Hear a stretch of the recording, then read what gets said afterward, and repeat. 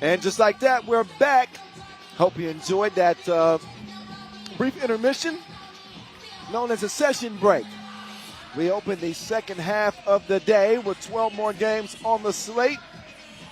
Some pretty crazy ones so far here, Boss. Oh, yes. With that last one right before the break, Brazil and Lithuania coming down to the wire. That France-Belgium game before that in the men's competition, also kind of crazy. We saw an overtime game earlier, of course, Puerto Rico, Brazil. That one too. Japan winning over France, Lithuania, nail-biter over Canada. God, the game's been so good today. It's the World Cup, all right?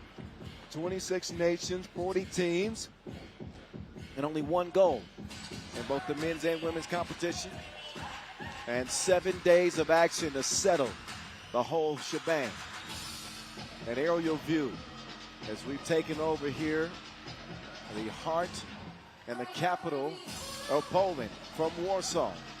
World Cup's 10th edition will continue after this nice dance exhibition. We'll start in the women's competition, Pool D.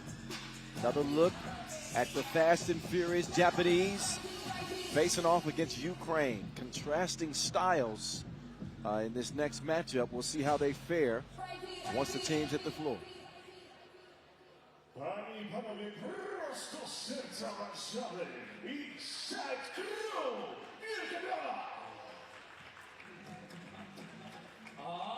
we gonna get straight to it.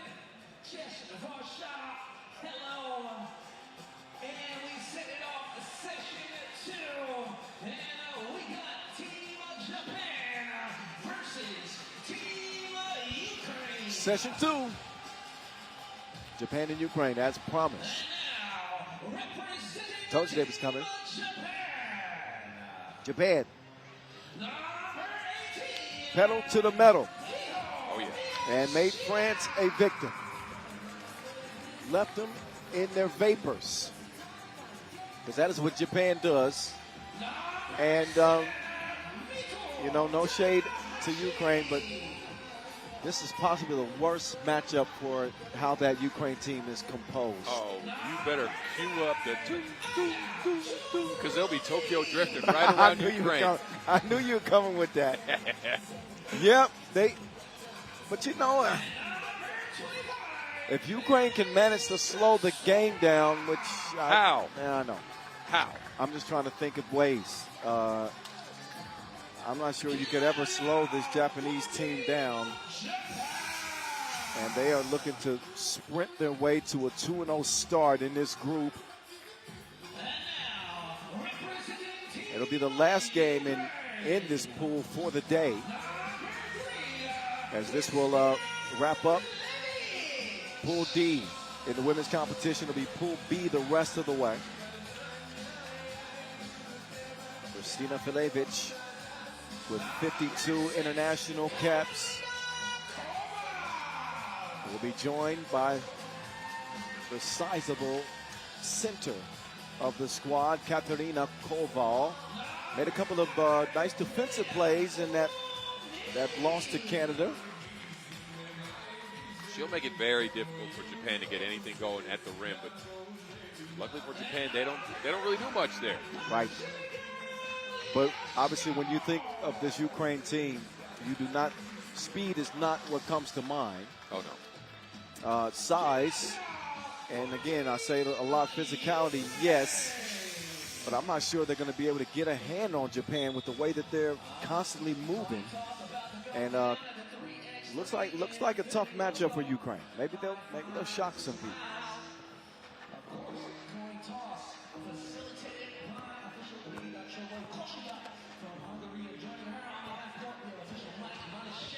Shout out Noah Lazarus, MCing, and DJ Laz on the spins. Eoi Katsura. Our star is rising in women's 3x3. Certainly a player that has gained the respect of our competitors and performed well with a 4.4 rebound effort in that win over France. 6 points, actually. So even better than I initially said. Led the way in scoring. And she is again, the most experienced out of this squad when it comes to the pro circuit, right? He's featured on a bunch of commercial teams, now a part of Neftchi Sokar out of Azerbaijan, one of the teams that Neftchi actually second at the Women's Series Finals last year, looking to repeat with Katsura in the mix as an important piece. So she was heavily featured here as a kind of a playmaker from the nail, right? Operated out of the high post a lot, attempted a bunch of twos, but 1 for 7. So slight improvements to be made there. Yep, could see a better percentage, but if you look at her misses, man, they're narrow, they're good misses, if there is a such thing. Anyway, we are underway. Second session, 3x3 action. Ooh, Koval. Spin move, kiss off the window. Here's that dexterity. Katsura, 1 of 8 now from distance. Oh, and wait a minute, maybe Ukraine have an advantage here that we didn't pinpoint. And that's Koval scoring the first 2. Well, Japan's game by nature is high variance. O'Neely, no good. Miyashita to Katsura. And she is offline right now. This is down to the strategy of this team, right? If you're making the twos, you look good. If you're missing the twos, anything is possible. And it's still early. They will. They won't stop shooting twos. I'll tell you that right now. That's what they're betting on, the law of averages. But Ukraine, meanwhile, a distinct advantage inside. Yeah. 2 ball. Eventually, you knew one was going to be drained. Surumi connects. And that 3-0 start by Ukraine, not so imposing, as it's been trimmed down to 1. Ukraine trying an attempt from deep, but Miriam inside will collect her second score of the game. Surumi. Now it's Japan that want to go inside. Now Surumi with the steal. Miyashita to Takahashi. Takahashi. Offline, Miriam will get it clear. Uroniri will not enter the ball inside because of the whistle. Off ball. The first Japanese foul. Credit to Ukraine for coming out here with a disciplined game plan. They want to attack in the paint. I think it could work in their favor as long as they can keep the Japan from shooting a lot of twos, or at least can force them into misses. Whistle blown inside. Another foul on Japan.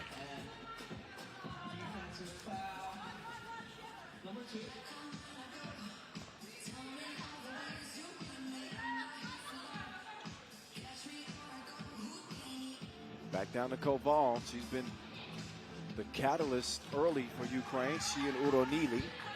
That jump hook won't go this time. Surumi setting up Katsura for another look at 2, and it ain't that windy. Katsura is struggling. Japan in general look like they're playing at a little bit of a lower pace than they were in their first game. Yeah, they aren't as high octane in this one. Spending a lot of energy out rebounding France by 10. That might be coming back here. Quick hands from Takahashi. She delivers the stolen goods to Miyashita. Miyashita to the hole. Bing, bing, bing, bing. There we go. Pedal to the metal. Koval. Oh, I was going to say, yeah. Reach in foul called on her.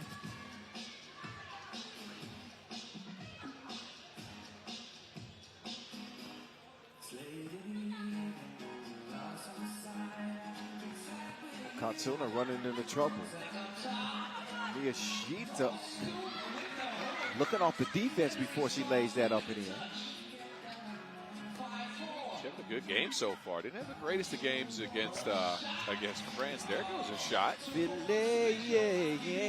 Bitch. 6'5". Katsura. Oh, man, the struggles continue, boss. Not just outside, but inside, too. Again, you can expend a lot of energy in a game and then be flat the next one. Man, It's no use making predictions Nope. with 3x3. Not today. You thought that this, from the opening check ball, that Japan was going to make life very difficult on Ukraine, and yet Ukraine had managed to slow the pace, and they haven't strayed away from what they do, which is play inside. And much of the scoring has come from Koval and Uronile. Filevic has contributed a two-pointer, and Katsura struggling for Japan, and that's how you get a 7-5 game. I'm about to say, so that is what it is. Japan, again, just playing at a lower pace. They don't expend as much energy here early in the game as they did in their opening win. So that leaves Ukraine a lot of opportunity with that size they have. Cross court. Uronile takes a hot pass.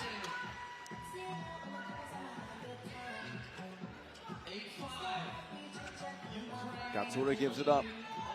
Takahashi with the crossover. Kicks out Katsura. She needs a confidence builder. That should do it. Bottoms up.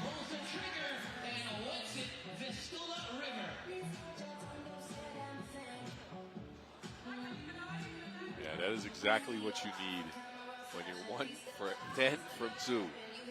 I don't know if they teach that type of shooting form in Japan, but almost all the players shoot with 2 hands. Yes. I think it is actually taught that way. Whistle does come in late, foul. And that should put Filevic on the line, shooting 1.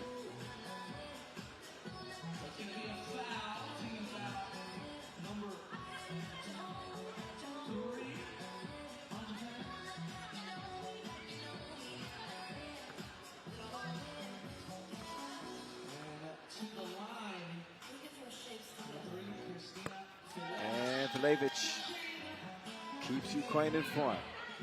9-7. Takahashi makes her move. Look at the rotation on that round ball. Filevic drop step. Yes. Takahashi starts the ball movement on Miyashita. Had an opening. Takahashi now makes the move on Koval. Puts up an ugly shot late in the shot clock.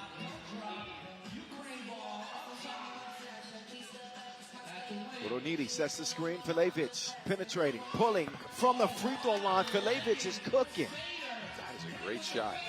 Good body control. Miyashita misses it, point blank range.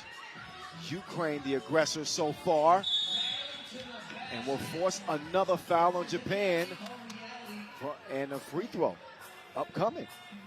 And I think it's the clear identity that Ukraine have, where they know they want to go inside with all of the size they have, with Udo Neely down there and Koval, and it's making life difficult on Japan.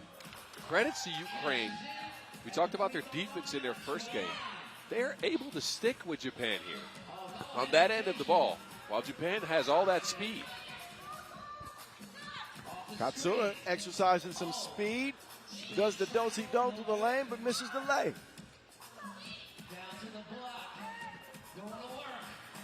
Kuba lost the handle, but it's Filevic. Not to the rescue. Tsarumi and Katsura will share the Wilson. Katsura, nope.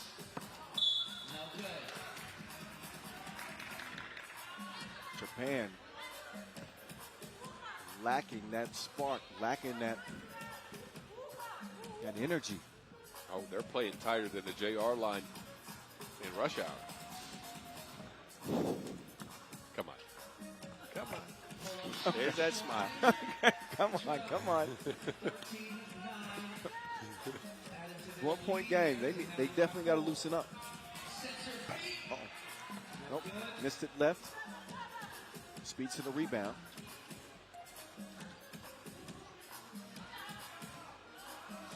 Katsura, ISO game. 2 to shoot. Katsura puts it up with 1 hand this time.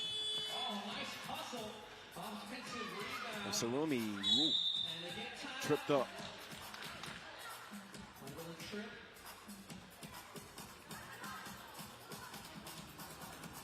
After that loss to Canada, Ukraine are hungry for victory. And again, that defense came through in that game as well. Sorry for interrupting you. No, it's a point well received. And the correct one, Miyashita. Ball fake. Kick to the corner. 2 ball on the way.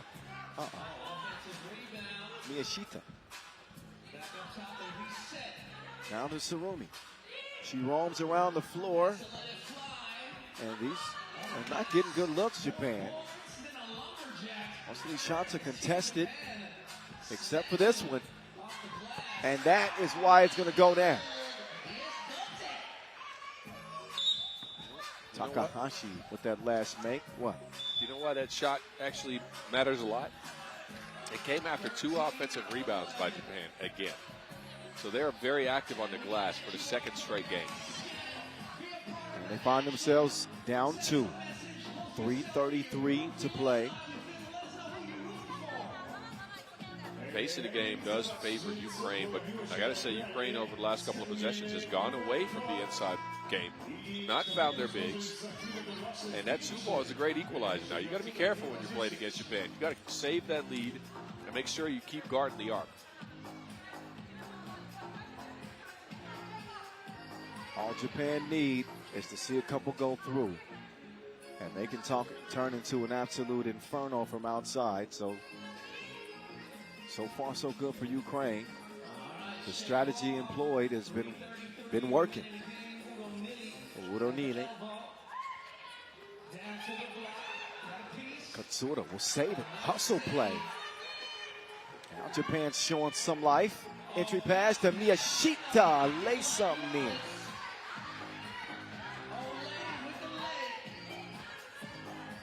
Cool ball.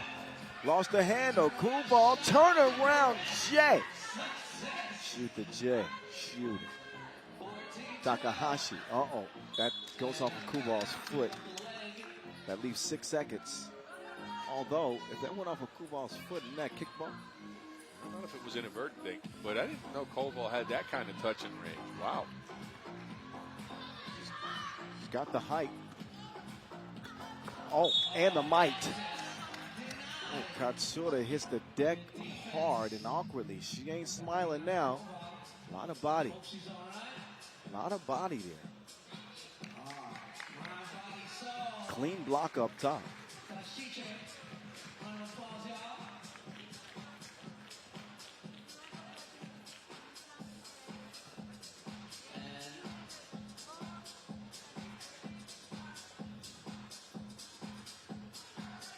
Katsura slowly to the bench. Japan in a fight. Not much hope with 1.6 left on the shot clock there, so that ball will go over to Ukraine as we are under the 3-minute mark. And a 2-point lead Ukraine had.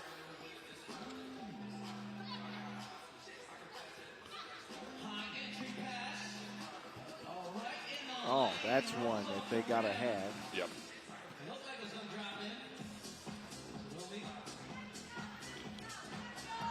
High pressure defense from Ukraine. From the land of plenty. Takahashi from Tokyo. That was a money ball shot in a shooting contest. My God, it was deeper than that.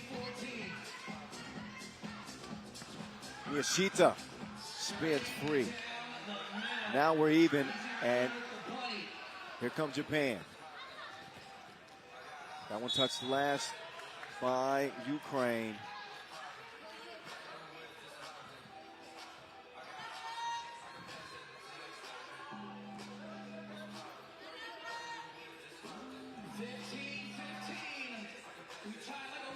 Give and go. Sarumi with the turnaround, Jay. Japan had their first lead of the game. Great hustle by Sarumi on that play. Stay with it. Lyosha drops it off. Filevic, she knows what to do with that. Filevic, that is a missed opportunity here late. Takahashi. Couldn't hit the money ball that time. Katsura will get a whistle this time. And that is just a third on Ukraine, but a shooting foul nonetheless.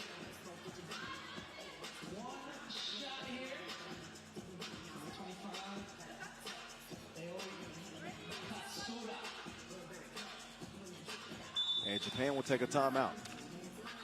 They let Katsura get a breather before she takes this free throw attempt. It's a big one. These are important free throws. Or this is an important free throw, rather. That is from the baseline. Wow. Cannonball! Okay. It's a big splash. Okay.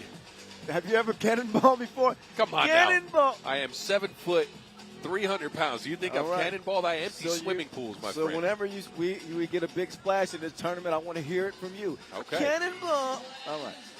17-16. 17-16. Bilibili with the lay. Katsura getting to the rim. Bilibili will have none of it.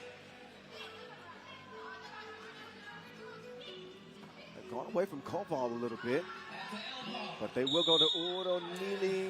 No, she travels. Yeah, picked up the pivot foot on that spin before dribbling. They have gone away from Koval, who started the game out so well, but she's not even setting up shop in the paint. She's just clearing out. Well, now she's on the bench. We're under a minute to go. 17 up. Tsurumi to Katsura. Nobody home. An uncontested layup that puts Japan in front by 1. 45 seconds left. Ryashko trying to get free. And it's Uronili who is sent to the floor with a 6th foul, Japan. Takahashi, the most lethal outside shooter, is back in. 42 ticks. Ryashko. Now they go down low, and that Koval, back-to-back misses. And each of those should have been makes. That is like a foot size advantage you have there as Koval. That has to be a make, especially that second attempt. And then the hustle for the ball. Koval touches it last, so it's Japan possession. Wow. Decisive plays in a game this close. You got to have those. 25 seconds left. Japan with a 1-point lead. This could have been the dagger. Defensive play underneath from Koval is going to leave the door open for Ukraine. For the shoot, Bilibili puts Ukraine up 1. Katsura, Takahashi, no. And Ukraine are going to win it. Wow. On the right wrist of Bilibili. Kristina Bilibili with a 2 in the final seconds of the game to preserve the win for Ukraine. There it is, the go-ahead 2-piece. Man, killer mentality on that. She said, let me get this. What a shot. What a shot. And what a shock. Yes, that too. Japan just didn't have the energy in this one. Didn't have the pizzazz they had in that first game they played against France. And you can see where that leads. This is a tight field, man. This is the best teams in the world. And Ukraine show why they're here. Wow. Neither one of us gave Ukraine much of a chance. I got to be honest with you. I counted them out before the game. So I got to go back on my words on that one. I'll apologize to everybody watching from Ukraine. Your ladies played well. They played well. A well-deserved victory. That's it for Women's Pool D for the day. We open up Women's Pool B action with Hungary and Spain coming up next.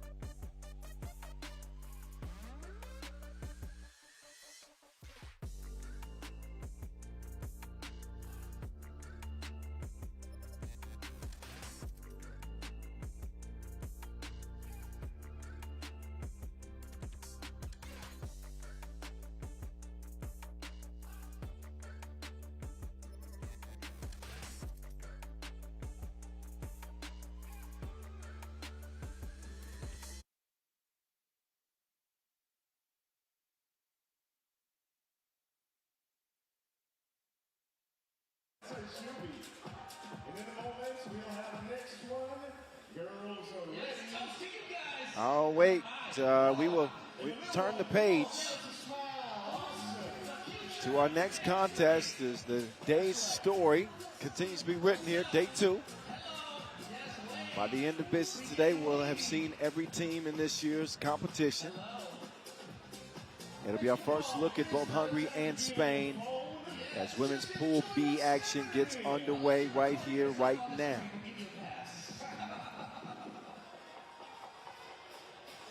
Standings in Pool D.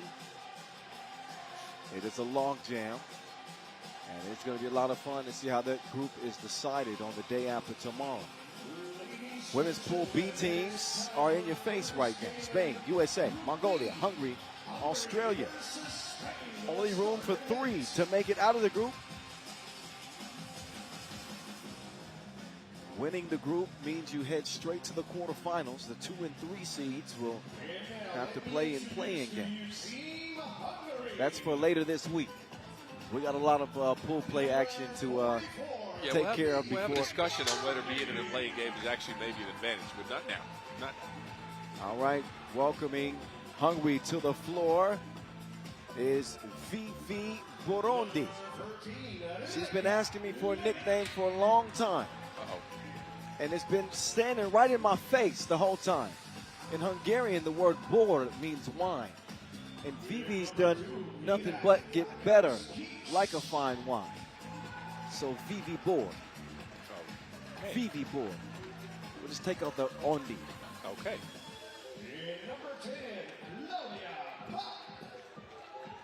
Last but not least, the other half of that long-time 1-2 combo for the Hungarians is Paparazzi, Claudia Pop, with Reka Lelik and Viraj Kiss, the towering talent in the middle.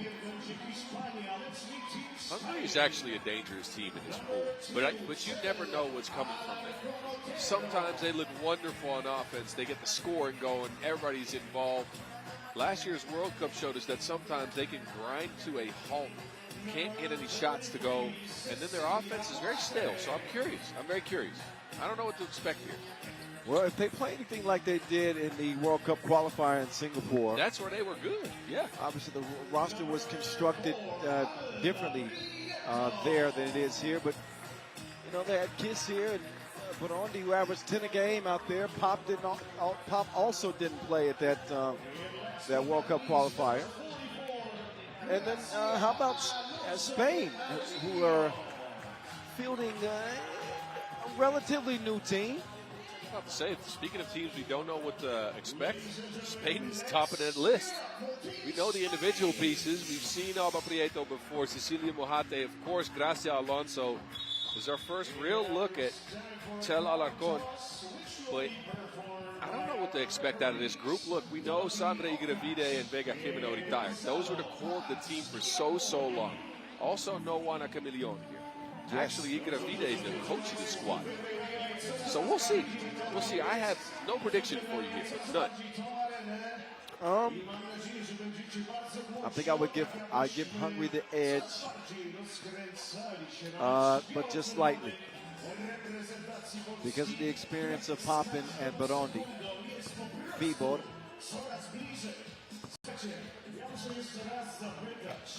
Czy mamy może już tutaj na obiekcie kibiców reprezentacji Polski? Bardzo dobrze. Bardzo ładnie. Zachować siły, ale słuchajcie, warto powspierać dziewczyny, które za momencik rywalizować będą o swoje pierwsze zwycięstwo w tych mistrzostwach. So, I'm already getting texts from people that know Spanish. It's Che. What's Che? Che Alarcon instead of Che. Oh, Che Alarcon. Alarcon. Che Alarcon. Okay, good. Now that we got that out of the way, we can play. Get it. It's on. Oh, that was a quick turnover. No. Travel. Pop suffered a pretty serious injury earlier this year, playing 5-on-5. Had to have surgery on her mouth and gums. Took an elbow. Yeah, Really? that was a serious surgery. FIBA to the crib. She gets better like a fine wine. 10 points a game at the World Cup qualifiers, and she's got the Hungarian scoring started, but she cannot stop Mohate on the inside. Pop down, speeding to the left wing. Gives it up top. Vivi. Here she comes. To the cup. Vivi La Vie. She's doing a great job so far.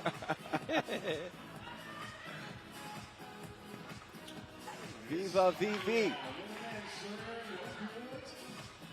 Pop, too much sauce on that.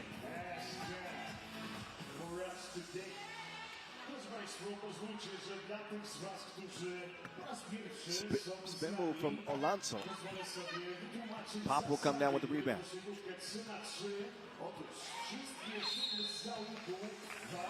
On the entry pass, there'll be a foul called, the first on Hungary.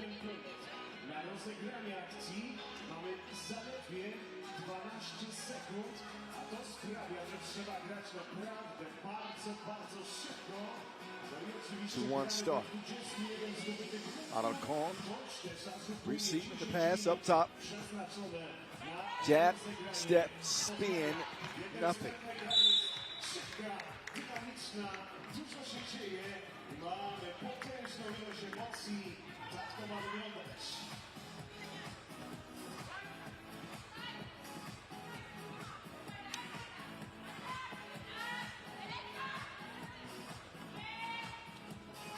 Lelik to Kish in for the score. That is a huge advantage that Hungary have. Vida Kish, such a gifted scorer in the paint. She stands about 6'5". One of the taller players in the competition. And is really taking 2-3x3. Last couple of seasons, seen a lot more. Oh, that one mishandled. Mohate decides to take advantage of an open look.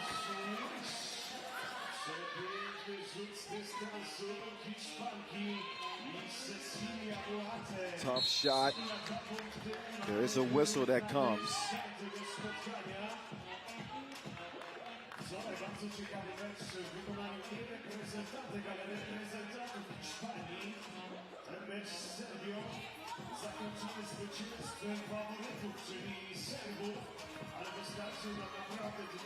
And one free throw. Drain, no problem.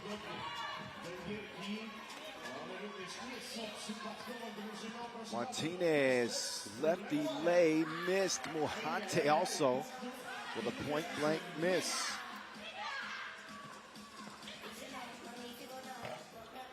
Offline. Hungary lead by 1, but not for long. Out of goal from the deep end. Paparazzi swings it across court. Lelik lets it fly. He's on the baseline. Wait a minute. Somehow Pop is able to track that down. Stop. Pop from Claudia. She was like a wide receiver out there getting that fast. Oh, got to be careful. Alarcon swinging those elbows.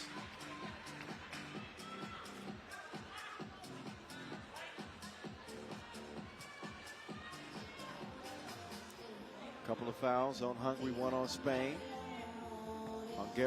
Hungary lead 6-5. That time Pop no good.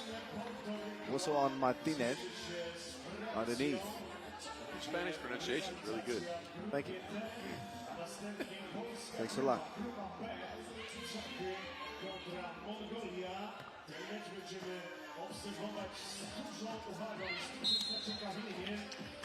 España now with 3 fouls. A couple of careless ones they picked up from the last couple of defensive possessions as we head into our first media timeout. There's still not a lot of clear signs in this game, right? We see the 2-ball fly. That's a nice sight. We see Caze established inside. That is, of course, what you want if you're watching from Hungary. Curious to see what else we're going to get the rest of the way. Well, Spain haven't exactly been so sharp. But get some help from Mohati from outside. Teams are adjusting. Both teams adjusting with new members. Oh, Vivi Roman to the rack. That slight hezzy, first step. Alarcon, no. Alonso, yes.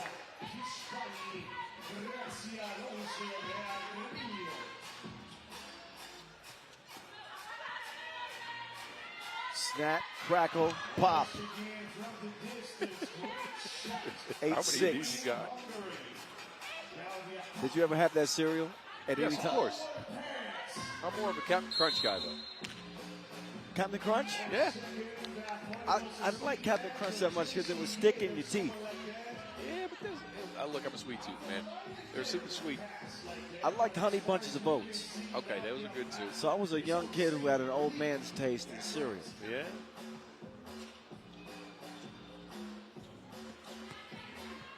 Here comes Kid. Running hook won't go.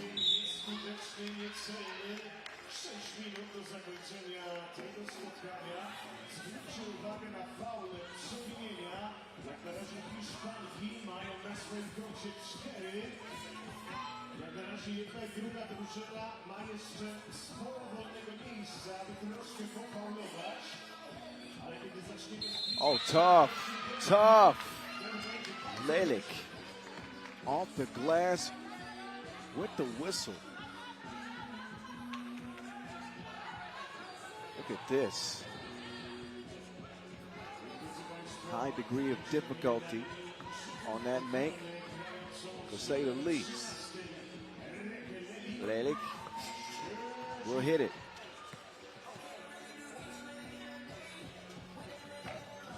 That one rolls off iron. Buhati is down. She's going to get tied up. That'll be Hungary ball.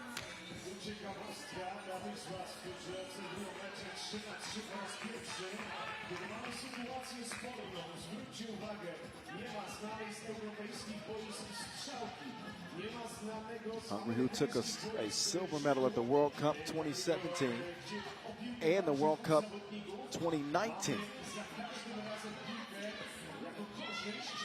I've made it all the way to the title game.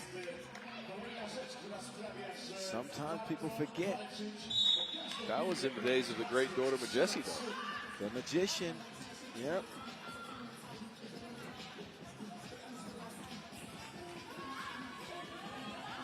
Got a Europe Cup gold at in 2016. They were one of the staple teams in the early days of 3x3. Sure. Yeah, absolutely.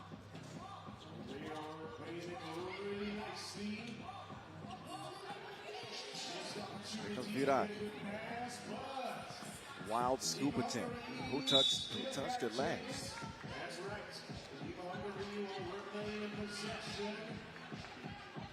I don't mind that take, but if Hungary is just a little tighter on the curl screens going around Caze, they might get some layups out of that. They want Spain want Muhate on Caze the entire time. Over to VVB. Borondi pulls up and knocks it down.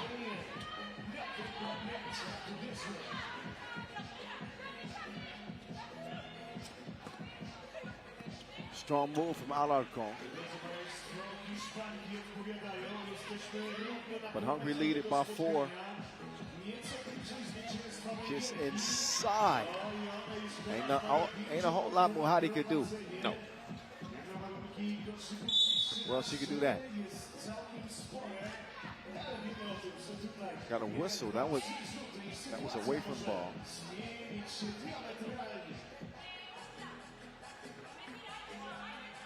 Yeah, underneath. Yep. And Pop and Gracia getting tied up. Alarcon 2-ball, Dwayne. VV board, slick move, Opa. It'll count with the foul.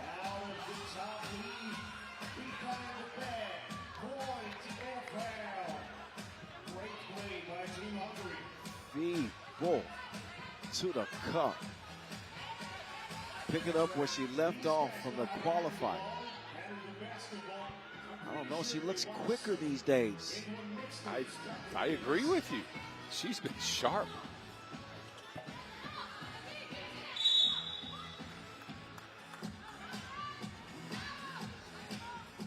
Seventh on Spain. Duarte couldn't contain Keys on the box out. Free throws coming for Magaro. Did I say that right? Who? Magaro? I'm trying. It's Magyar. Magyar? That's Hungarian, but Magyarország. Oh, sure. I am now lost. I am fully lost? Sure. I tried. Hey, credit for trying. I have to. Apparently I have some friends with Hungarian ties. Really? Yeah. Who might that be? I don't know. 15-9. Uh-oh.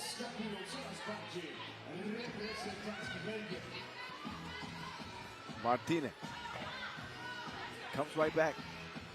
Second try. Ends up in Hungary's hands. The very dangerous VV Burundi. Redirected. Martinez through the defense. That whistle will come. That was sick defense on Martinez. Yeah, she sent VV packing. Literally. And there's the great Sandra Igueta Vide looking on.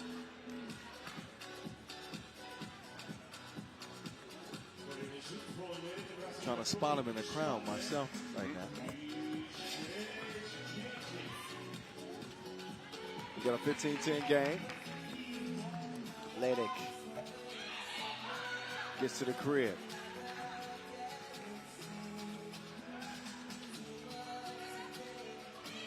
Martinez inside.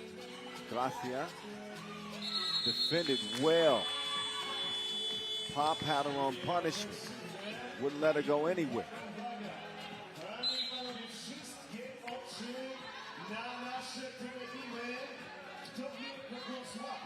Pop is an underrated defender. She's so low to the ground. She's got quick hands. Really feisty on that. Makes her a good rebounder too. For the same reasons that we talked about how Japan have been able to rebound well today. Although a loss to Ukraine, but just the speed to the ball. Oh, yes.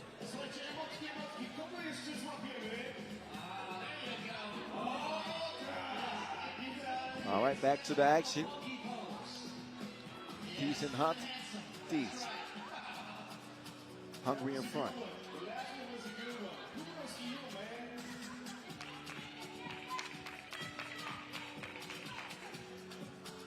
Pop again.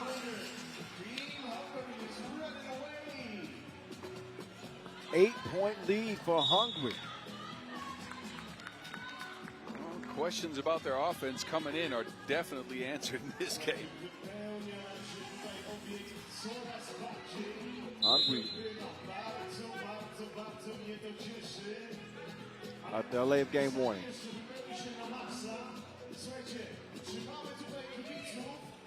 But the Hungarians looking good. VV too easy. 19-10.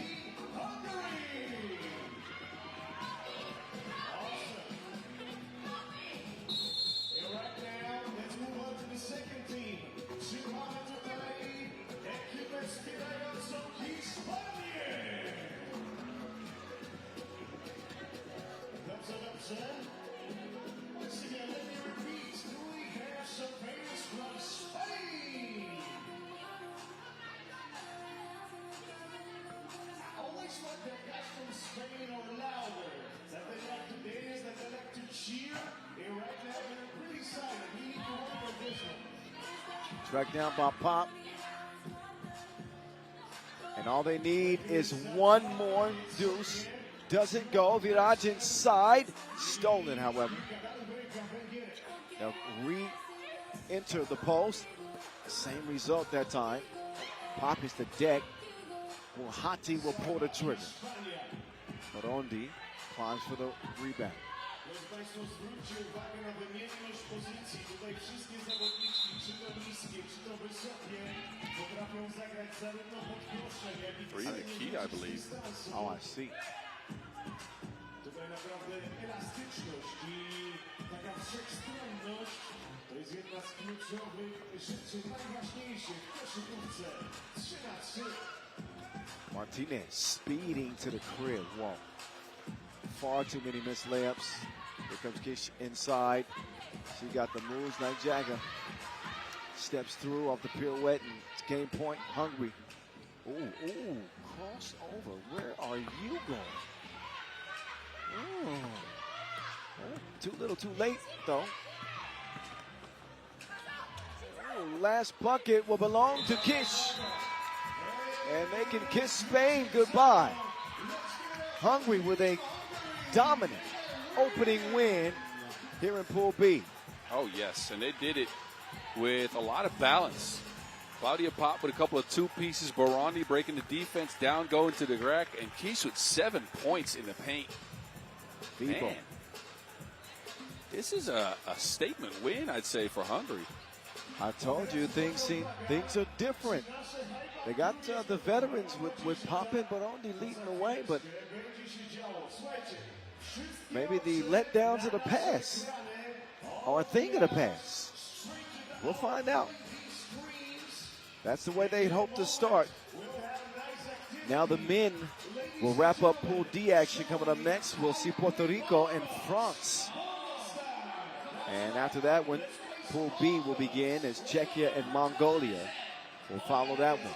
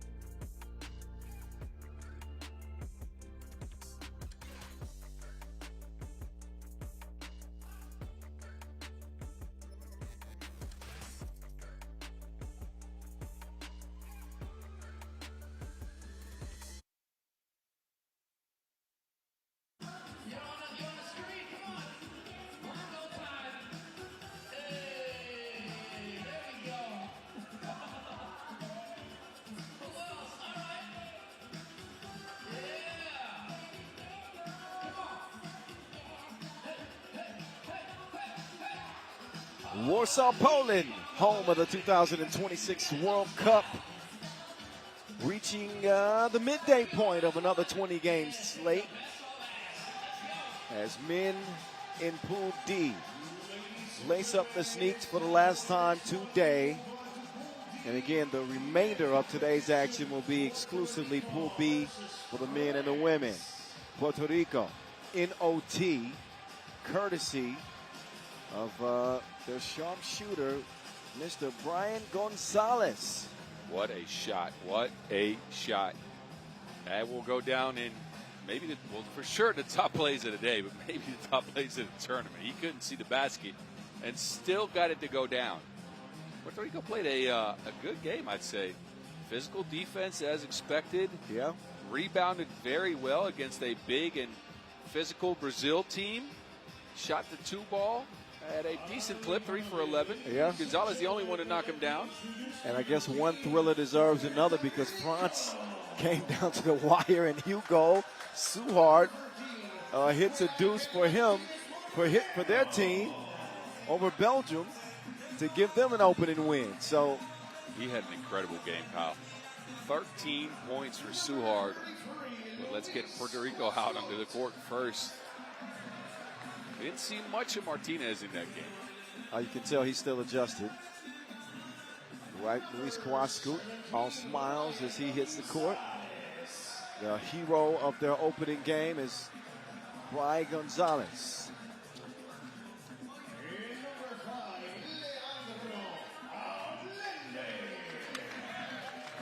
And last but not least, LA. All in.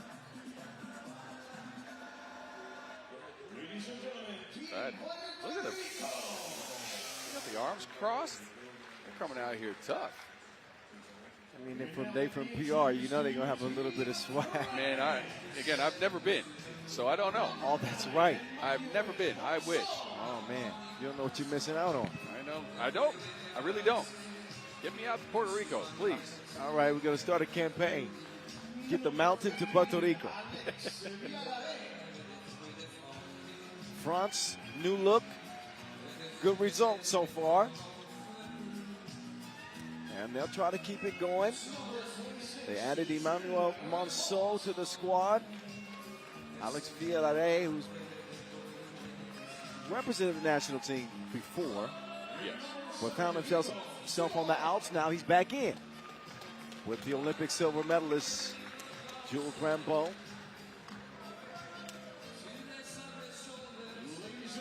And Hugo Boss.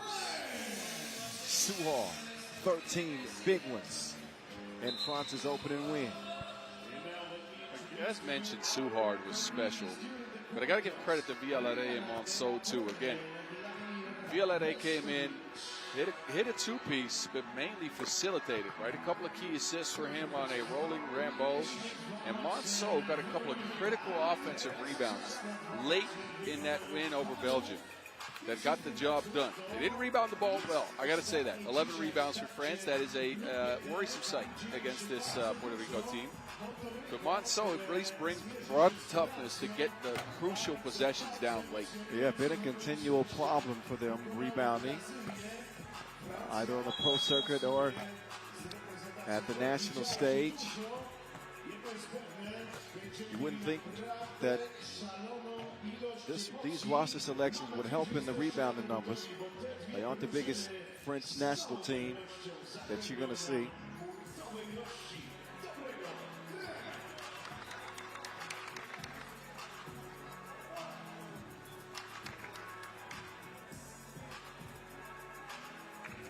So these teams played last year, and it ended up a Puerto Rico win.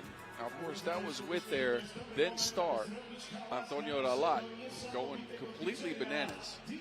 He's not here now.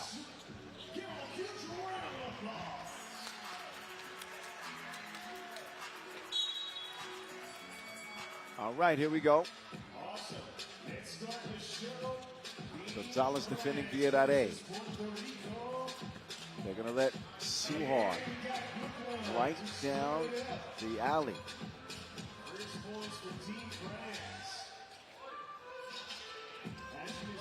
Allende. Here comes all in. He will miss it. Dime delivered, and Rambo converts it. Kwasku now clears it with Allende.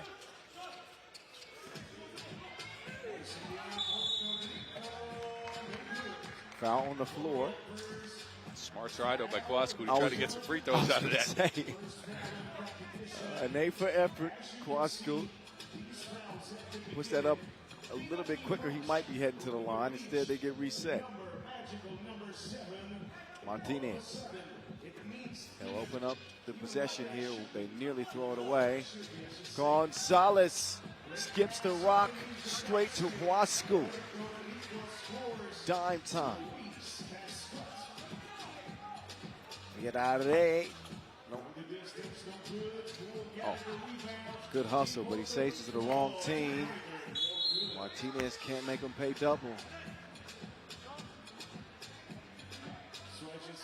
One thing you could look at with France is the fact that Bilibili, his two-point shot has not fully developed in the tournament. He's got one down, but he's one of 8 now.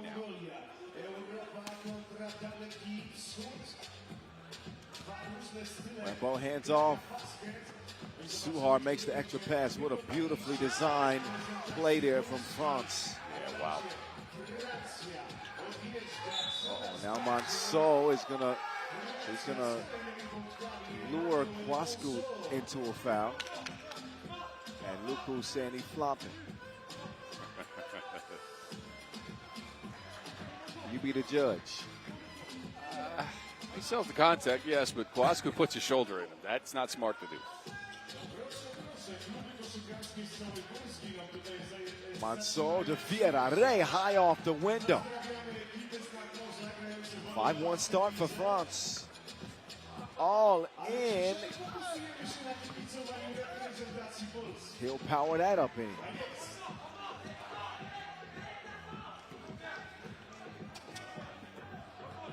Gonzalez making Hugo as uncomfortable as possible.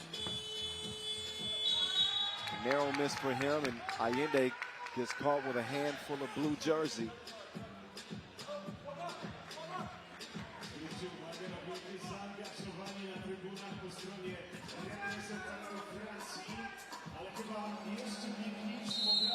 And Gonzalez caught reaching in the cookie jar. Shooting foul. Vierare to the line.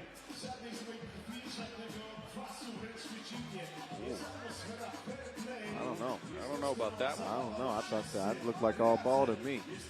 The interesting part here is, though, apparently that France feel like they have a mismatch with Vierare going inside on Gonzalez. Yeah, they've gone to that matchup several times here earlier. Lane violation blue. Puerto Rico wow.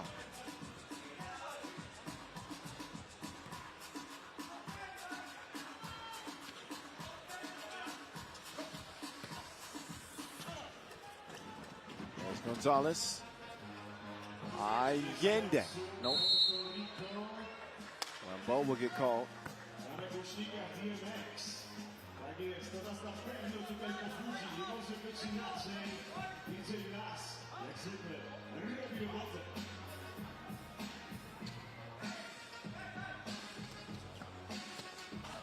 Wasku quickly to business. And will add to Puerto Rico's point total. They still trail by 2. Vierare. Okay.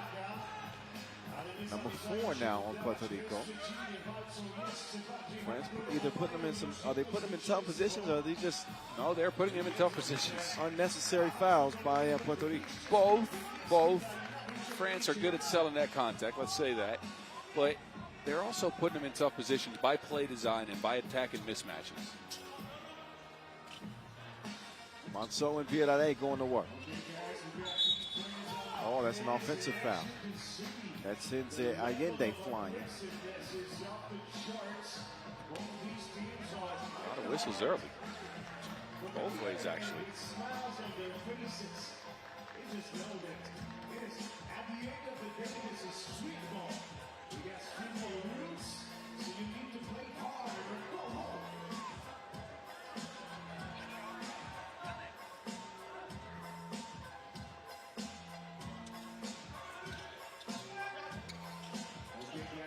Gonzalez letting Allende go to work on Rambo. No bucket to speak of. Monceau. Vierare, dribble drive, step back, cash.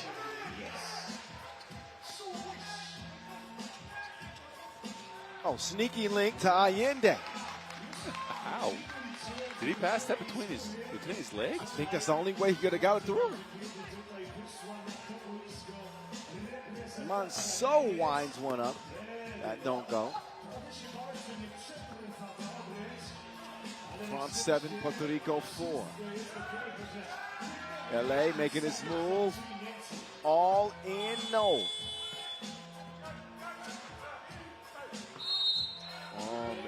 Kwasku two-handsy.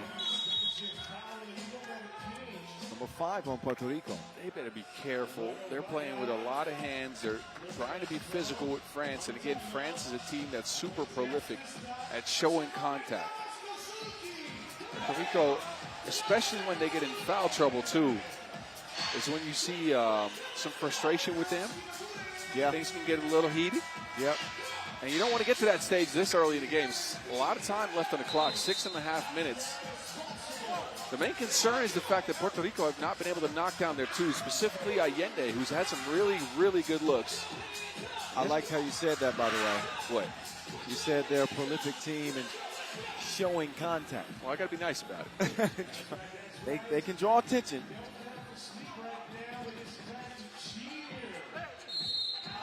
Count it plus the foul. Monso attacking Gonzalez. He's drawn out of the 6 fouls, 4. He's had a good game so far. This is the type of stuff that doesn't show up in the box score, right? Yeah, but you know, even when Ralada's playing, teams usually attack him in that position. It's kind of the same way.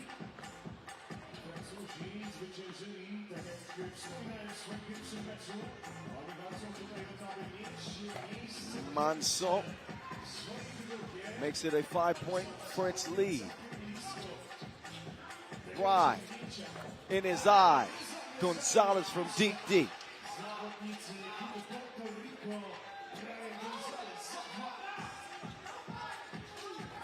Oh, that is a clear offensive foul. Well, he took a page out of the Frenchman's book.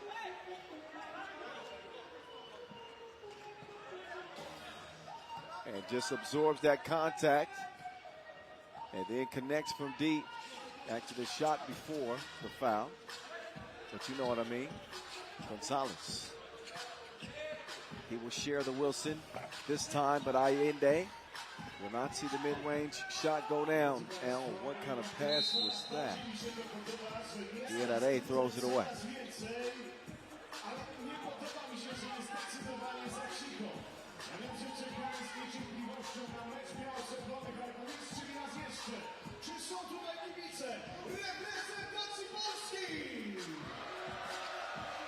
Allende in there like swimwear from the left wing. Puerto Rico pull within 1. Oh, wow. Big boy rebound from Allende off that miss. Luco will get it back to give it up. Allende now past the defense, and it's a layup line for LA. Get it out of here. Luco at the rim is a terror. Allende channeling his inner Steph Curry. Team light skin.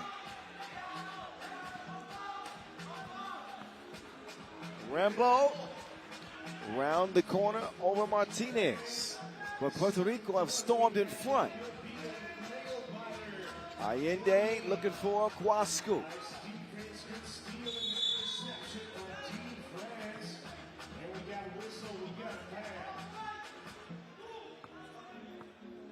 Puerto Rico has really grabbed momentum here. A couple of Kwasku blocks, and in LA, turning into SF. San Fran? Steph Curry? That was too much, huh? Well, you know, LA, it's the Golden State. Well, they're based out of San Francisco, ain't they? It's the Golden State, so Okay. yeah, it works. It works. Okay. Anyway, this breaks the momentum, though. 7th foul on Puerto Rico. Let's move on from that. You have to explain a joke. It's not good. It's all right. All right, cool. It's a long week, boss. Don't worry about it. Puerto Rico should be worried about this foul situation, though. That's for certain.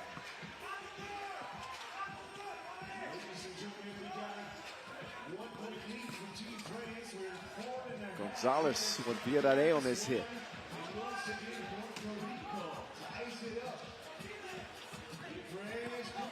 Monceau forcing the issue on the baseline.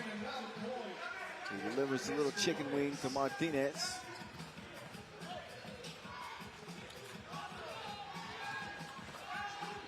Allende follows his own miss. Oh, there. Allende frustrated after missing that layup. He'll foul. That was great defense by Rambo. First he stuck with him on the perimeter. Then he didn't box out, but he kept his cool here. Yeah. And gets his team in possession. Yep. With that 8th foul. Actually, he'll get himself some free throws. Yeah, that's a defensive foul. That was after the shot was missed by Allende. And that'll put Jules Rambo on the line.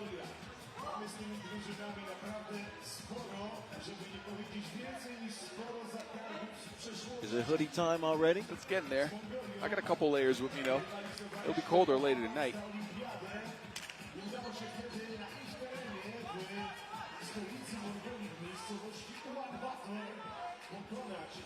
Reprezentantów tego kraju, który jest bardzo zakochany w koszykówce 3x3. To była dla nich prawie że tragedia narodowa. No i powiem wam tyle, oni będą więcej niż mocno Lane violation. tutaj na naszym ziemi zrewanżować. Puerto Rico got in there too soon. Więcej niż głośno, żeby dać im znać, że gramy nie w Mongolii, nie w miejscowości Ulaanbaatar, ale w Polsce, miejscowości Warszawa, która przez ten tydzień jest stolicą koszykówki 3x3. Dokładnie tak. And Rambo makes him pay the second go at it. Wasku. Gonzalez to Kwasku. And he battles his way in for the score. His first step is so quick. It is so tough to stay in front of him. Villarreal leaves Kwasku in the dust, but misses the layup. Now Kwasku drops it off to Martinez. Martinez penetrating. Martinez past Rambo. Oh. Kwasku will get called for a delay of game warning. Just in the wrong place there. They were trying to get some transition offense. But no harm done, just a warning. And a 14-14 tie. It is a good game. Not the most explosive offensive game, but we've seen a lot of things thrown at the wall here, and both teams have had a lot of answers, to be honest with you. Allende's been super good with 7 points, but credit to Puerto Rico mainly for keeping Hugo Suhard to 1 point. The man scored 13 his last time out in the half-court arena. He's doing his, well, he was doing his thing. And they have, they put him on ice. Hasn't looked for a shot a lot, but right on cue. The boss man has the rock in hand. Villarreal on the move. He's left wide open, and he can't connect it. Monceau, oh, that was ugly. Monceau just rushed it.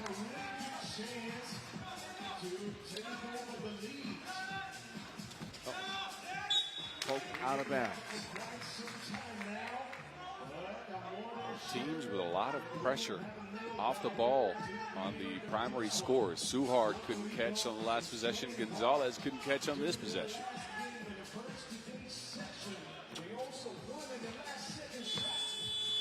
No good from Allende. Suhard forcing Allende to follow him around the floor. Kwasku will come away with the rebound. He wants to get it to a ball handler named Brian Gonzalez. B with range, but can't hit it. Oh, Kwasku lost his footing. And an unfortunate foul for him is that will put France back on the line. It'll be Monceau shooting two. He swipes down, though. He lost his footing, but he was swiping down. You see it right there. Yeah. And that is the 9th on Puerto Rico, one away from the double bonus. It's ugly. You know what that is? 3-3 purgatory. 2 free throws and possession, and 2:37 on the clock. The game plan for France is pretty clear the rest of the way. I had to clear my throat for that. That's pretty high pitch there, my friend. That's how it goes. I don't think I can get that. Good. Monceau did get that. And got that one to go too. 16-14. Gonzalez, the lead pass to Allende.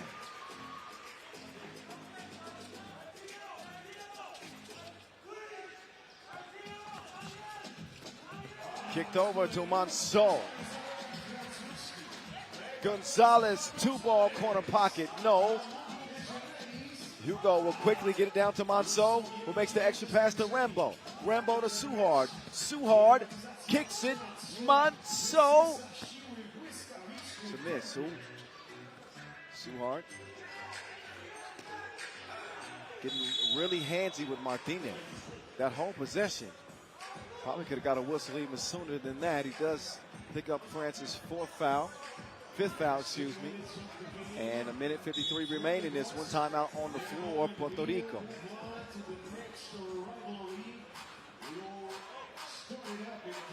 So Allende leading the way. He got 8. And Monceau with 8. Yeah, he's had a good game, I'm telling you. Again, he's drawn a lot of fouls. He's cut to the basket. He scored from the free throw line and from the paint. But if ever a time for the two offensive powers from this squad to show up, it is now. Brian Gonzalez at 3, Hugo Suhart at 1. A game of ebbs and flows, not just for teams, but for individuals. And the 2 stars of game 1 for each are struggling. They are struggling. $150 to go in this Pool D finale. Allende lofts it up to Kowalski.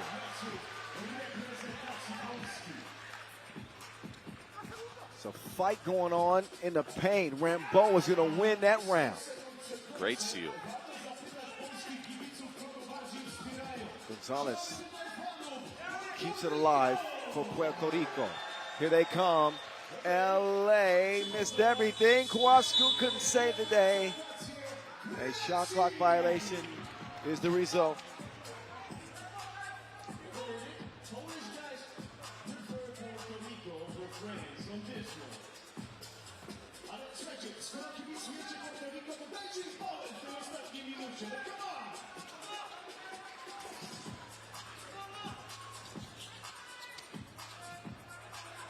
Here is Suhard, missed it right.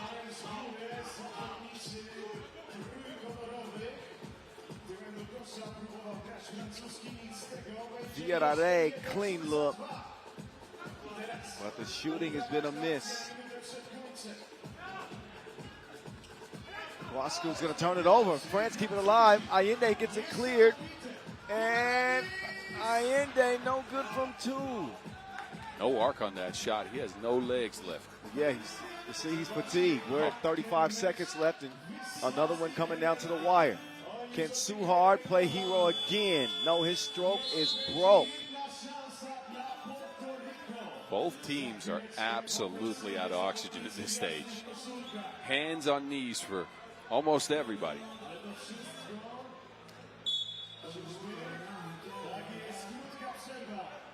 We know who DJ Lass is rooting for. He done queued up the Bad Bunny. They play different when Bad Bunny's playing. Lass is French. What is he doing? Right. What is it? Lass is from Paris, and he's playing Bad Bunny. Somebody from France need to go talk to DJ Lass right now. Who's the most popular French rapper? I have no idea. I have absolutely no idea. Come on, France. Come on, somebody, France. Give me a name. I need a name.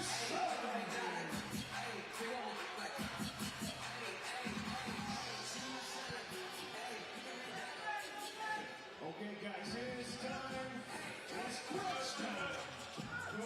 Gonzalez, whoa, what is he doing there? Trying to draw a whistle.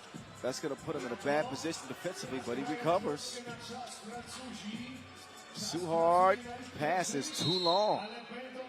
I don't understand why Rambo just didn't go to the basket. Gonzalez was out of the play. He was out of bounds.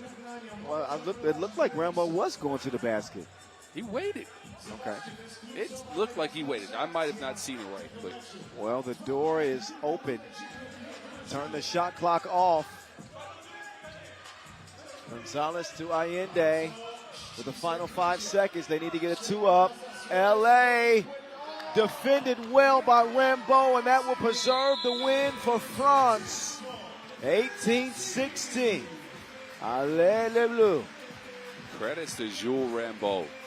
On a couple of critical possessions late, he showed his foot speed and his dexterity on that defensive end. Well played by France.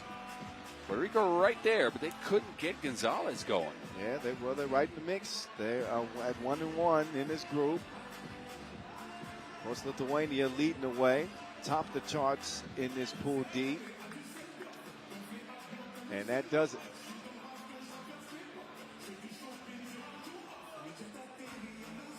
So Pool B, they got the stage to themselves the rest of the way. Our first look at Czechia and Mongolia. Interesting matchup. Very interesting. As we'll get that 10-minute sprint all set up for you. After the highlights, we'll get into it.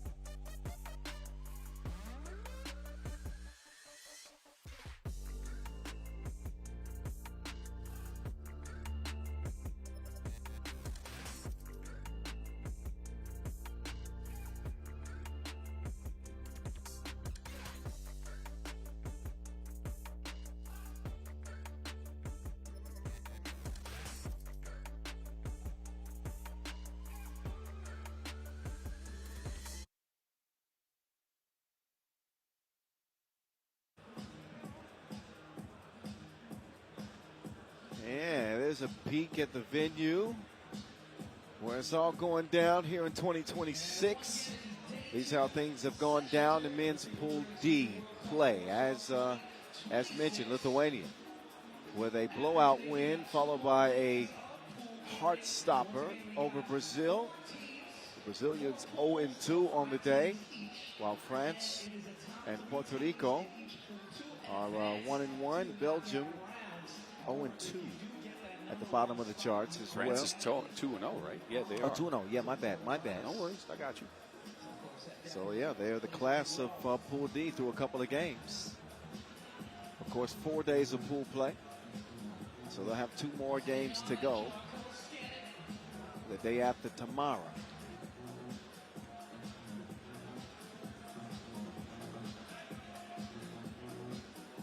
Your Pool D competitors.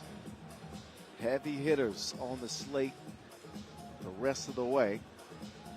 Not exactly this next matchup. Underdogs in Mongolia and Czechia. But the USA-Latvia matchup later on today, that's going to be fun. I know you had that one circled, yeah. Oh, man. And even Latvia against Poland to close the day. I like that In match. the in the women's competition, United States and Australia. Even that USA-Hungary game might be more interesting than one might think. But that's all for later. As for now, we're going to check out Czechia as they enter the court of play with Stepan Borovka, Filip Novotny, who I think could be a difference maker for them, Lukas Stegbauer, and Adam Ruzicka. Ruzicka's got some experience winning some medals. He played at the under-23s last year and picked up a bronze, leading his squad in scoring. But look at Filip Novotny to do some damage. The man is unorthodox and crafty. Played great at the World Cup qualifier in Singapore. And admittedly, Czechia was not really on my 3x3 map. The men's team at that time, but now I'm kind of like, okay. Keep your eye out for Stefan Borovka's mustache, too. That thing is flying. That is pretty fly. I'm always jealous of dudes that can twist their mustaches up on the edges. I've never been able to do that. Me neither. Me neither.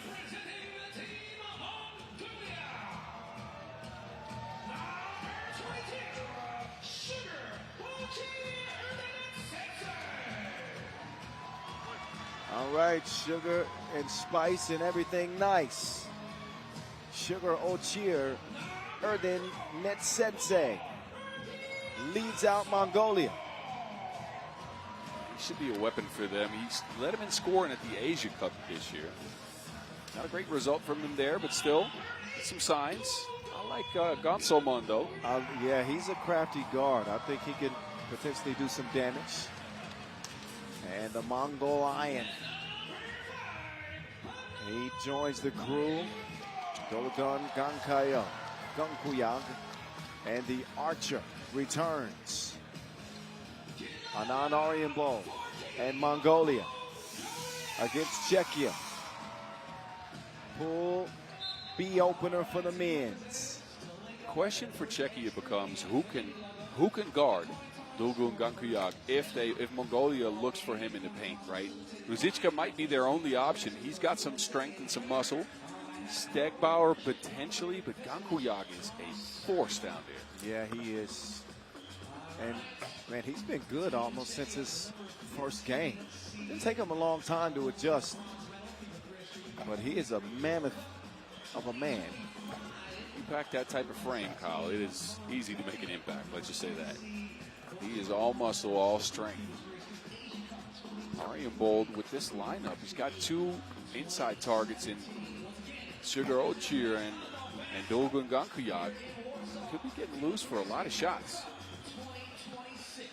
Yeah, it's the volatility with the Archer. You are absolutely right, but this is clearly his team, right? He's not often featured on a team that is so clearly his. Sure. And all of the opportunity for him is right in front of him here at the World Cup. New day, new tournament provides an all-new slate. What's happened in the past doesn't matter. It's all about the now, the here and now.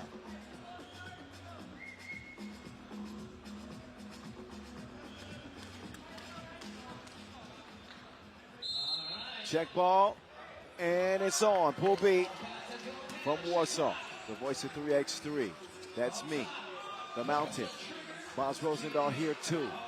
Inside, the Mongol Lion cannot convert, but he'll get the ball back. Up fake, kicks it out to Bowler Erding. Bowler Erding sets up the Mongol Lion for the score.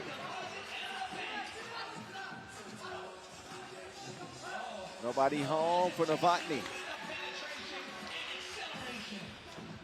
Novotny pestering the Archer. Bowler Erding won't go, but it's corralled inside. Offensive rebound. Gankuyag sets him up for another opportunity. Nice ball movement here from Mongolia, and he will get that to count, plus the foul. Didn't even feel the foul. It's like a mosquito bite to that man. But excellent look from Bola Erdin. That wraparound pass, the awareness. It started with the high pick and roll from Anand, then to Bola Erdin, who found the right guy in the right spot. You think back to a year ago, injuries kind of derailed the Mongolian men's run at the World Cup in Ulaanbaatar. But shout out to the ladies team, who we will also see today, by the way. No Fatni in it. It's not a pretty release. No. Let's just get it out there. That's not a pretty release, but it is wet. It is very efficient. You are absolutely right. Novotny, he will share the rock. Oh, but no score. The Archer, no good.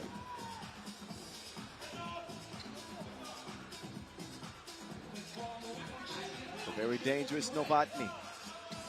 No, Novotny. No.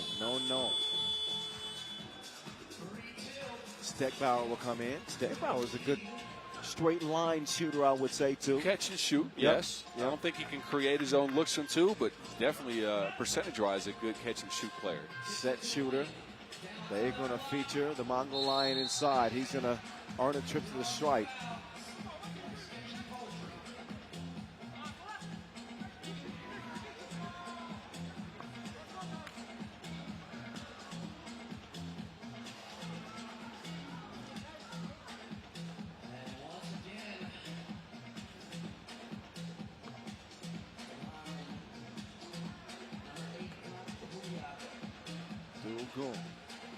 Free throw. Missed. Looks like out of bounds off of blue.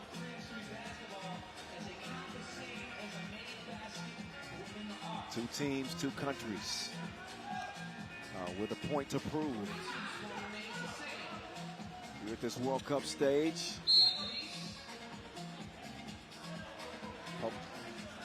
Out of bounds. And Czechia touched it last. So it'll be Mongolia ball.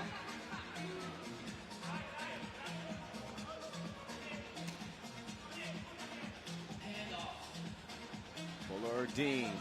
Aryan Bo. Nope.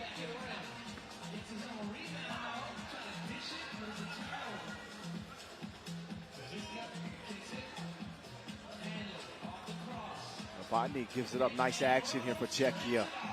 Czechia is a very good screener. They're super patient with him.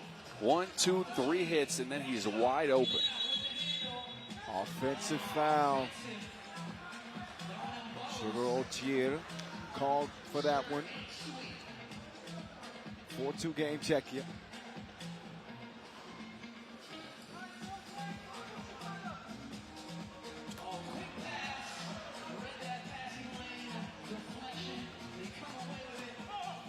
Oh, Bola Erdin. Tough stuff on that last bucket. Steckbauer will give it up quickly. Borovka, entry pass is broken up. Novotny touches it last. Both teams have brought a similar level of physicality, specifically defensively. A lot of deflections early in this game, not a lot of rhythm on offense. Competitive start. That is for sure. Nobody can do anything with the Mongol Lion, though.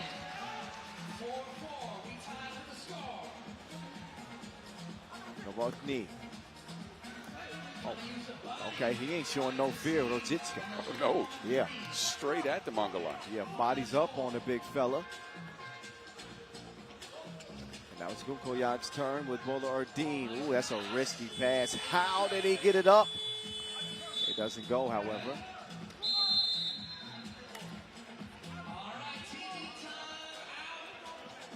TV timeout time in a 5-4 game.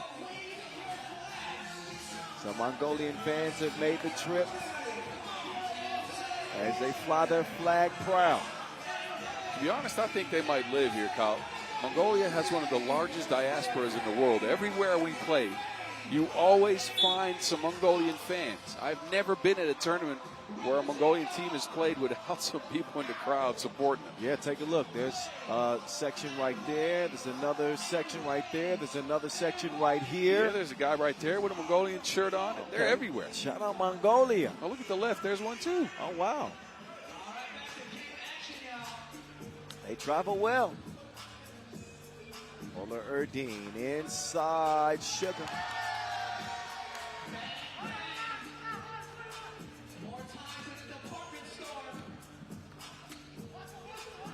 Ooh, nice move. Puerto will finish it off, but it was Ruzicka that designed that entire play. Sugar Ochier. Good patience. Yes, indeed. Uh-oh. That is an offensive foul turned over.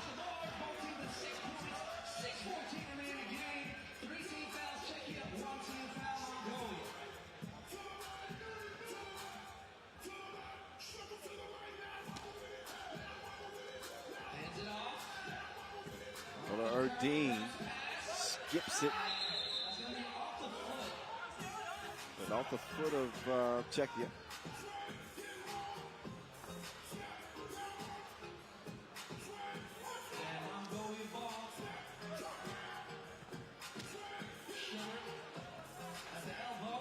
Oh, nobody there. Sugar with a little punch.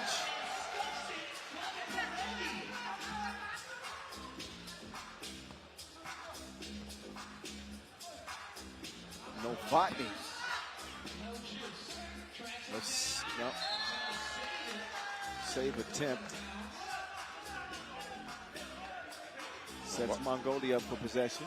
No, I was going to say, Novotny hasn't been in rhythm yet. Now, look, he's an unorthodox player, right? He can get hot in any second. Would you like to see him featured a little bit more? Well, that one's kicked.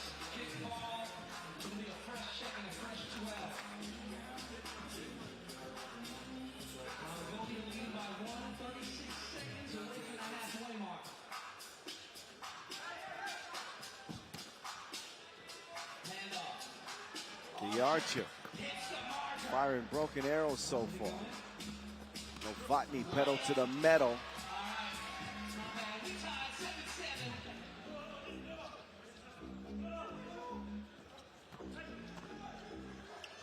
Bowler Erdine, too strong. Long rebound. Gets Czechia in a transition position. Gilgun can't reach it in. Second on Mongolia, 7-7 tie. Almost halfway through this 10-minute sprint. 2:21. That was a good move by Borovka. Quick behind the back. Head coach Steve Sir looking on. Novotny this time is short, but Novotny continues to fight and scrap and gets the possession. Stegbauer. No, Novotny would have had a layup. Mongolia pick up the foul instead.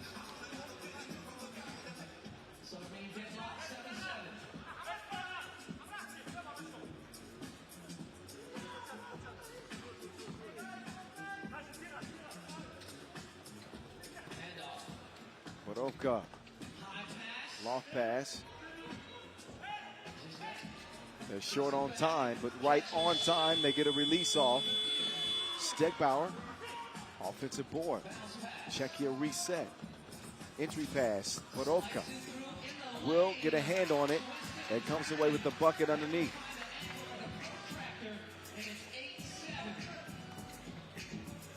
Bowler Erdine mixing up the defense and finding Sugar on the inside.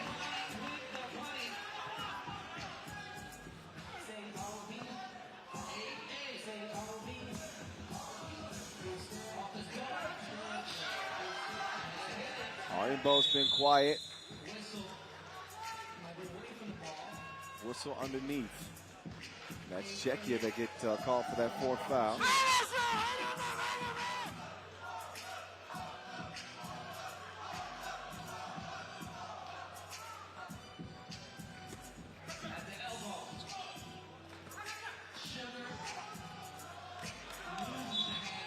That one missed dribble. Czechia over the last couple of minutes have dominated on the offensive glass. In a low-scoring game, they've gotten themselves plenty of extra possessions. And Mongolia has to adjust here. They're maybe the more physical squad, but they have not boxed out well. They have let Czechia come in there and snatch a bunch of rebounds. And look, it's 8-8. Any possession matters at this point. Yeah, it might not be a bad idea to start trying to feature Gankuyag again on the inside. Gave Czechia some issues early.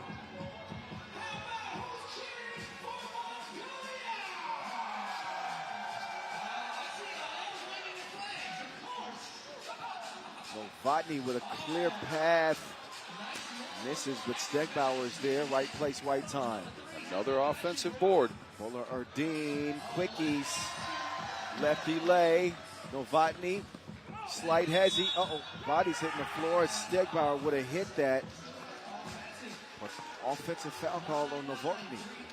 Good positioning on Bollardine there. Look, he's standing still. Yeah. That was a great defensive play. Yeah.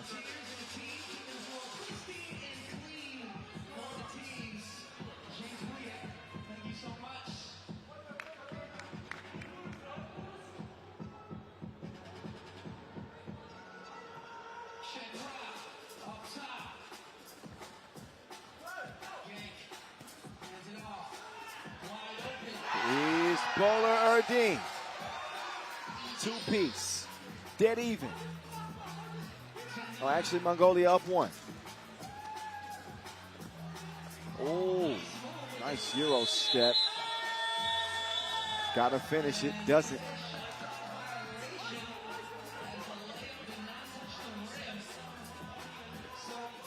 That's one you got to have is Czechia in this low-scoring game. Now we'll look at Bowler Erdine. Two ball, bottoms.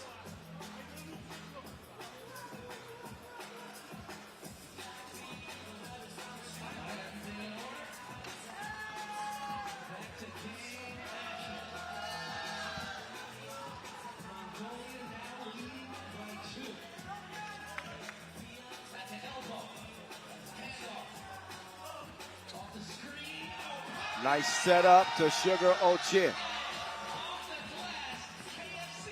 Baroka. Novotny lucky not to be whistled there. That one redirected. Novotny inside. Reversal does not go down. The Archer giving it up. Sugar Ochin. Uh-oh, offensive foul. Saw it coming a mile away.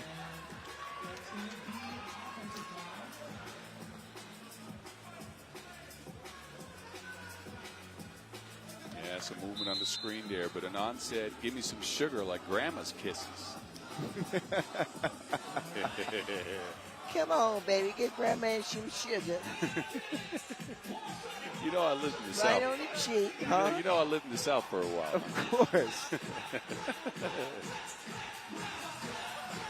Honestly, though, Czechia has shot themselves in the foot in this game. They have missed three or four open layups, shots that should have gone down. They could have been right in this thing. Now, there's a lot of time left on the clock, but they need to focus. Marovka driving again. This time he can convert a tough layup.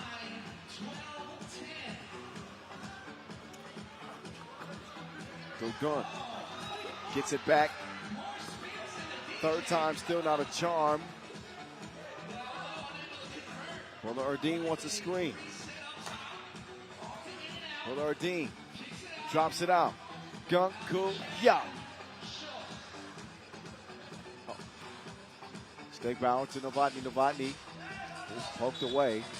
Nice anticipation defensively from the Mongol Lion. That'll leave 5 seconds for Czechia to get something up and hopefully in for them.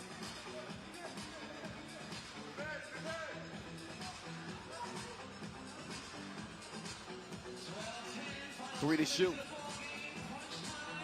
Ruzicka. Shebang.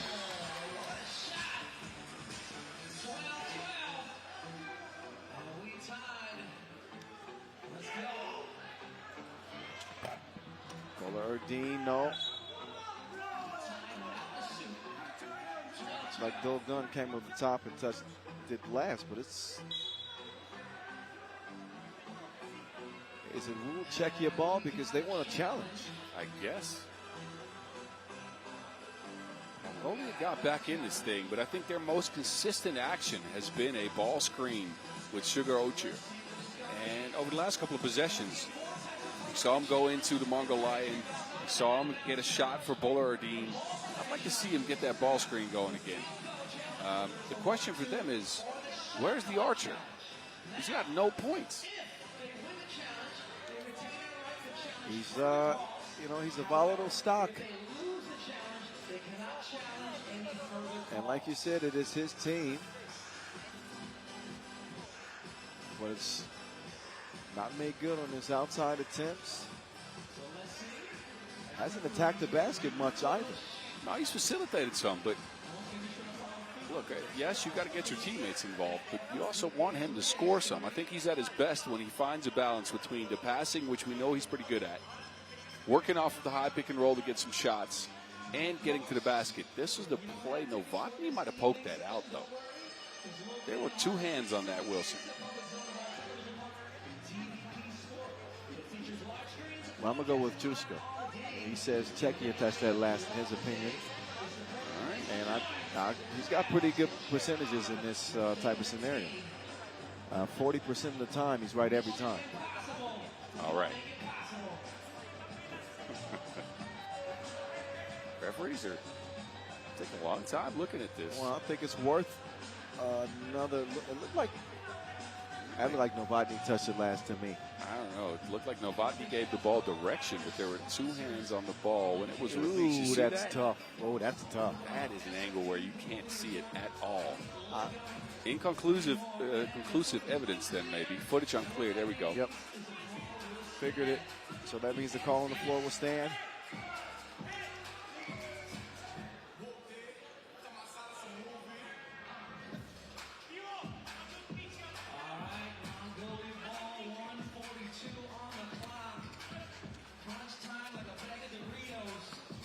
Back to business. Turn around. Dugan has gone cold the second half of this game.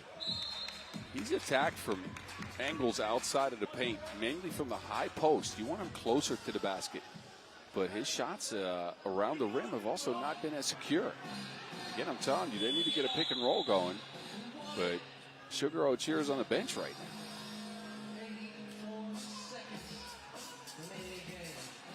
Inadvertent shot clock.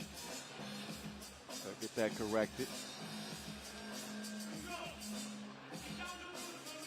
Good crowd here, day 2 of the action.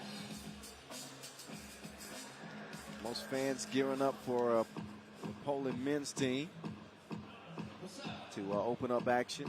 It'll be a little over an hour and a half from now. Oh yeah, the stadium will be rocking by then. It's full now. If you think it's full now, it'll be packed to the brim when the Polish men take the court. Very few empty seats.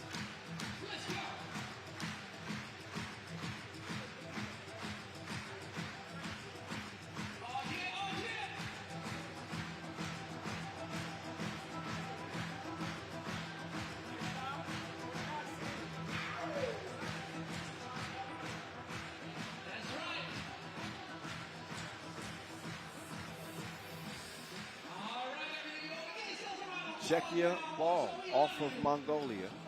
Actually, Czechia ball. We'd already settled that. Yep. 8 seconds on the shot clock. Novotny jab step, up fake. Novotny running hook. Too strong, but Borovka didn't touch the rim. It touched the rim. I don't know.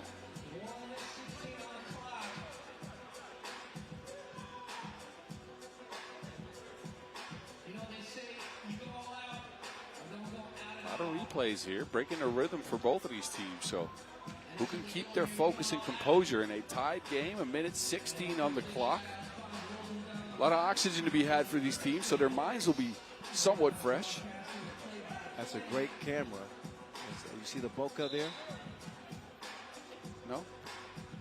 You got to be into filmography to know what bokeh means. Okay.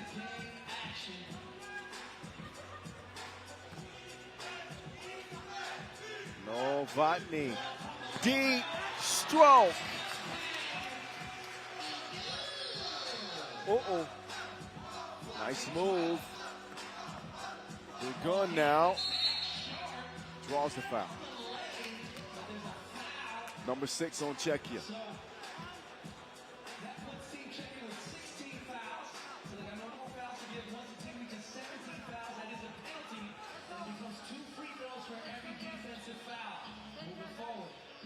Big trip to the stripe for the big man. Under a minute. Kind of have to have this one.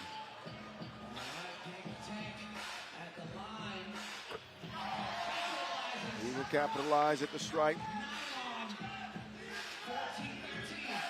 14-13, but Novotny is heating up. Another heat stroke. Dogun will score. And Mongolia are in reach, but trail by 2.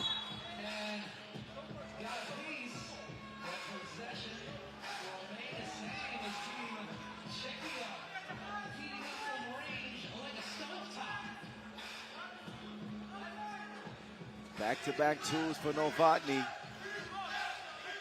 He's a man on a mission. Forces up a shot underneath.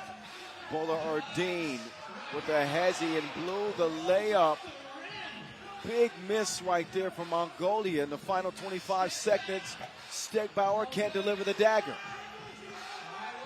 It is the archer who has not been arching. Can he get a shot to go? Forces it, loose ball to Czechia in the final seconds. They'll add another score, and that will put the game away. As Mongolia falls short, Czechia open up their 2026 campaign here in Warsaw with a win. Great game by Czechia, but mainly by Filip Novotny, who came alive with 2 of the biggest shots of the game in the last minute, a couple of 2 pieces. He ends with 8 out of Czechia's 17. Both teams with some questionable decisions, I'd say, in the last 30 seconds, but it's the Czechians who come away with this one. Well, you think of that layup miss by Bola Erdine that would have made it a 1-point game. That, and look, Mongolia played some great defense throughout the game, but to get Novotny, you know, to let those 2 shots go, to leave him open for those 2, or somewhat open, is questionable, and for them to have Anand not scoring in the game is not good. Not a good sign. They'll get another go at it later. Mongolia will play against Poland. Czechia have a date with the United States. We'll take a very, very brief break for some entertainment. And then we'll get back into the women's competition with the Kangaroos, Australia, and the Mongolian women. Silver medalists last year. That's next.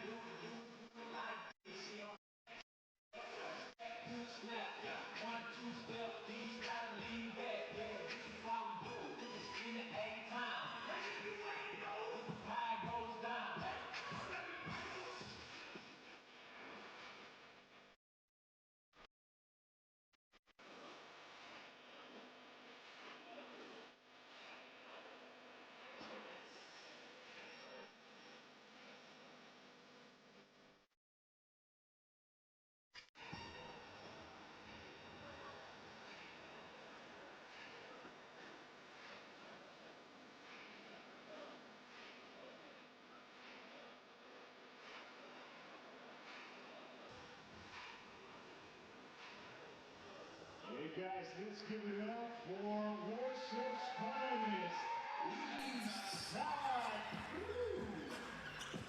Awesome. Thank you very much. That was amazing. But let me tell you one more thing. They will be showing up their skills one more time today, and I just can't wait for it. And in a moment, we will move on to the next one, Pool B. That's right, Pool B competition. And the women will take over the court here in Warsaw, here in the heart of the city, during FIBA 3x3 World Cup 2026.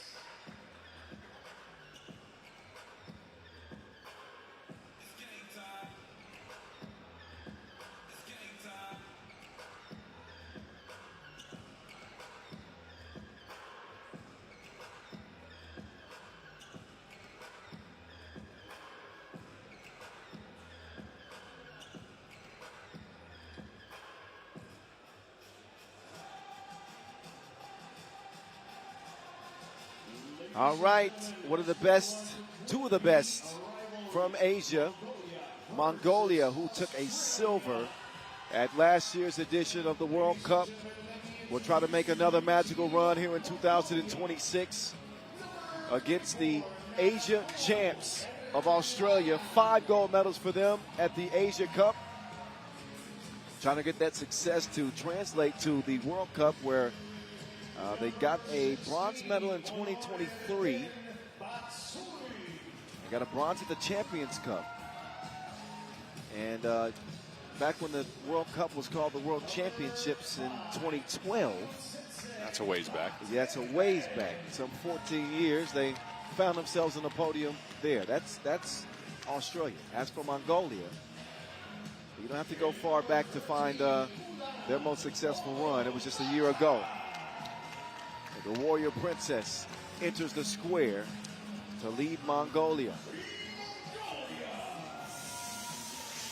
Mongolia with a bit of a different look in this one, right? They have Narango Erdenebayan on the squad. She's done well for Mongolia in the Women's Series this year, as well as Bolo Erdin Batsoy, a name that people might remember, again, on the pro circuit for the Ulaanbaatar Amazons.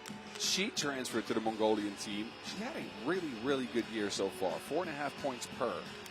Something to keep an eye out with them, though, is Arin Tsetsek Batardin, Batgirl, down in scoring on the pro circuit. If you wanna take anything away from that, the Gangaroos have also been featured there. 7th in Chengdu, 5th in Shanghai this year, so not a deep run yet. But we've seen them shift tactics a bit this year. They usually went really athletic, right? Kind of all 4 people the same size. Yes. They go into more size this time around with Hannah Hank, who's been their leading scorer this year, again, on the Women's Series. 5.8 points per, 75% of her shots hit inside the arc. They play at mismatches. You've seen some more screens from them. Yeah. So an adjustment to, I'd say, the norm in 3x3 a little bit. They played a different style in the past. Now they get more into that screening action. Let's see if they continue to train. Well, Emma Clark is, one of the key players on this team. Plays a great defense. Amy Atwell really extends the floor for the Gangaroos. And Marina Whittle She's been the star of the crew, or one of the premier stars for a long time. And she remains the hand to steady the group. Kangaroos with some new members.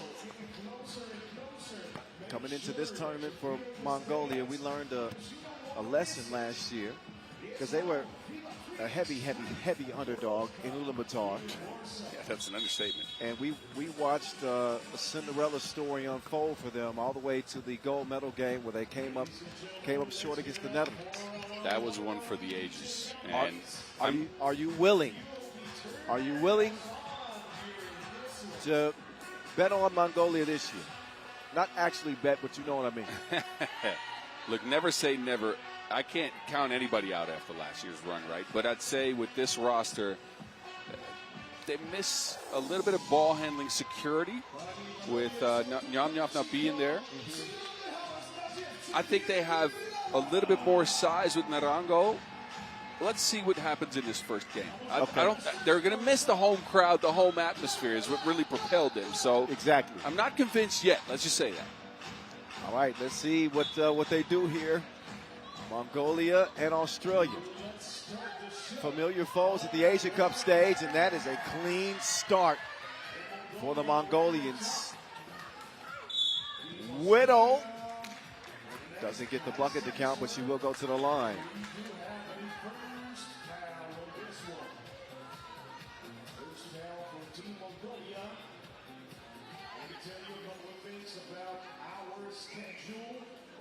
Marina Whittle, Asia Cup MVP, the most experienced Kangaroo of the four. She knocks down the free throw.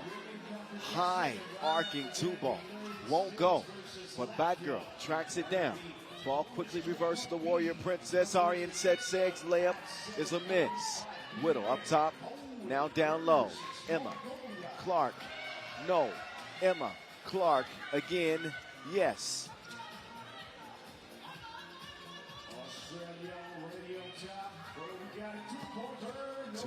Two won't go. Kulan takes a shove.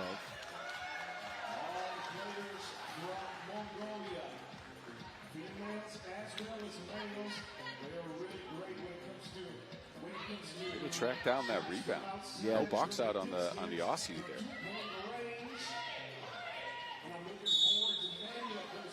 This time an offensive foul. Spoiler Erdine Batsui gets tangled up with Whittle up top.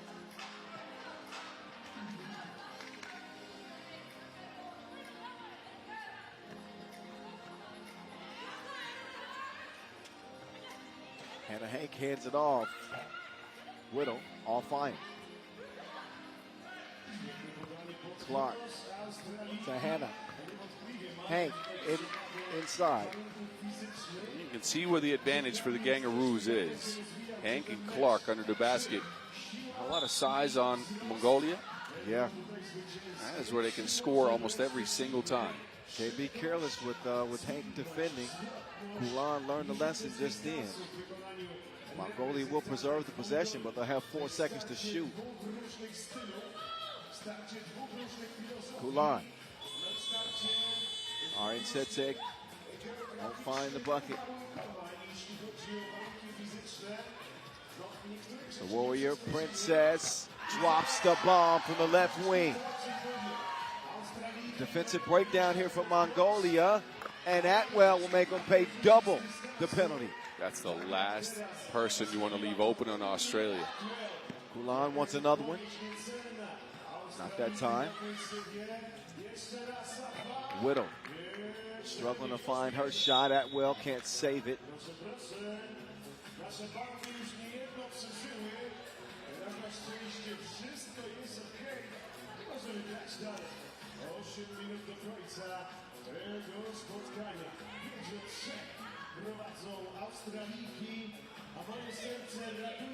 Each team trading twos. Nice pass delivered. That was Narangu, Erdin Bayan on the pass.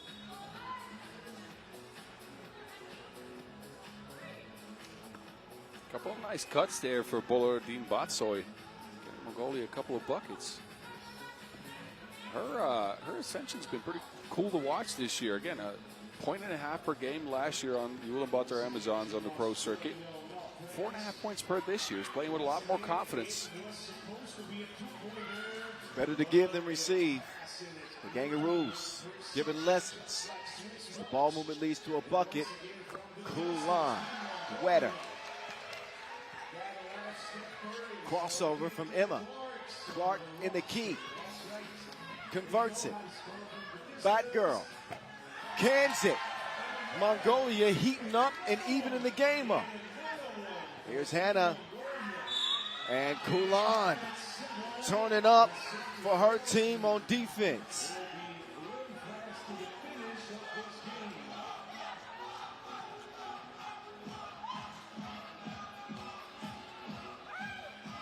Oh, that's what you call doing a hanky-panky. Hannah Hank inside. Bumping and grinding and scoring. You're wild for that one. She'll go to the line. And Hank, nope.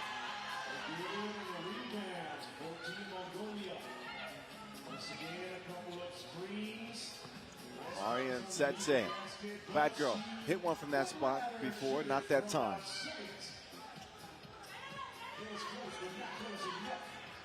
Back underneath to Hank.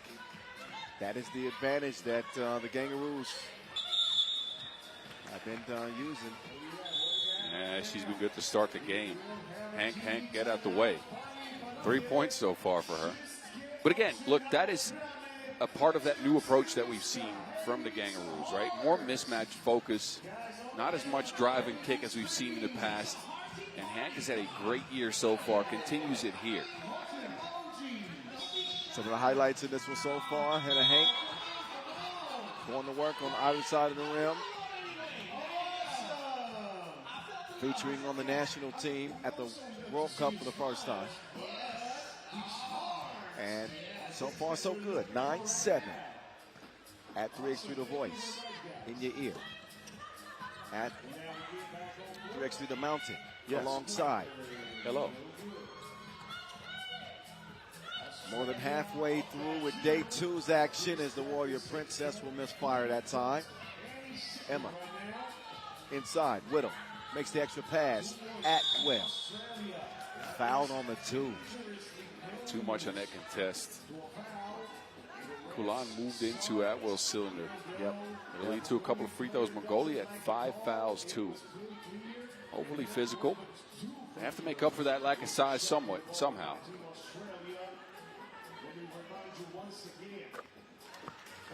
Atwell, who was spectacular at the Asia Cup this year.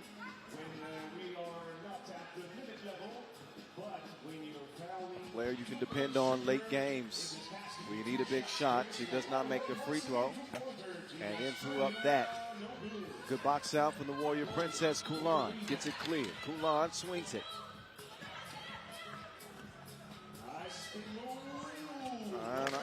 Arian Setsig, not happening. Whittle, no. Back girl. Gets it back, connects. He's really leaning into the back girl thing with that mask, huh? Is it not perfect, it right? I fully agree. But she must have gotten hurt this year, right? I guess so. I hadn't seen it before, but.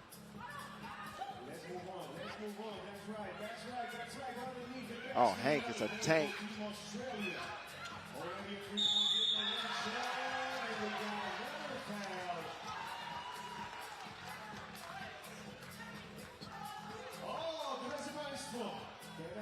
Fouls on the floor.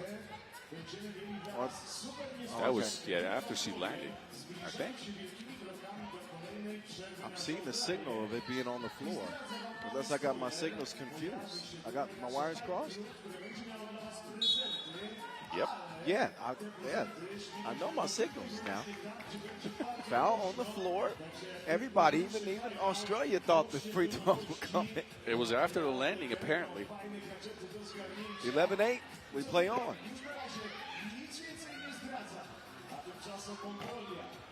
Deep 2 attempt. It's going to land in Atwell's hand. She'll feed it inside, and they cannot do nothing with Hannah Hank.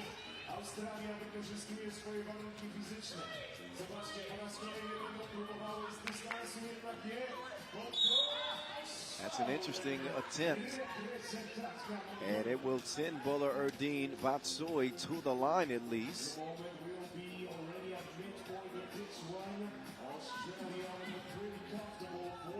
If anything, Mongolia's been pretty aggressive attacking the basket and, of course, getting two-point shots up. That's what we know them to bet on.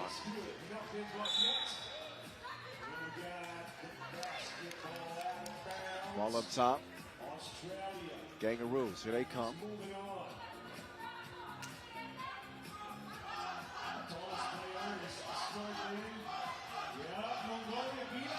Atwell trying to feed it to Hank. Another whistle inside. It is the 6 on Mongolia, so no more to give. Hannah Hank has been a headache for the Mongolians.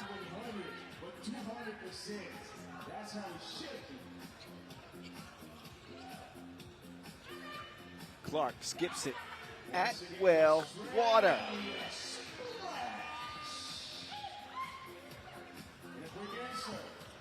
Mongolia cannot answer with a 2. Atwell, who averaged 7.5 a game at the Asia Cup. No surprise to see her to get off to the hot shooting start that she has. It's the inside-outside combo of Atwell and Hannah Hank. In set tech. Now it's Hank driving. Atwell is lighting this place up.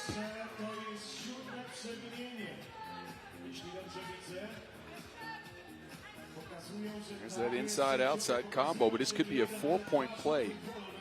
As Atwell drains this shot, and Hank is leveled under the basket. She'll get a pair of free throws out of it. Yeah, that is foul number 7. You're right.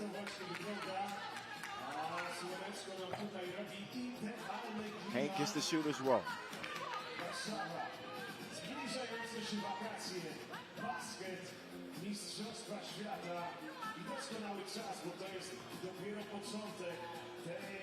And Hank, once again, it's 17-9. Australia with a firm grip in this game. Garangu to the crib.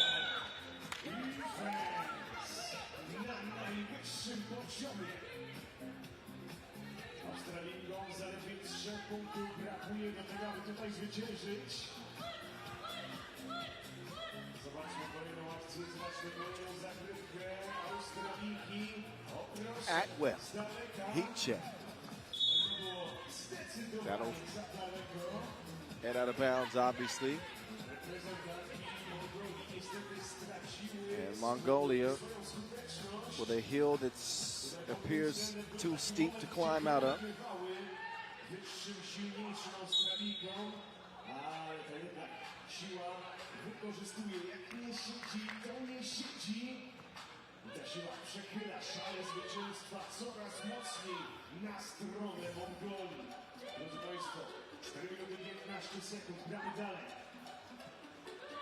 Setse and Kulan.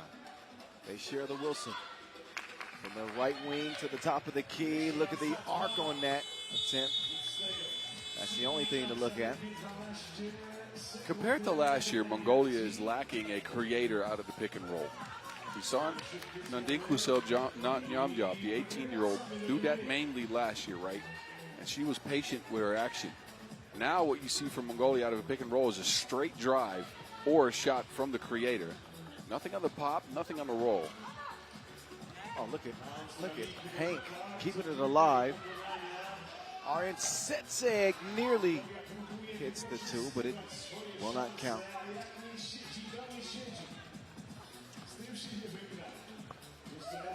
Atwell, offensive foul.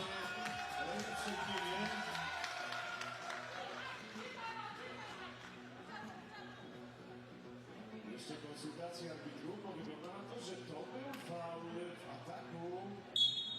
Tak jest. Faul w ataku po stronie reprezentantek. 3:34 to go, and it doesn't look like it's going to last that long. Not with the way the Kangaroos have been on the attack. It's the size of the Kangaroos that Mongolia has had no answer for. Hannah Hank under the basket, 7 points, forcing the Mongolians in, maybe double team. That leaves Atwell open, and she gets to shoot. A lot of rebounds for the Kangaroos as well. This is some tough buckets from Hank inside.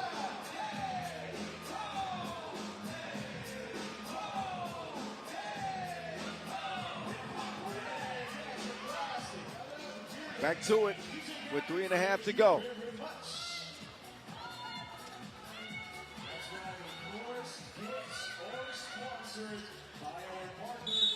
Another tough possession for Mongolia. Game that hasn't had a lot go their way. Miss dribbled out of bounds. They're in the penalty. And Emma Clark will try to seize the opportunity. The quick hands from Kulan will force the Kangaroos to reset with 8 seconds.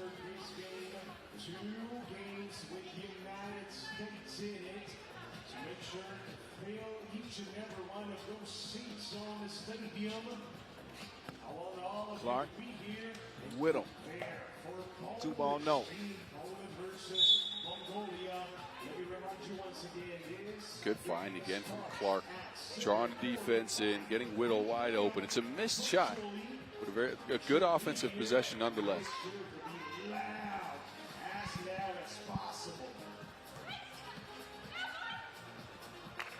Kulan. Nice awareness to find Aryan Setse. Now Whittle going for the more high percentage attempt, and even that is a miss. Hank now missing 2, but to eventually corral it and score. Hank at 8 points in the game. Batgirl online, but won't go down.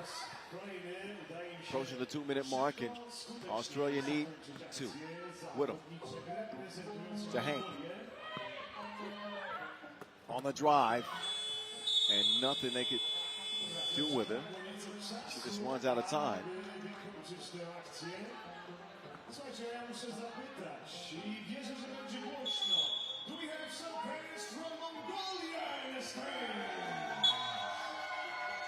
And Mongolia want a timeout. I don't know what's at stake here. I mean, look, a 9-point game is, you rarely see teams overcome that, but they need to get some points on the board because a World Cup pool is always messy. 5 teams, there's a lot of ties, tiebreaker scenarios that come into play. These ladies have the experience to know that they have to at least put some points up over the next however many possessions they get. Every possession is precious. Australia made the most out of theirs. Leading on Hannah Hank on the inside. And Amy Atwell on the outside. That one kicked to Kulan. Kulan. Count it.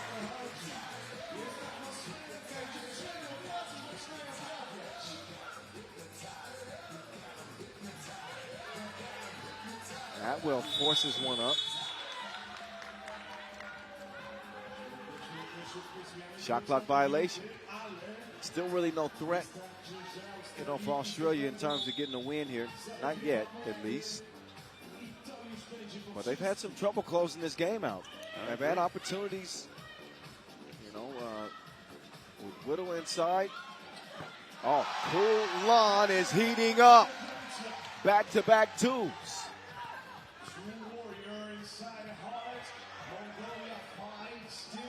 Can Emma put it away?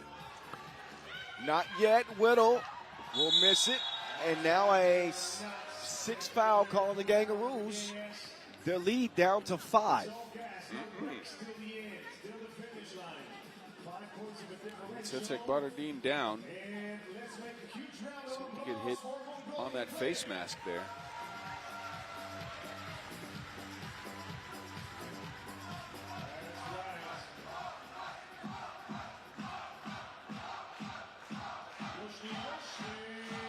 So Kuman with those back-to-back twos is up to 7 points.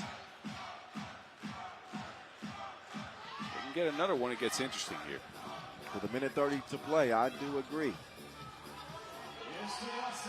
Hey, ooh. About to say. Hank misses another point-blank attempt. Australia struggling here to put some points on the board all of a sudden. Whittle misses 2. Say, Mongolian defense has gone up a level too. They seem panicked. Mongolia's come out. Yeah, I agree. Sorry for interrupting No, you. Australia's rushing. They are rushing, and the stuff that was working earlier, the inside game with Hank and Clark, is just not coming together. We're seeing some desperation from Mongolia. They've started to play more physical and more focused. And the Mongolian fans are back in it all of a sudden. They were down by 9 points. And now they'll find some easy. Oh, I was going to say easy offense. Clark will finally add to the Aussies' lead. Bullardine makes it 15-20. But with under 40 seconds to go and just one bucket to score, it is Hannah Hank. Ha ha. Game time. 21-15. She had 9 in the contest. And eventually Australia do put Mongolia away, but it wasn't without a little bit of a scare there at the end. No, I agree. Not a great look that last minute from Australia, and for Mongolia it's a loss, but it's actually not a bad loss because to me it showed that if they play with that desperation they played with in the last 2 minutes, and they play with that focus and sharpness they showed there, they can match up with a lot of teams. And those last 5 points that they got when they were down 19-10 could be the difference in them playing, for sure, playing on after group play or not. So that's just how crucial it is. Anyway, the Kangaroos do get the dub, and they will enjoy that one and go get rested up because they will have a date with the United States later on this evening. USA Hungary, though, continue the action next. And women's pool B play. Day 2 here from Warsaw.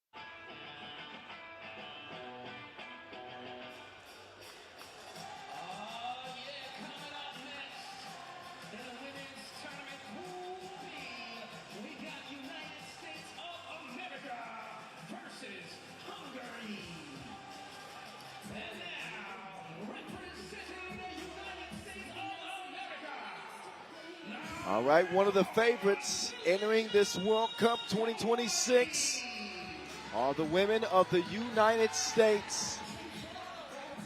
Malaysia, Full Wiley leading out the crew. The two-way star. You could say the same pretty much of all 4 of this United States team who boasts the most gold medals at this event. In women's 3x3 history, 3 gold medals to speak of, but have not reached that portion of the podium. in the last 3 editions. You're right, but this is a gifted squad, and they could just do it specifically with Michaela Williams on the team. Man, she's been a force on the women's series circuit.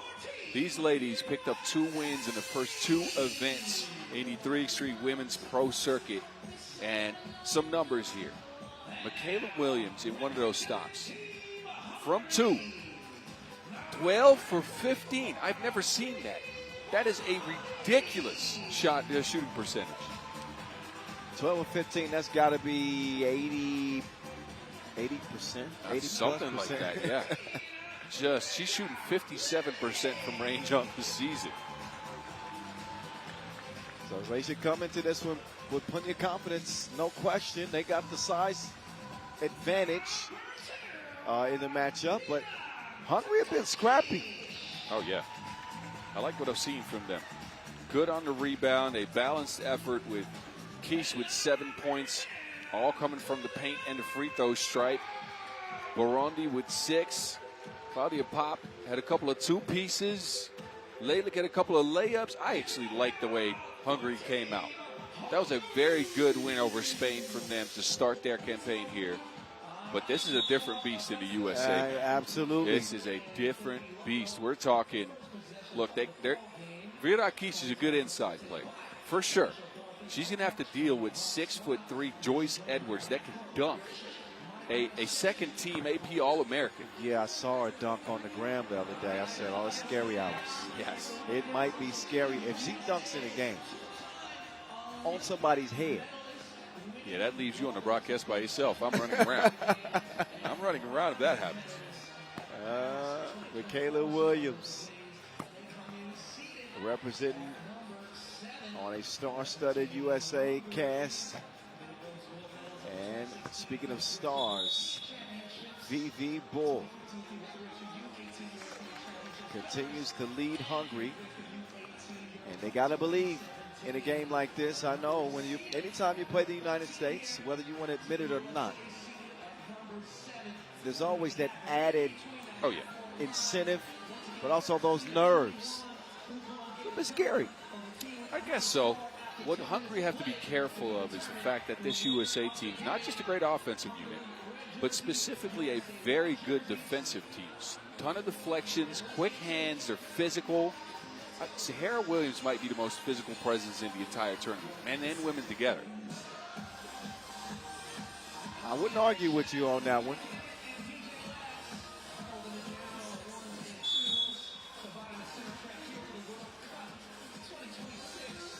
But here we go. Pop will mishandle it. Pressure defense from the USA. At 3x3, the voice. That's me. At 3x3, the mountain alongside. Narrating this 10th edition of the World Cup from Warsaw. What's up? Big games here on day 2. Our first look at the USA. Hungary trying to go 2-0. Williams pulls up, misses. Joyce Edwards will convert. A little kiss off the window inside as the Americans open up the scoring. Burundi finds Caze underneath. Yo.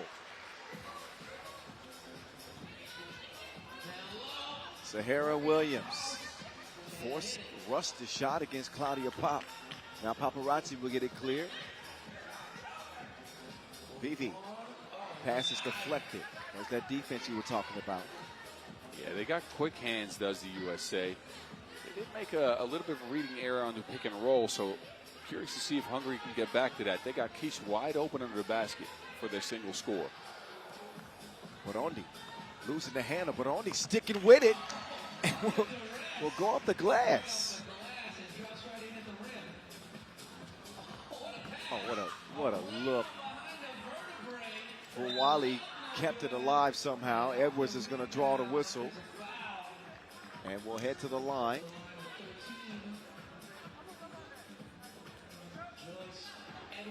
Edwards making her first international cap.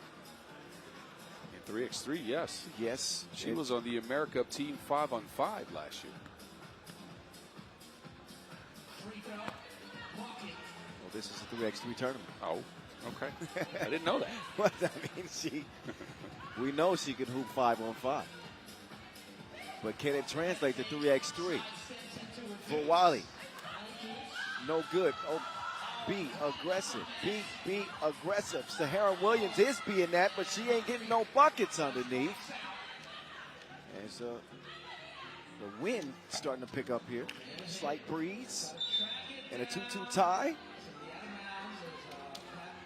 Michaela Williams in for Sahara now.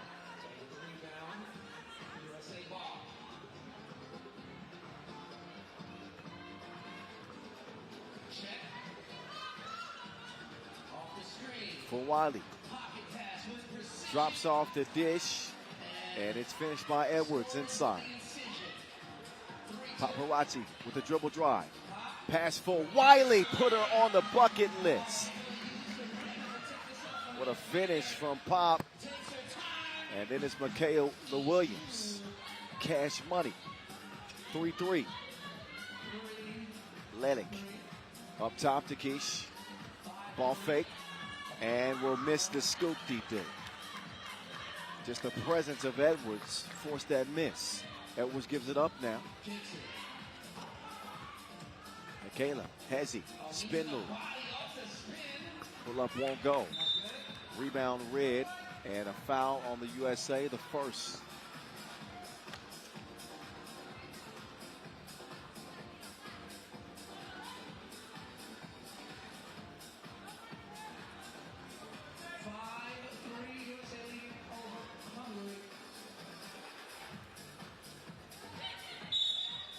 United States in last year's edition were one of the surprise victims of Mongolia in their dream run to a silver medal.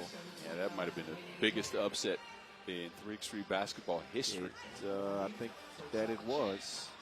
Should also mention that the United States women are two-time medalists at the Olympic Games in this 3x3 thing. Travel gold in Tokyo and a bronze in Paris.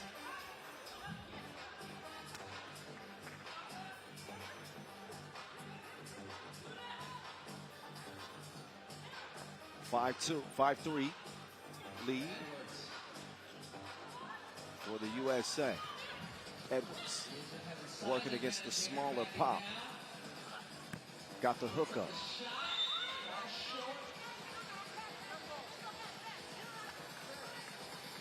I believe that'll be Hungary ball. It is.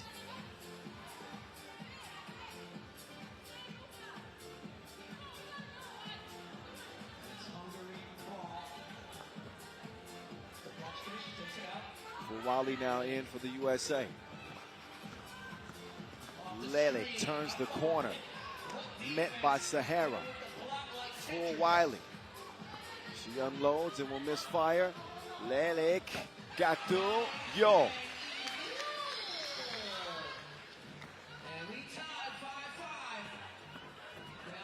Oh. Williams hits the deck.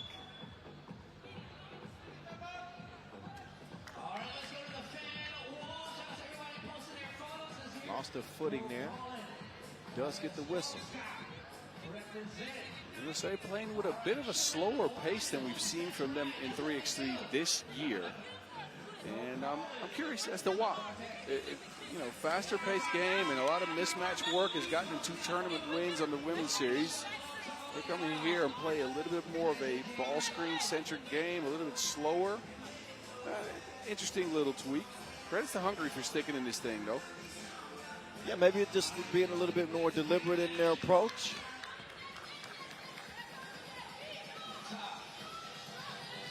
Screen and roll action. Edwards is tied up. And Kish not making it easy on him. Quick clear to Paparazzi. Lelick, the new add to the team. Trying to find an opening. Inside they go to Kish. Kish will redirect and score off the pivot. That puts Hungary up by 1. Foul Red, however, number 3 on Hungary. Kish, size-wise, is taller than Edwards, right? She's making it really, really tough on her to get position in the paint. So both good contests And good strength on Kish, and then the finishing ability to boot. Michaela Williams chunks the deuces. Sahara down low. Puts it up. Michaela will finish what she started.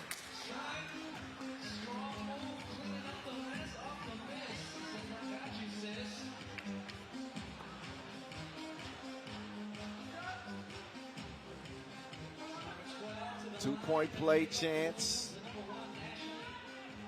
Kayla Williams going to power that one up and can put the USA back in front at the stripe. The weather is starting to become a little bit of a factor here. A little breeze in the venue. Indeed. I know you're looking for a sweater. You know that's right. Ooh, took her to spin class, but didn't finish the lesson. Edwards gets a hand on it. That'll leave 9 seconds on the shot clock for Magyar. Or Magyarosa. Sure. Did you take notes earlier? I did. All right then. Paparazzi. Snap, crackle, pop. Window shopping. For Wiley with a full head of steam. Gets the bucket and the foul.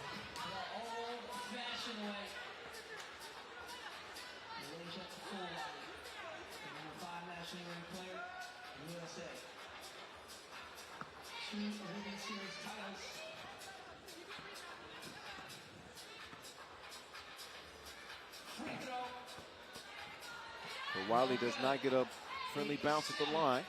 Hungary still lead. And Kish continues to attack.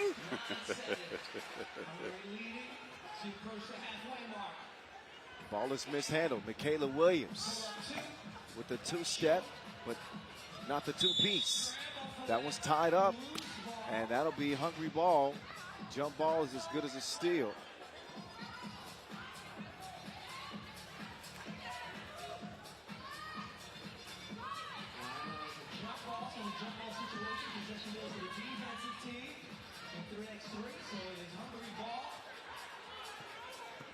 Lelek, who's been quiet in this one. Lelek, twisted and turning and not going much anywhere.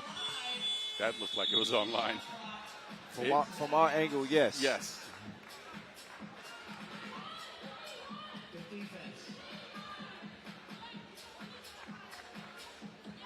Look at Pops, leaner.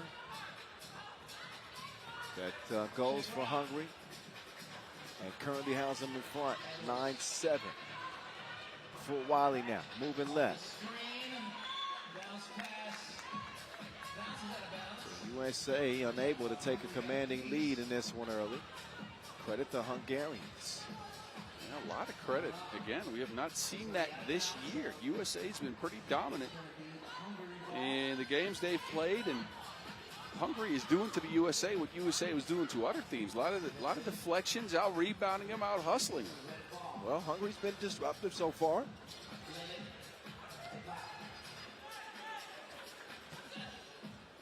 Gish in the deep end. It's like that. Yes, apparently. Hungary's just been more hungry. Gish doing her thing inside, and then beyond the two-point arc.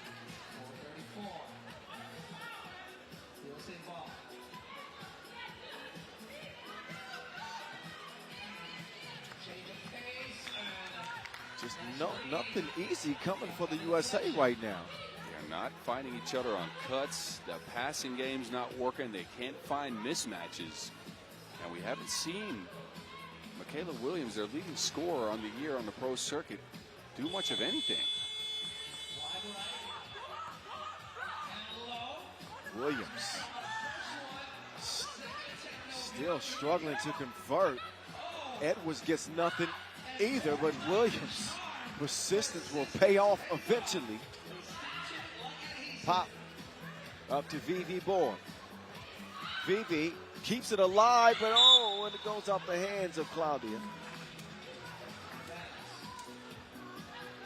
So Dia will have a seat. Lele comes in. Kayla Williams will have a rest for the USA as Full Wiley gets them reset. 4 minutes to go as Hungary still lead it by 3. Full Wiley trying to give the Americans a spark. Edwards will have it swiped away. Hungary just want to tie this up. Instead, it's Full Wiley drawing the foul. USA is not thinking clearly in this game. We've seen a couple of times where they try to attack Virat Kish down there in the paint. She is 6'5" and has really long arms. She's blocked a bunch of shots, deflected a bunch of others. That is not the mismatch you want to attack. Not that way. Well, a little late in the game to start to turn from the strategy. Well, look, it's 3x3. You got it. This is a TV timeout. You got 60 seconds to determine what you do next as the USA to get back in this game.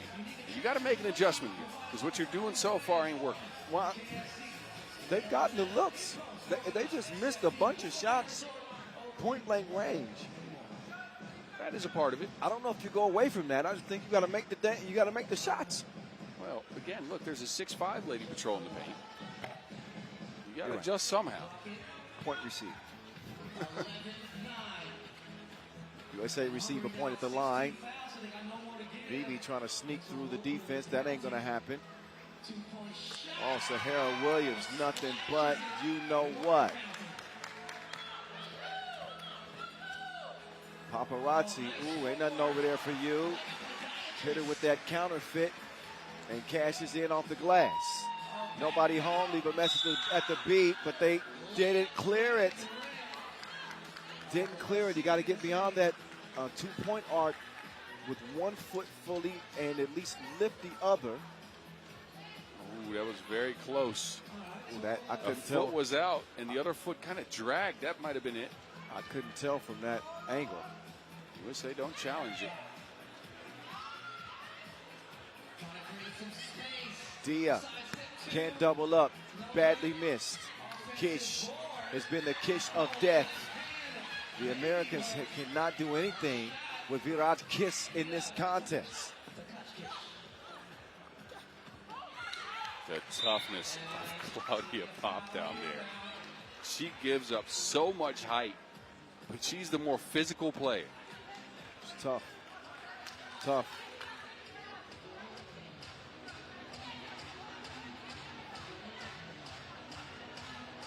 Virat Kish leading the way with 6 points for the Hungarians.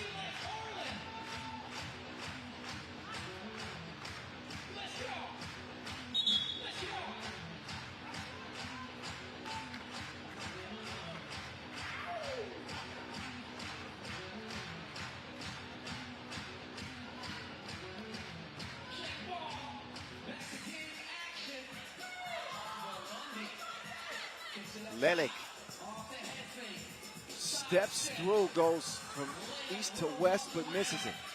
Hungary's lead remains at 2, but for how long? Oh, it touched every part of the rim. We're even Steven, that spin move from Baroni not finished. But Sahara got something cooking right now. Get out of my way, not so fast. Offensive foul.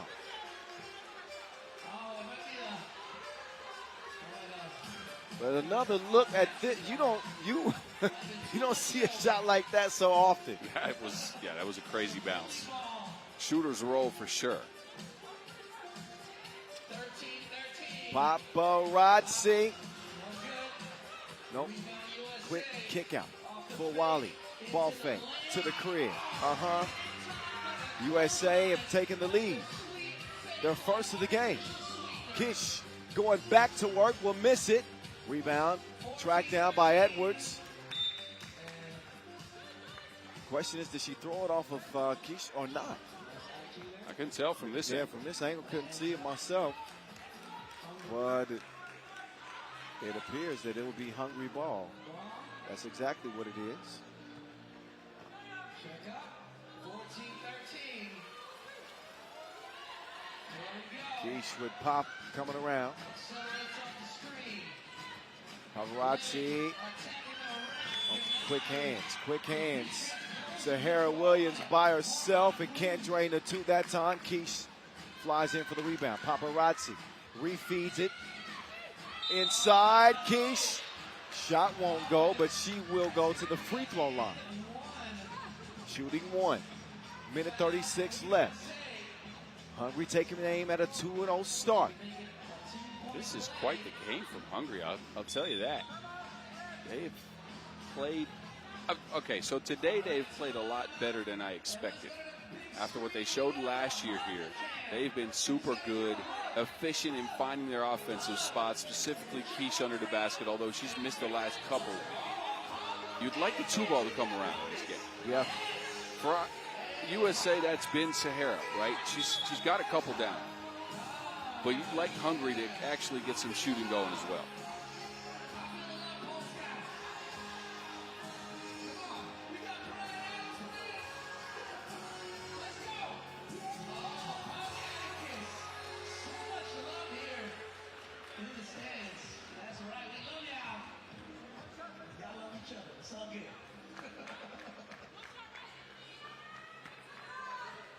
Keish with 1 in front.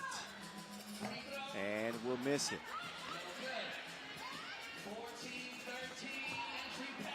Sahara Williams, while she's heated up outside, she's continued to struggle close to the rim. Look at Burondi's defense. Great deflection. That extra effort. Great deflection.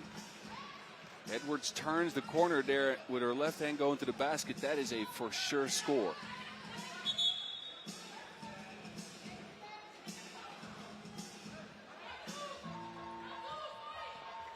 Back to it.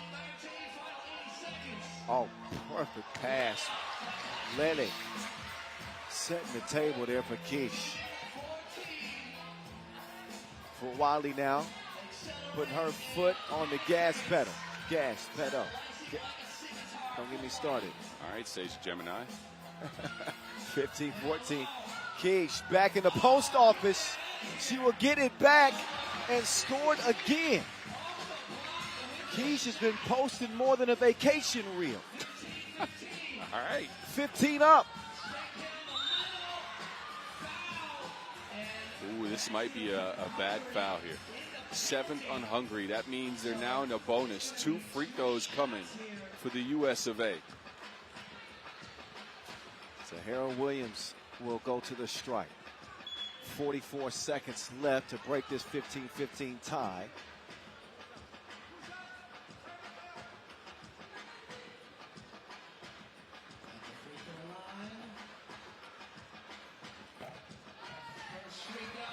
And we'll knock it down. Sahara up to 6 points in the game.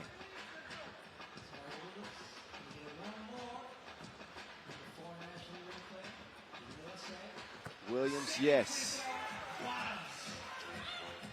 USA up by 1. Claudia can't hit it. Big rebound. Sahara to Michaela. Michaela on the move like the lease is up.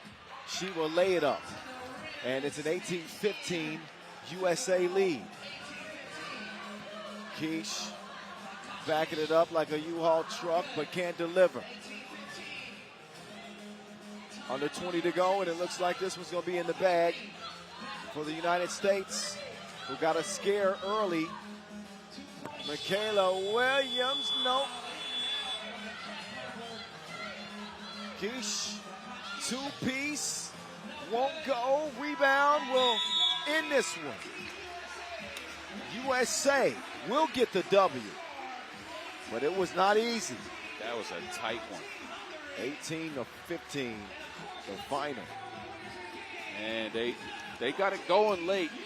Critical possessions, they got a score. They got that foul that sent Sahara Williams to the line. She got a couple of points there. Credits to Hungary, though. They stuck in this game. They were really good in their first game. They continue to trend here today. So a good showing from them, but USA still take it. Sahara Williams ending up as the leading scorer with 7 points. We will see the USA later today. Of course, they got another game coming. That one against the Gangaroos in about an hour and 15 minutes. Enjoy the highlights, enjoy the moving pictures as we get reset. Next game on deck. We'll shift our attention to the men's pool B. Another USA squad against Latvia. That is for sure to be a good one. Stick around.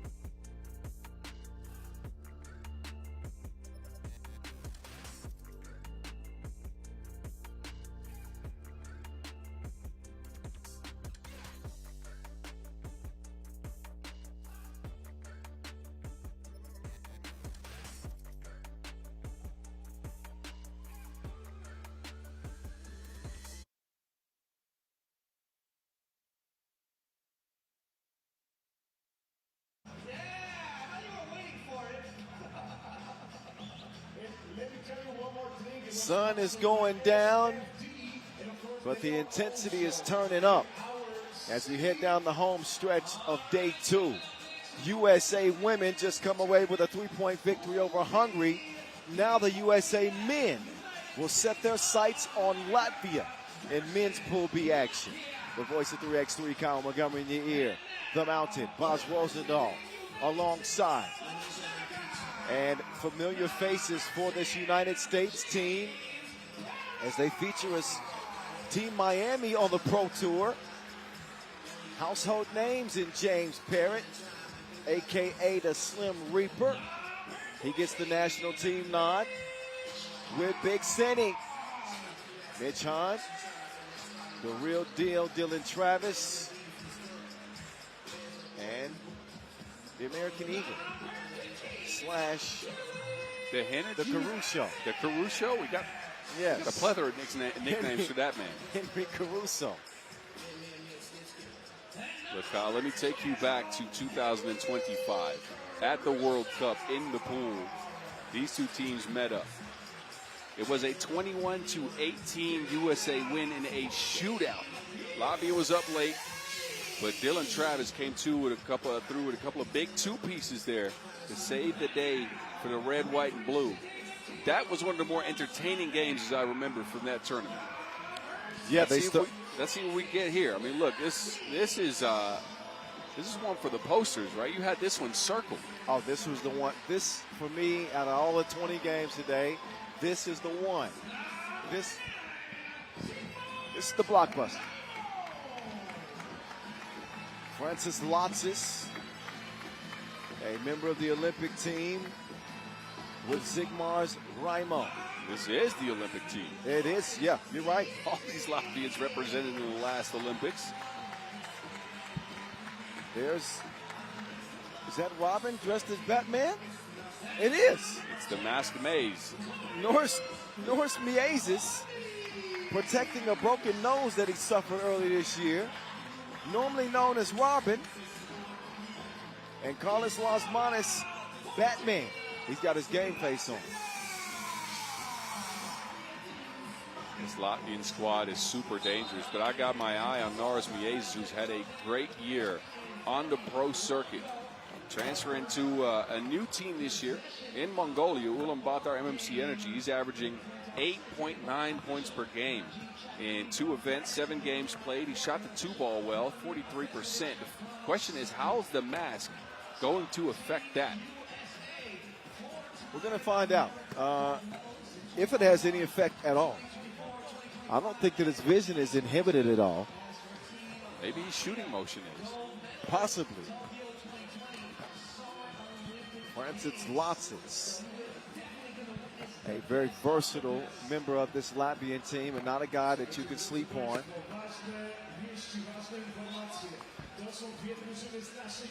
But the United States in the 2025 edition, they got off to such a good start with a 4-0 beginning, and then just had a really poor performance against Germany in the quarterfinals, and that was that for their run in 2025. By the way, we have a little technical issue at the scores table, so they're going to get that corrected.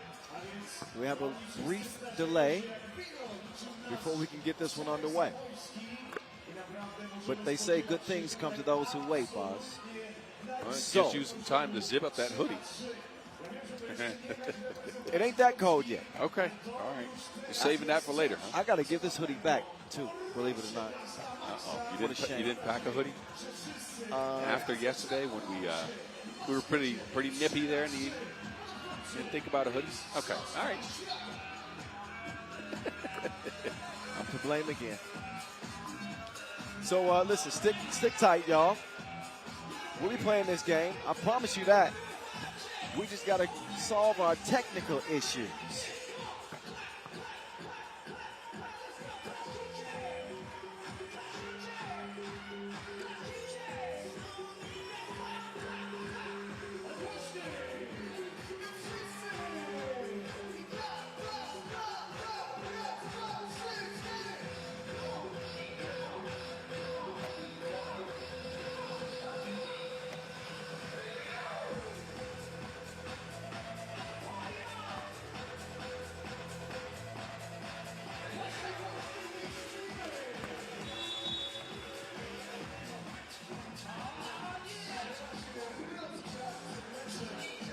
All right, now it's time to get the game on.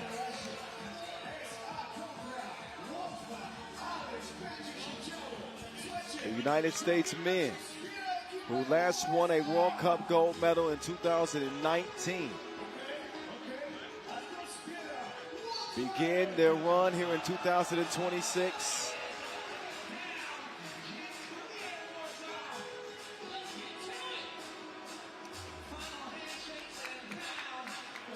Days of Canyon Berry, Kareem Manox, Damon Huffman, and Robbie Hummel are long gone. Oh, yes.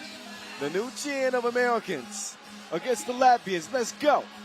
The voice of 3x3 in your ear with Boz Rosendahl, the Mountain.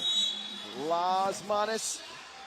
That shot won't even matter because of a foul prior to first against the United States.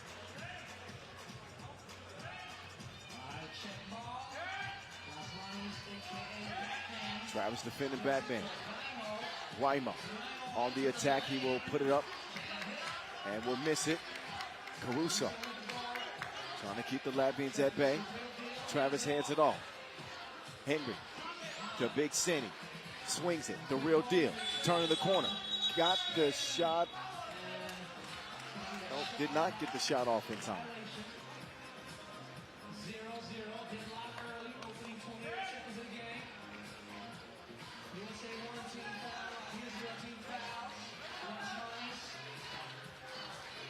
Batman, Wymo. Great hands from Wymo to deliver that first bucket. Parrott sets the screen for the real deal. Travis now skips it inside. JP will miss point blank range. That was a good contest by Wymo, forcing Parrott to change his angle. That made a miss. You know, Parrott plays at a different elevation. He'll often catch a body on a play like that. Wymo wants the ball. He will facilitate the Latvian offense. The Maze now. That ball's kicked, first 12 seconds for the Latvians. Both teams are feeling each other out here in the first minute. Not a lot working for either offense. Not yet. Robin to Batman. Batman to Robin. Uh-oh. Robin is robbed of a two. Lotsis kicks it. Great ball movement.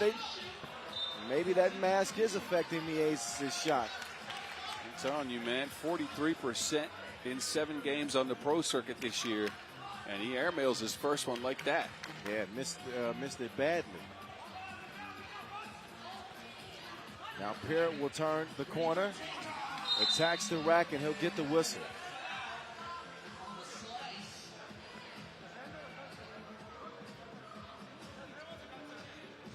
Yeah, the late tap there with the right hand from Raimo.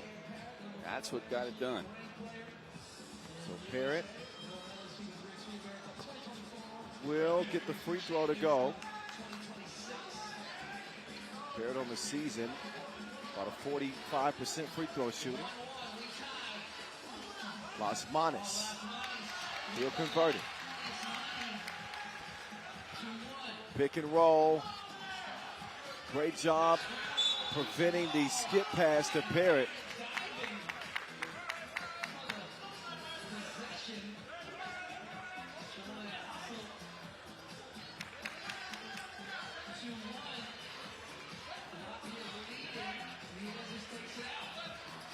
Now it's the Mays. Norris on the move. Oh, what a connection, nearly. Raimo just couldn't contort for the score, but the Mays has it. And Travis forced a foul after being sealed by Zygmunt.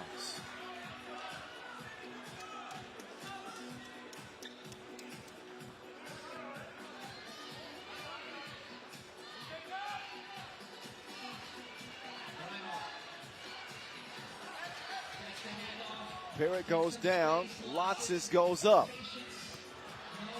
No bucket though. The Aces has it swiped away by Parrott.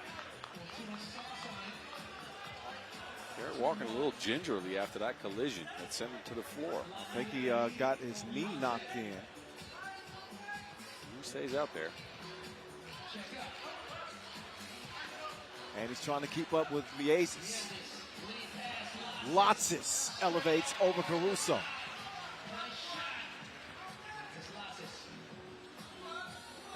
Travis with Raimo defending. He's going to put it up. Loose ball into Caruso's hands. Caruso denied. Parrott is going to get the score, and then a delay of game warning.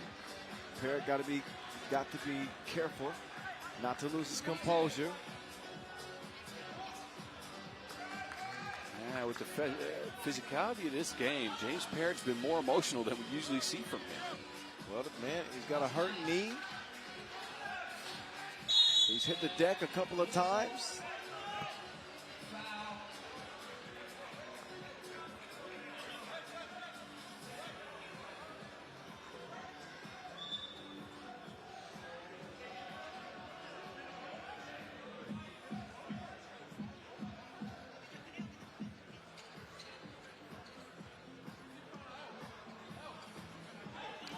Almost 3 minutes in.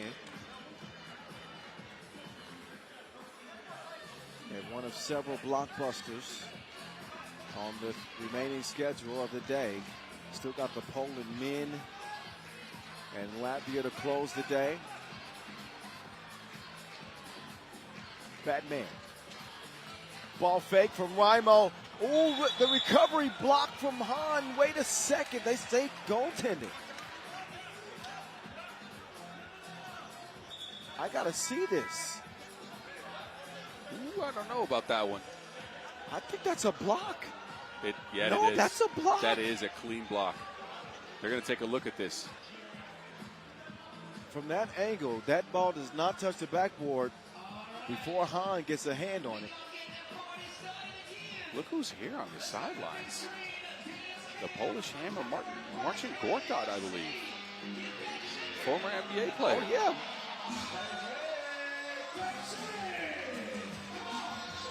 World Cup. It's a big deal here in Warsaw. That looks clean from that angle. Yeah, Big Cindy chased him down. And he gets to it before it hits the backboard. Pretty clear from that angle.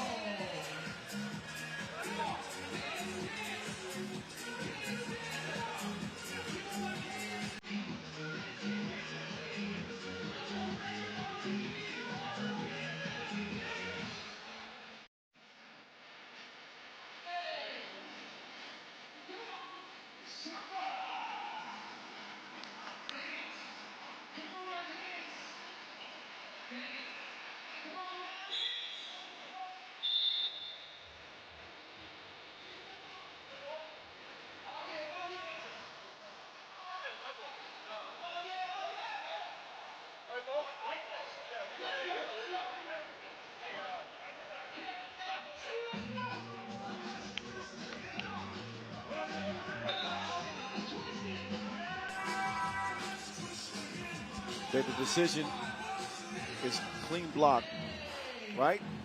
Yep. USA ball. Big Cindy with the step back. Big Cindy with the cross. Hahn attacking strong, but comes away empty. Las Manas using the screen from Lotsis. Batman to Robin. The Maze trying to lose Dylan Travis. That crossover will do just that. 5-2.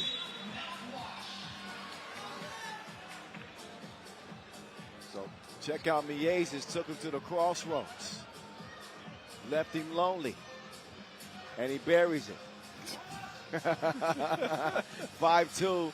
Parrott back on the floor again. Just lost his footing.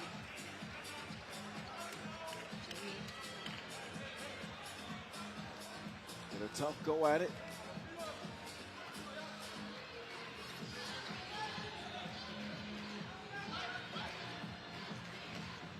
And Las Manas slows down the pace before converting the score.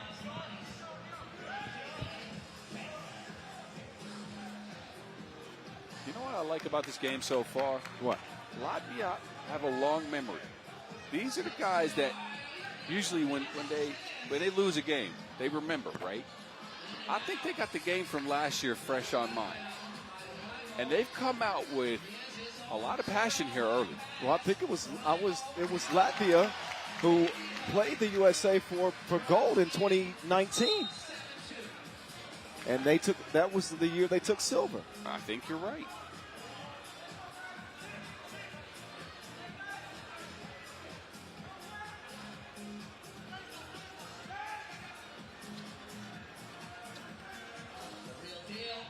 Travis comes up short. Got a whistle underneath. It's a 7th place finish for Latvia at the 2025 World Cup.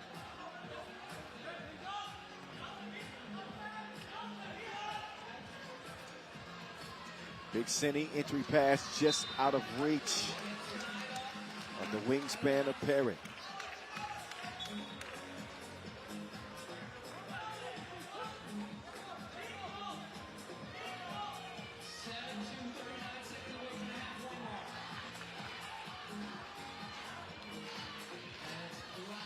Raimo has it poked away.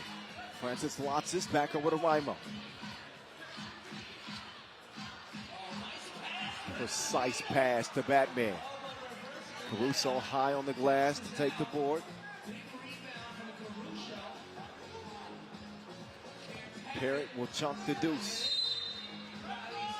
Body's hitting the floor. And another whistle. Where's the USA's offense? As we look at this replay, like, they're at 2 points, 5 minutes into this game. This is a team on the pro circuit that's been in rhythm as of late. And APB is out for the USA's offense. Only 2 points to speak of. Lockdown Latvia defense as Caruso will get free. Caruso, no. And somebody's lost the shoe. I hope his sock's clean. Yes, Caruso.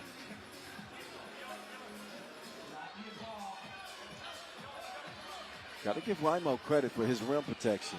Man, he is one of the better defenders in 3x3. An often feature, mainly plays on the national team level.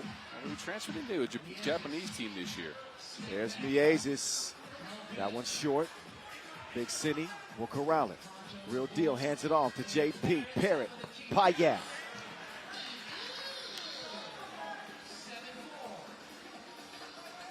Now it's the Mays with a slick delivery. Las Manas will fire. Travis will get it clear. Parrott on the baseline. Attack! He takes flight. And 5-7's a result.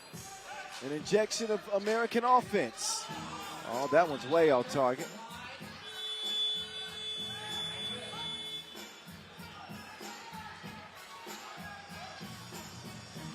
Now Parrott, shebang. Shebang. He's got all 7 points for the USA. He is their lone source of offense right now.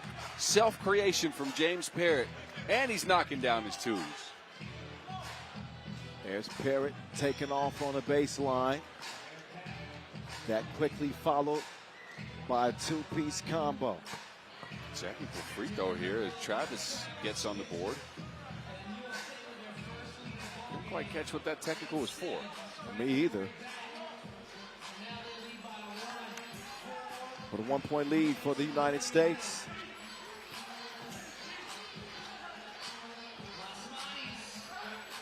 Osmanis can't get the whistle or the bucket. Ball moving from the USA as they try to get Latvia off balance. Yeah, he's got that one measured up just right. A chef's kiss from the real deal.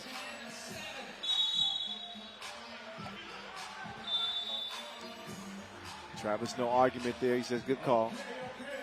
Scrapping with Rimo in a 10-7 game. Look, it was 7-2. A quick 8-zip run by the USA has made this a whole different ball game. James Parrott got it started. Dylan Travis now with 3. He's getting involved. Parrott really has the 2-ball going in this one. He could be really hot or cold, right? Some tournaments you won't hit him. But a good start for him here. Yeah, but after a rocky start, remember how frustrated he was? Yep. You're Every right. other play, he's on the floor.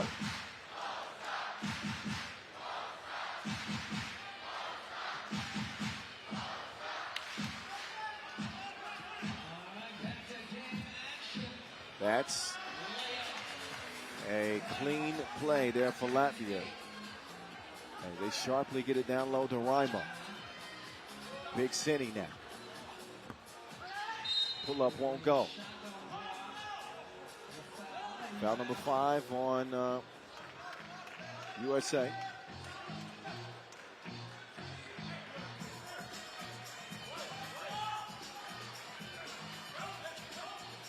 Las Manas left alone. And he continues to struggle with that outside shot. Parrott now, he is not struggling at all. We'll miss that one.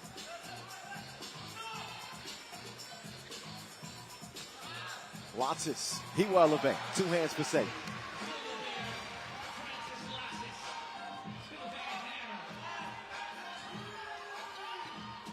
Big City. 2-piece, no. Caruso doing a great job on the offensive glass for the United States. Parrott setting the table. Risky pass is broken up by Miezis.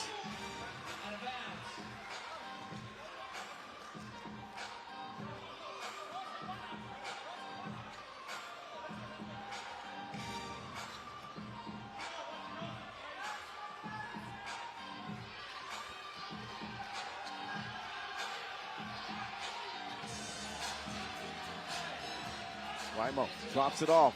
Lotzes. Ricochets right into Dylan Travis's hands. 10-9.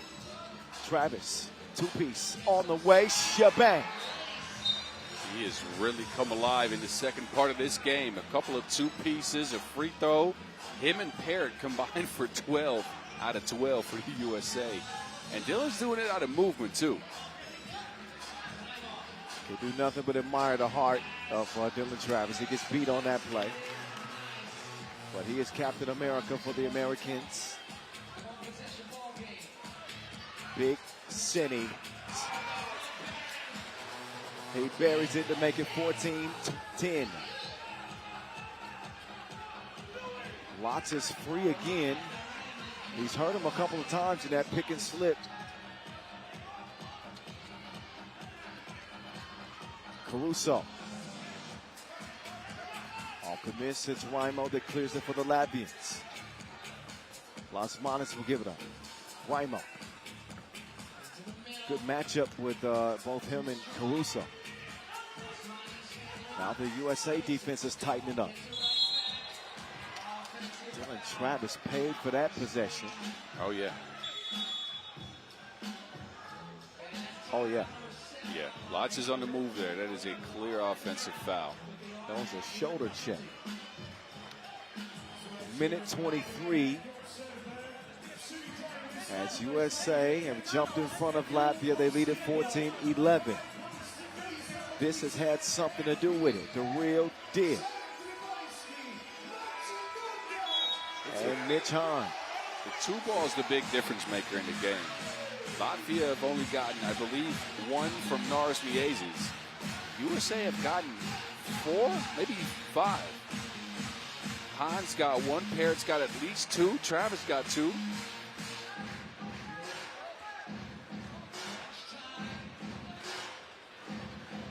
They double dare Parrott to shoot it.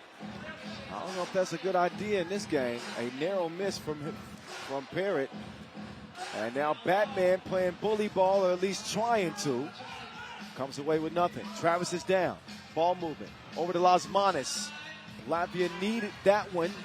They won't get it. Look at the effort from Dylan Travis. If Dylan Travis does not get on the floor for that ball, that's going to be an easy layup for Las Manas. Oh, yeah, for sure. He brings all the intangibles. Outside of the scoring in this game, look at this. Smart dive. Look, all credits to him in this game, man. His defense has been good. His offense is what kept the team going in the later half of this game. There's Marcin Gortat, the Polish hammer. That's former right. Orlando Magic. Yeah, played a long time for the Magic. Good to see him here in our celebrity row.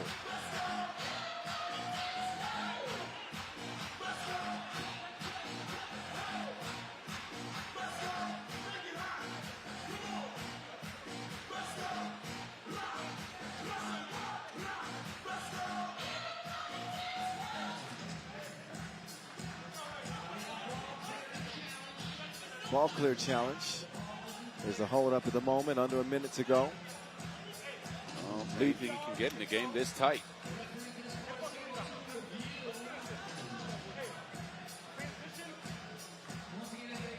Leading scorer for the USA, James Parrott. Francis Lotzes with 4 to lead the way for the Latvians. Las Manas and Miezes have combined for 4 points together. Yeah, USA's kept them in check pretty well. Trying to put him in checkmate. 53 seconds. Will decide if they will or not. The stroke is not stroking for Batman. Travis. Big Cinny from deep. But it's Parrott who has the tip this time. Oh. Miezes crossed Parrott out of the screen. But it lands back in JP's hands. Oh! Oh! Oh, no. Raimo gets the score. And USA aren't clear yet. They do have a 3-point lead.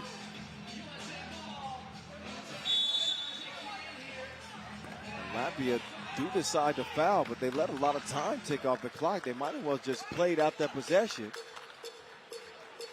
So they played right into the USA's hands.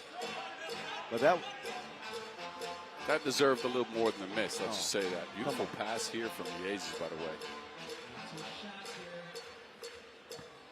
Travis putting icing on the cake. Han yelling from the bench, no fouls. Lotsis gets one to trickle home, but too little, too late. Travis trying to set it up for a highlight to cap off the performance, but they will settle for the dub any day of the week. That's exactly what they emerge with.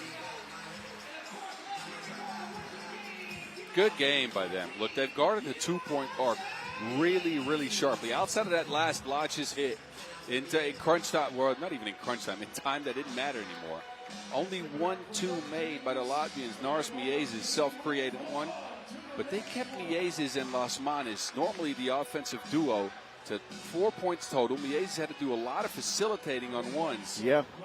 So credit to that USA defense, especially with that 7-2 start. They stuck with their game plan.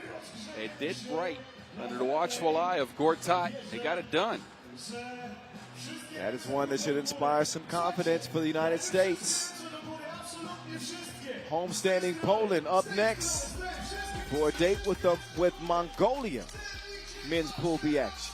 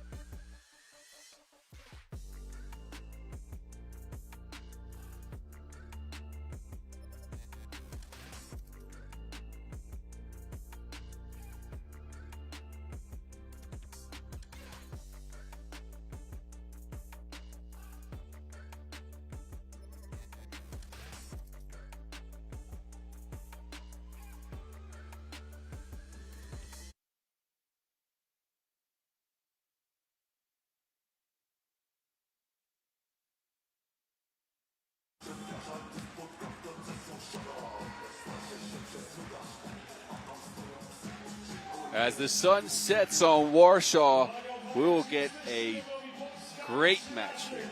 Has to be for the home crowd. Poland's men will come out for the very first time. They'll take on Mongolia, last year's hosts.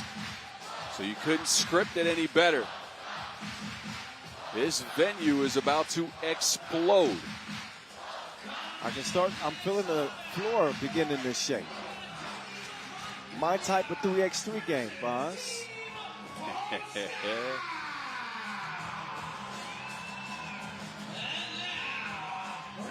Got the stars out. The locals here. They've been waiting for this game.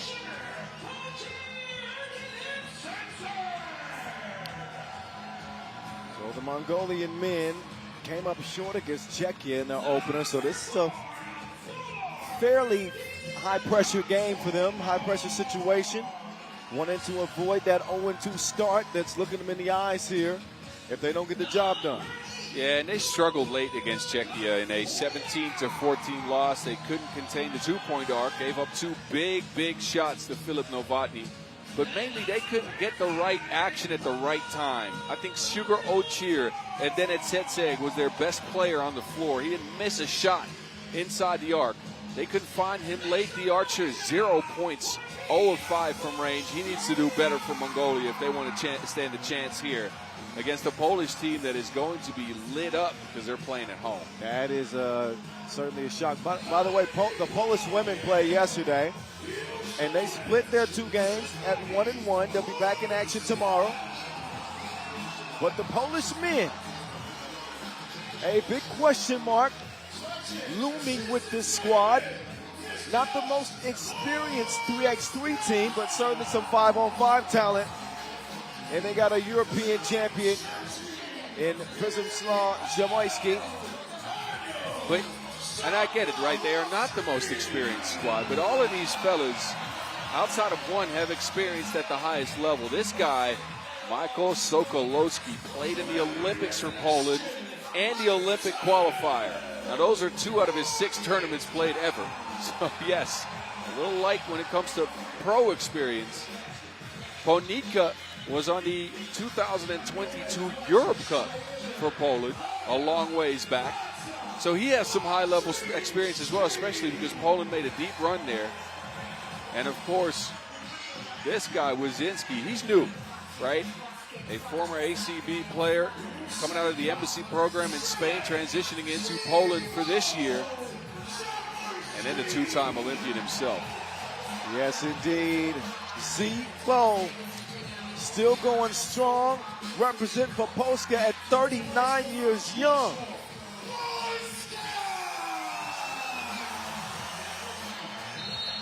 And this place is packed now. Yes. Yeah.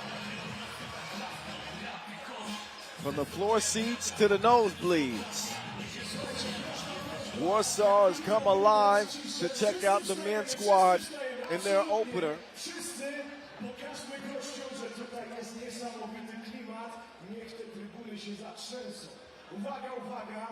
Everybody's standing up.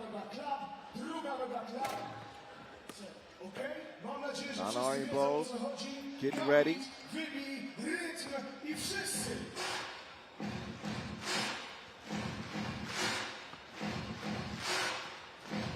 These are some scenes here, Kyle. It's a vibe. You can feel the tension building.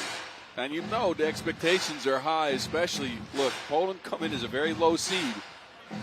We saw what a low seed could do last year. Exactly right. The story is yet to be written. Poland, the 16th seed. But the game isn't one on paper. It's one between the lines of the Inleo flow.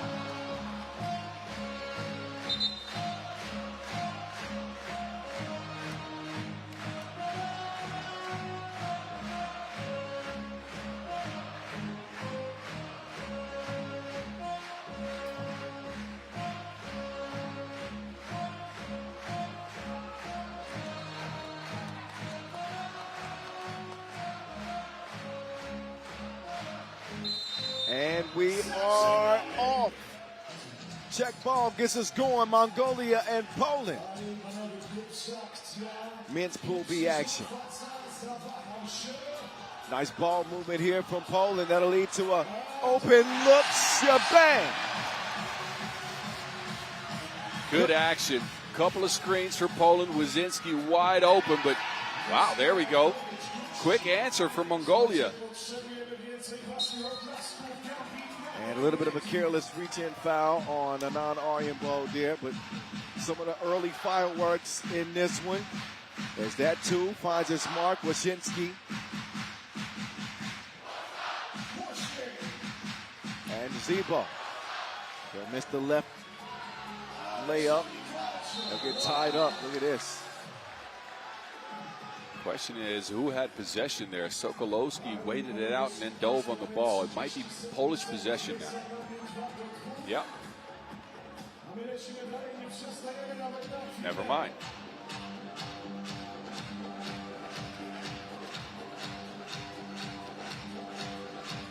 Ball fed inside. Sugar will miss it. Poland will get it cleared quickly. Physical underneath. Pola Erdine is scrapping for position.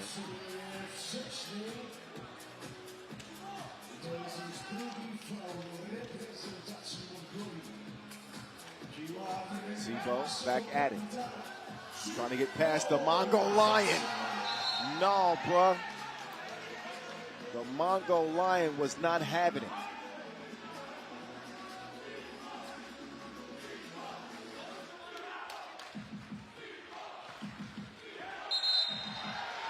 And a quick offensive foul on Mongolia. Uh-oh. Both teams trying to establish that physicality here early. Well, the emotions in a game like this, really for Poland, and Mongolia trying to match that energy. It's had that complexion so far. And an offensive foul. Sokolowski battling for position, cleared out some space with the off arm there. There you go.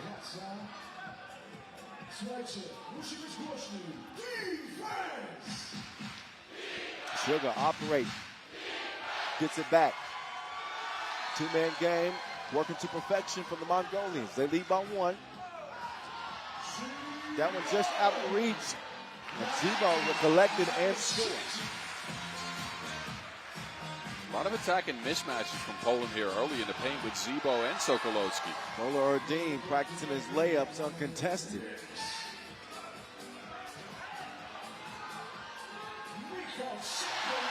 Fed and scored. Sokolowski getting it done. 4-4 in the first minute 40.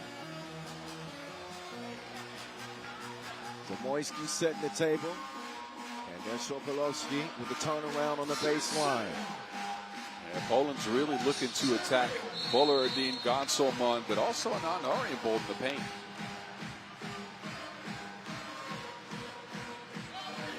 Like you said, heading into this game, this has got to be a better performance for Anand Arienbold if Mongolia want to win in this type of environment. The Archer. Nice play there. Passes up a good look for a better look inside. Active whistles in the first 2 minutes. That's the fourth foul on Mongolia. And they are, again, trying to be physical with Poland, but it's leading to a bunch of calls. Sokolowski. All firing into the Mongol Lions' hands. He'll set up shop. Sugar. Drop step, no. Kitchen is closed. No suit for you. But Gunkoyan gets called for the reach-in foul. Mongolians better be careful. They're up to 5 fouls already. We're just over 2 minutes into a 10-minute sprint. 1 point lead is not safe with those fouls racking up. Woshinski, count, goes. Odd tactic there by Arienbold, backing off. So Woshinski's been delivering like DoorDash. Another bucket for him. Oh, Furler Erdine is going to pick up the pace. He has hastily gotten to the basket. And the 39-year-old Zamoyski having a tough time keeping up. Well, yeah. I think a lot of people would, but swung over. Zebo, it's a no. That ball deflected, though. So it's going to stay with Poland.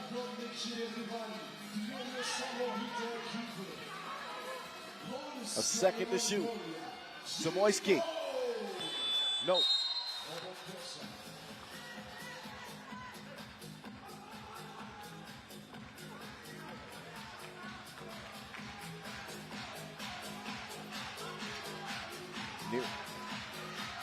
Nearing the first media timeout, the Archer.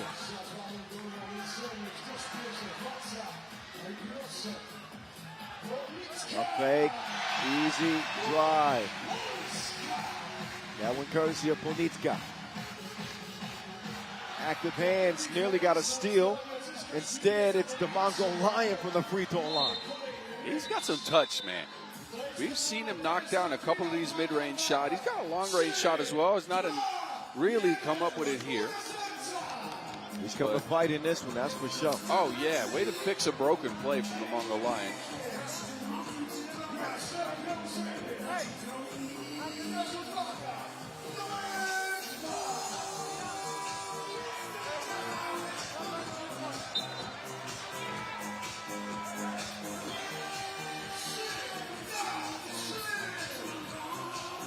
Seven time.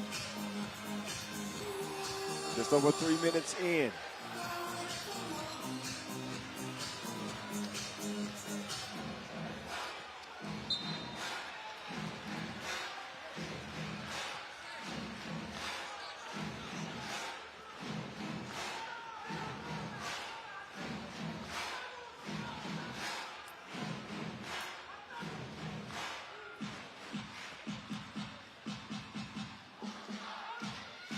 Seven up. Oh. Nowitzki slips.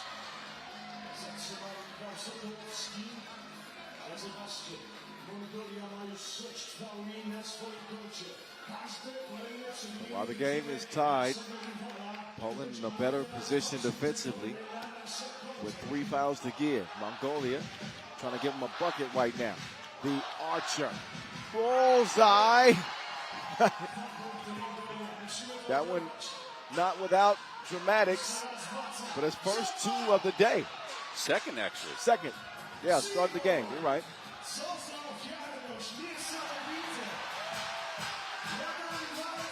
Wojcicki down to the post office. Oh. Doesn't get closer than that. And Sugar Otier called for the offensive foul. That's his 7th on Mongolia. They have to be careful the rest of the way. 6 minutes left.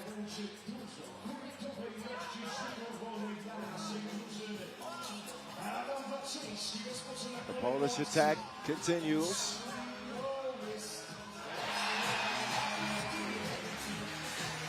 This time they convert inside. Fuller Erdine taking the scenic route all the way around and then down to the rim and in.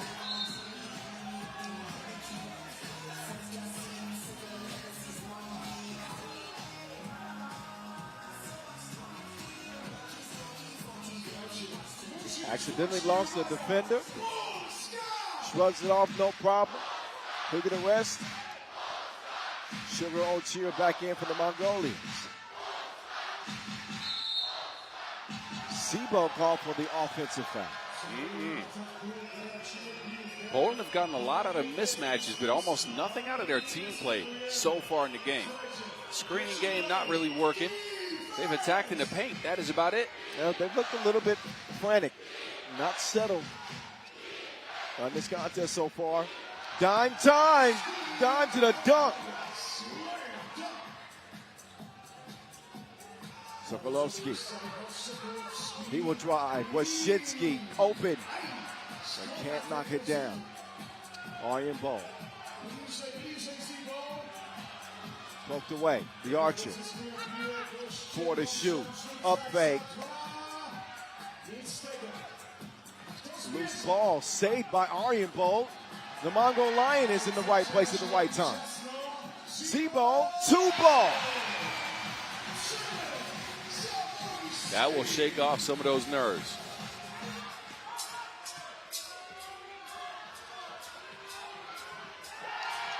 Tough bucket inside, Sugar Otier. So the Mongolians, they seem to be ready for the fight here in enemy territory. You know, they always bring a lot of heart, but they've gotten a game plan to go with it now. Sokolovsky. Right past the defense, up fake, steps through. Trying to pull off a T-Mac. Bowler Erdine is driving past him like checkpoints. Just too fast. And an offensive foul. What a play. What a defensive play. Bowler Ordine is making an impact for Mongolia. Oh, that's the second time he's taken that type of charge under the basket today. Well, sacrifice it all.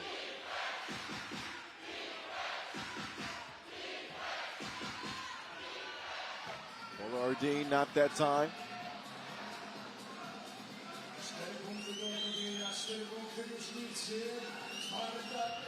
Has he? Arjen Bowl to Bowler. And straight two missed.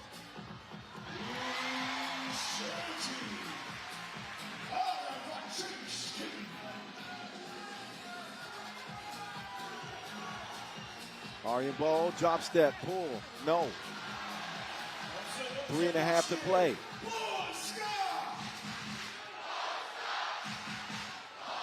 Here comes Wyszynski. He's putting the team on his back in this one. Adam Wyszynski is leading the way for Poland with 6, but he's gotten it done in a bunch of ways. A couple of twos, now some drives to the basket. Not many connected possessions, however, for Poland, in the sense that they mess up defensively on a bunch of screens, and offensively it's a lot of one-on-one takes and not a lot of team play. That might be the way we see them throughout the tournament, though, because, again, these are talented individuals that don't have a lot of reps together. Credit Mongolia because they've stayed composed. In this environment, in a physical game, they are in the penalty, but Poland are knocking on the doorstep, too. With 6 fouls, and they trail it by 2.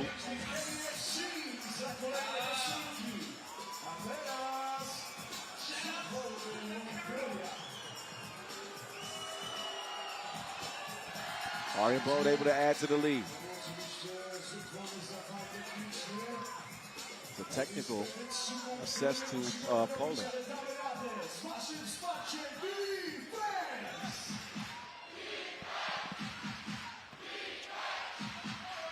The archer is arching. Counts plus the foul. And 2. Possibly. Arjen Bowl barking at the crowd a little bit too. He's telling the crowd to hush up. You better be careful. That man is a confident shooter once he gets it going. He had 0 points in his first game. He's got 7 here. 3 two-pieces.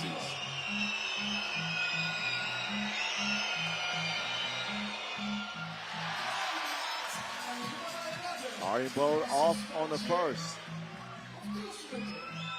Still can make this a 3-point play.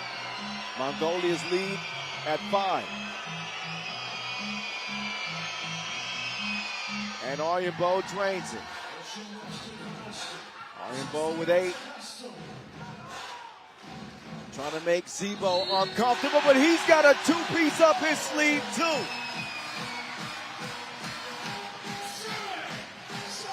Big bucket from Zebo. Much needed. And he now can make it a 4-point play. He could bring his team within 2. This could close the gap. A ridiculous shot from Zebo. I'll rewind back to the Olympic qualifying tournament when Poland in Debrecen, right? With Mongolia and Poland. Remember Zebo making that huge 4-point play late? Yes. That was the tournament where an Arjen Bowl had to be out of the tournament. So listen, there's a history between these two. Oh, yes. I forgot about that. You were absolutely right. Yes.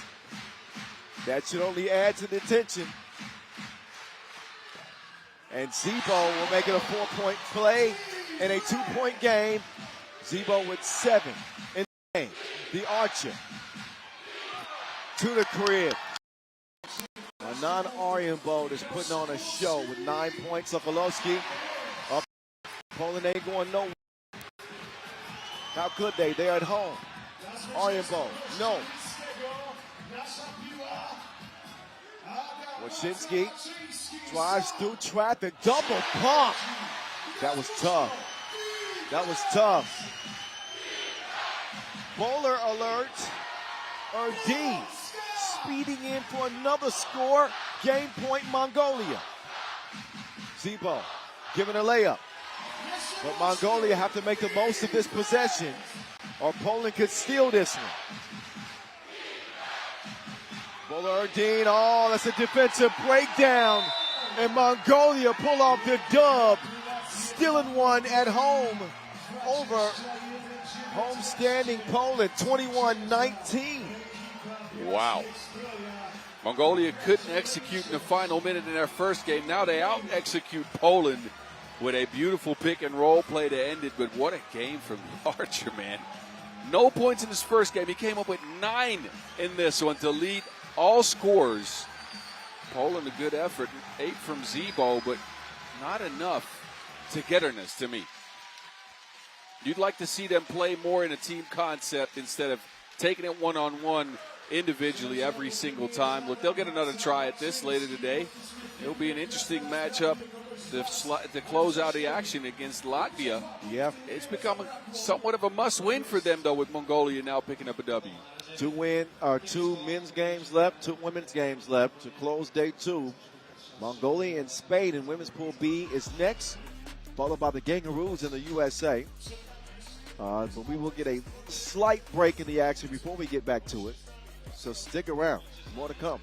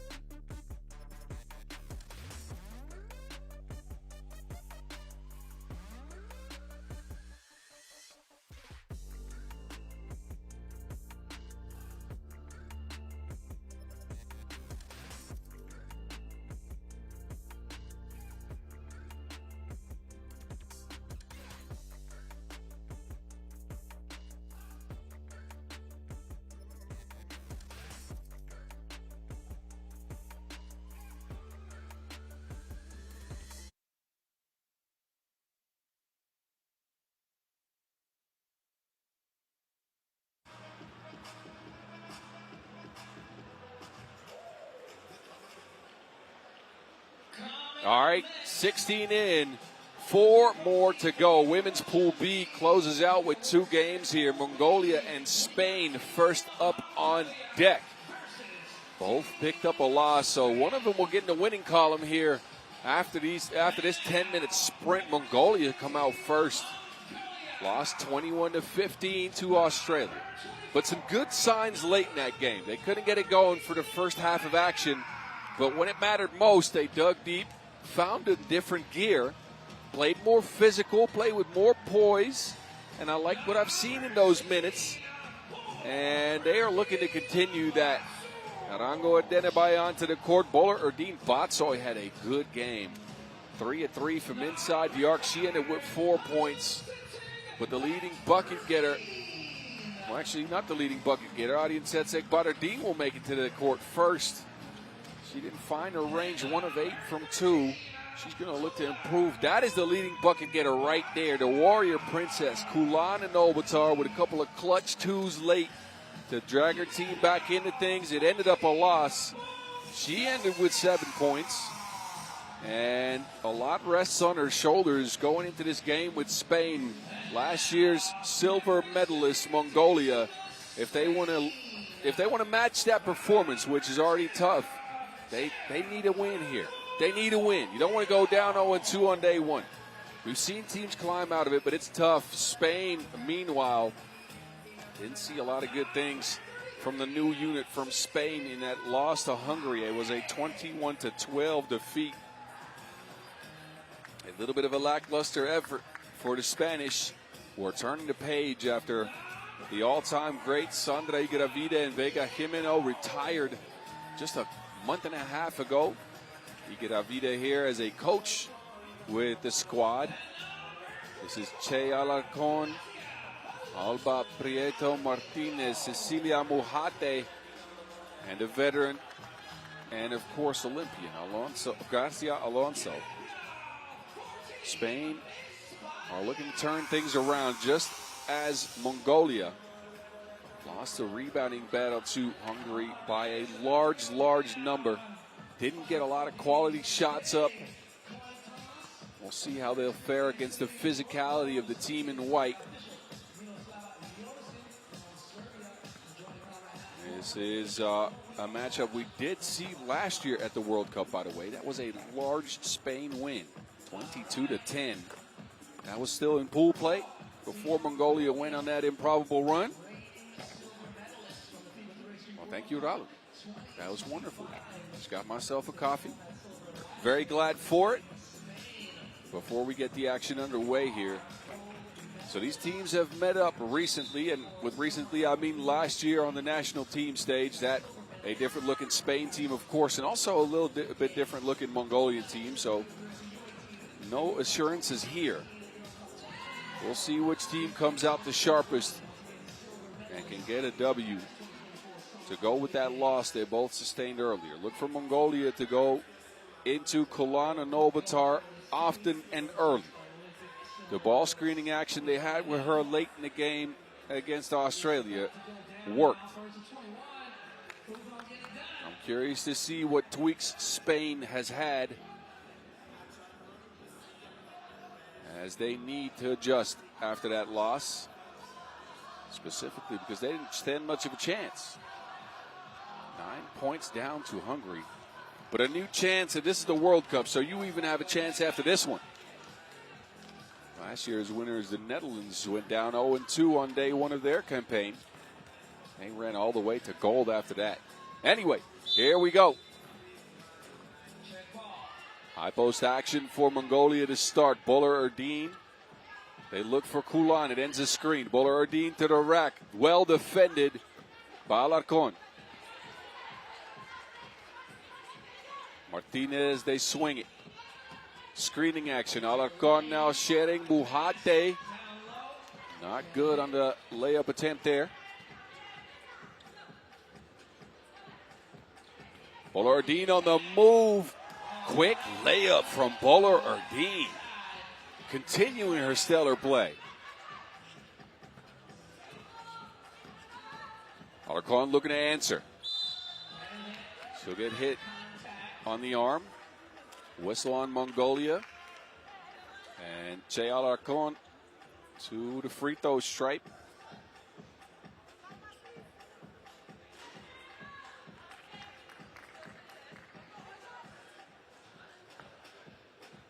Alarcon played Nations League in the past.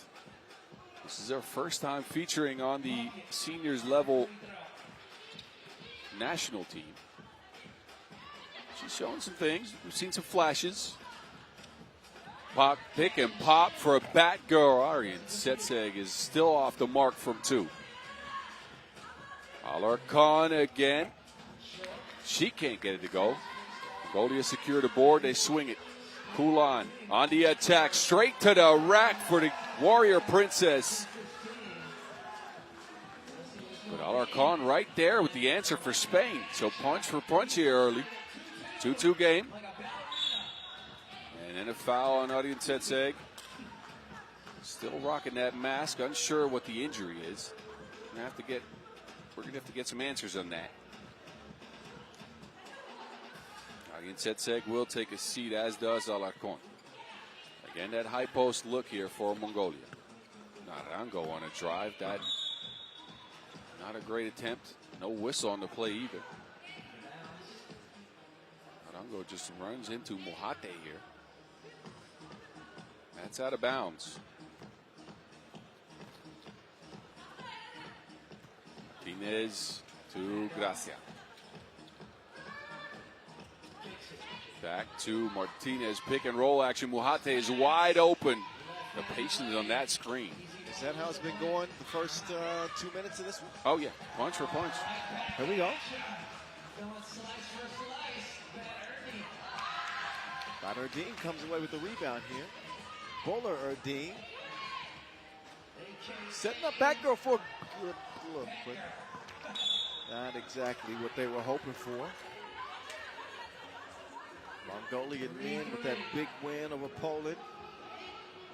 And the Mongolian ladies here put up a good fight for most of that game against... Specifically the later part, yeah. Yeah. I've talked about them, in that later part, finding some things that I think they can build on.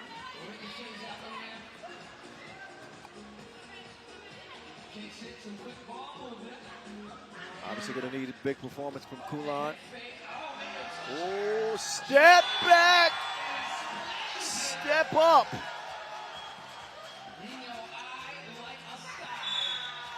I want to see that one again. Oh, get up. Jagged Edge is happy somewhere. Down on bended knee.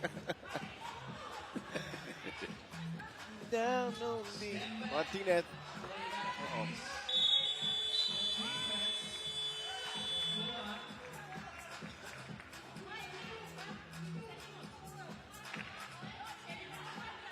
Almost through 2 days of pool play. We'll have a good evaluation of pretty much every team. Yeah. At the end of business today, we've seen everyone in action. Yeah, but so yes, I agree. And that day of rest you get at the World Cup will give you a lot of opportunity to adjust and to do things differently. So what you often see is teams changing a lot of things up after that first day. Yeah, so they don't look anything like they looked in the first 2 games. That's a good look from Batgirl. 7-3 Mongolia.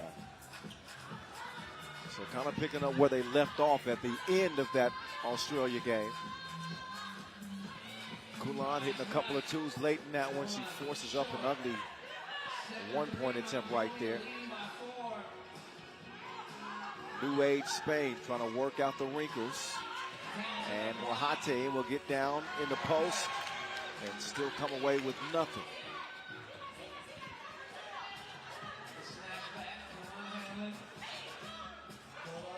Norangu, too short. Wahate patient. They're going to continue to let Martinez kind of facilitate. She's struggled though offensively. Yeah, hasn't been able to find a roller on the pick and rolls a lot. Hasn't pulled up for a shot behind the screen. Not a lot of patience. Maybe some nerves still. Possibly. Heading to the media timeout with 6:13 on the clock. And the ideal start for the Mongolians in this one. They're continuing that physical trend we saw at the end of the game they lost against Australia. They started that game a little bit soft, but they found an extra gear at the end of that game, and I think it's continued in the physicality we've seen here and in the poise we've seen in their execution. They're not going to be an easy out. Oh, no. They're Absolutely not. An easy out. I wonder what kind of offense they'll go to out of this timeout. They've had some times to do. To adjust or at least find what works. 2-possession lead as we get back to it. From Warsaw, Poland, the voice in the mountain. Who else? Gracia. She'll convert. Oh, now Spain's defense starting to ramp up. Is that ball still in play? No, it's not.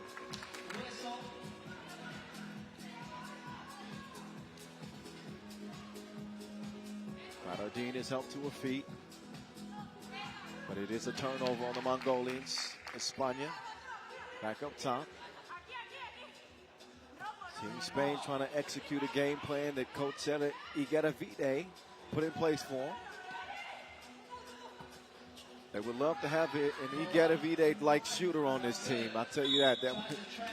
That would make all the difference for Spain. Those, unfortunately, are a bit rare. Well, extremely rare. And not to mention Vega Quimeno. was just as critical to Spain's success over the years as Higuera Vide.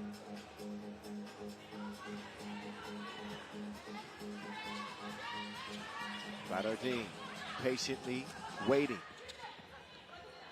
And they will turn it over. Garcia with two defenders coming.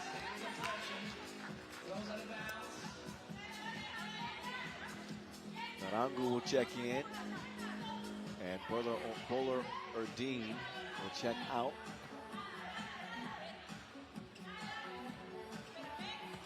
Alarcon to the post, and we'll get the whistle. You can see that Spain is still finding their way of relying a lot on one-on-one.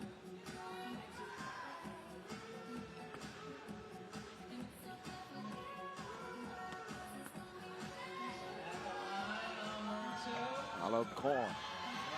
No. Kulan. No.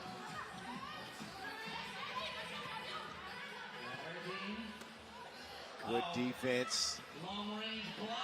Alarcon got a hand on that. A lot of action off ball. As you hear the whistle from official Mima. And as a foul, white, number 3 on Mongolia.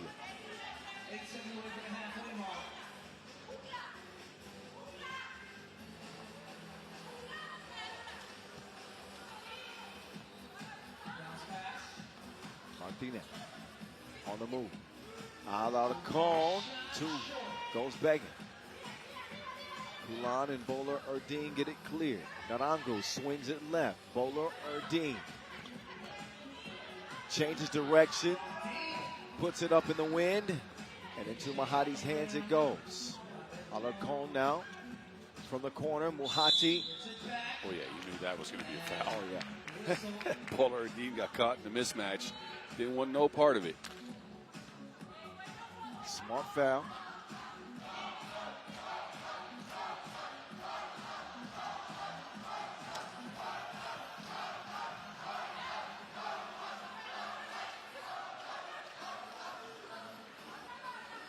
Garcia, turn around. Gets right into that action quickly.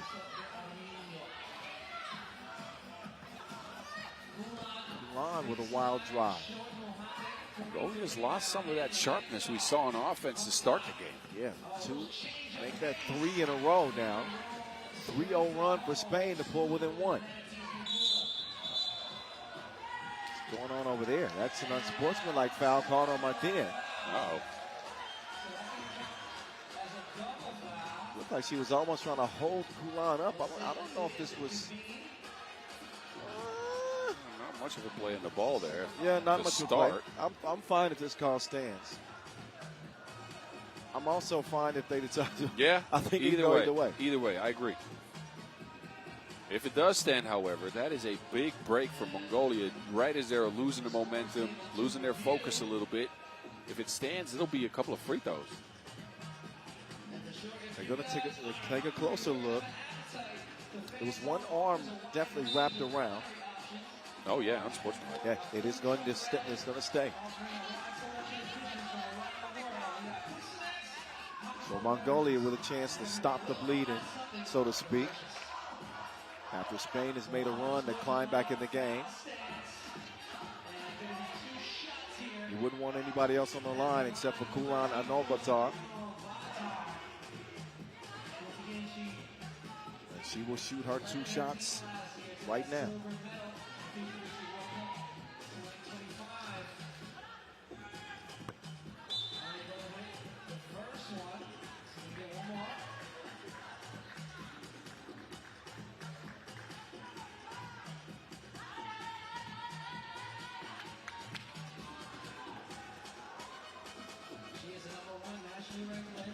And Kulan good.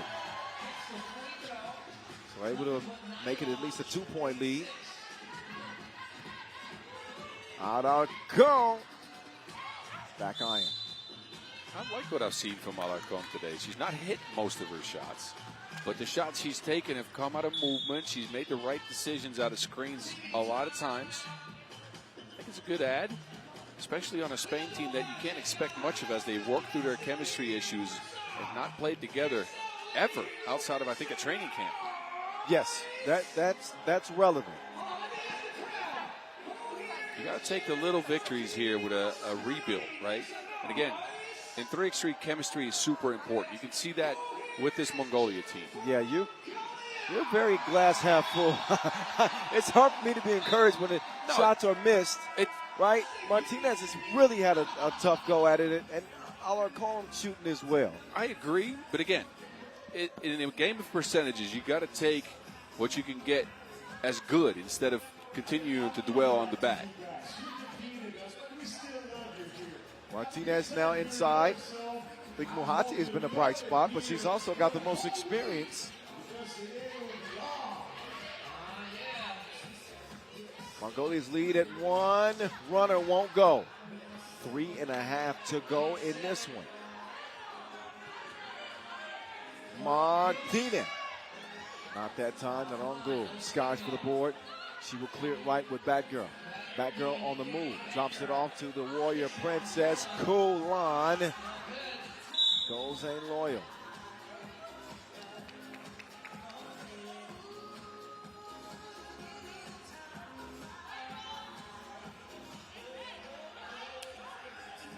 So Kulan will cool off for a bit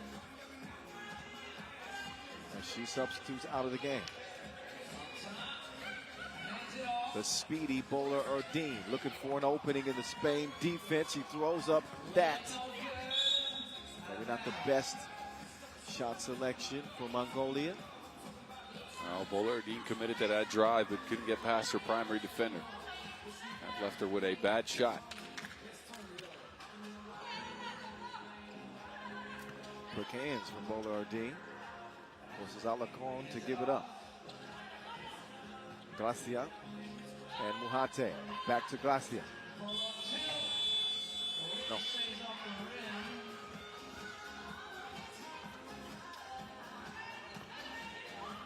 Narangu. High arc on the 2 attempt. A battle for the rebound, but I believe that Narangu touched that last. It'll be red ball. And she chases down her own board. And that's the last touch right there. Pokes it out of bounds. Spain possession.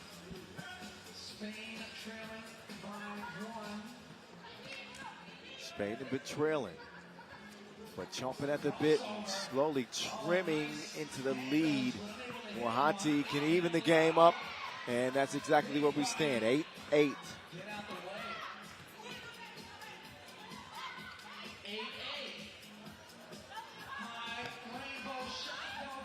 On the longer. In the right spot.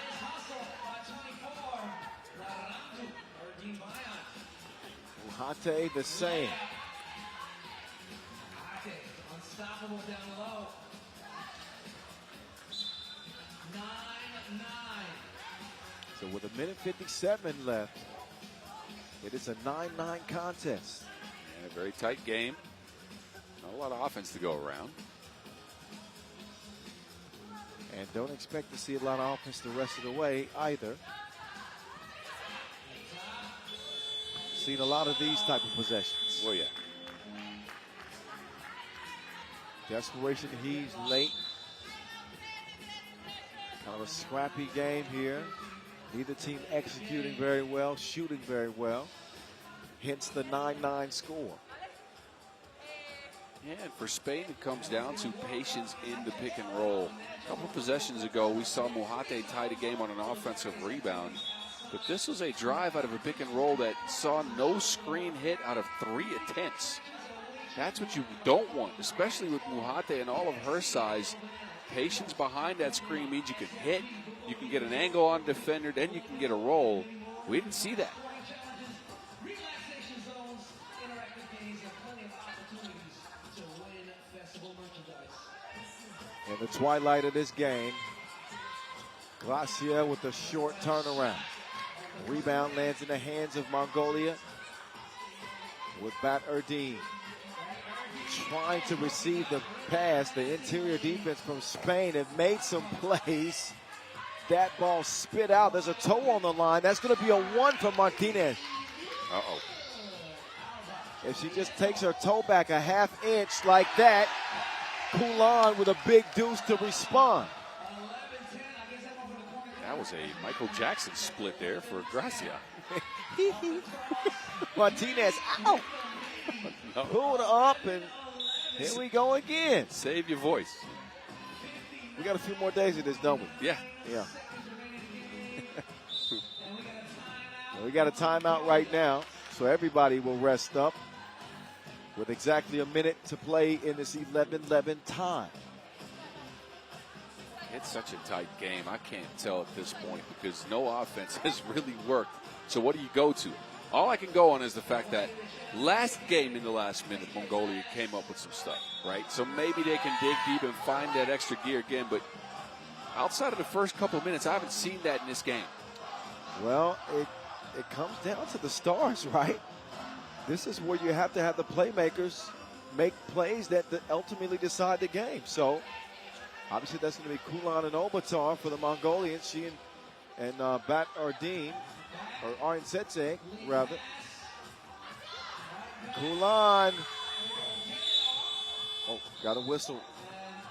Is that against Mongolia? It Number is. 6, yeah. Well, Ardeen with some shoving under the basket to clear out some space. They'll get Spain in possession here. And Mongolia has to be careful the rest of the way. Yeah, with no more to give. Alarcon comes around. Martinez. Wasted some clock. She'll try to make it pay off this time.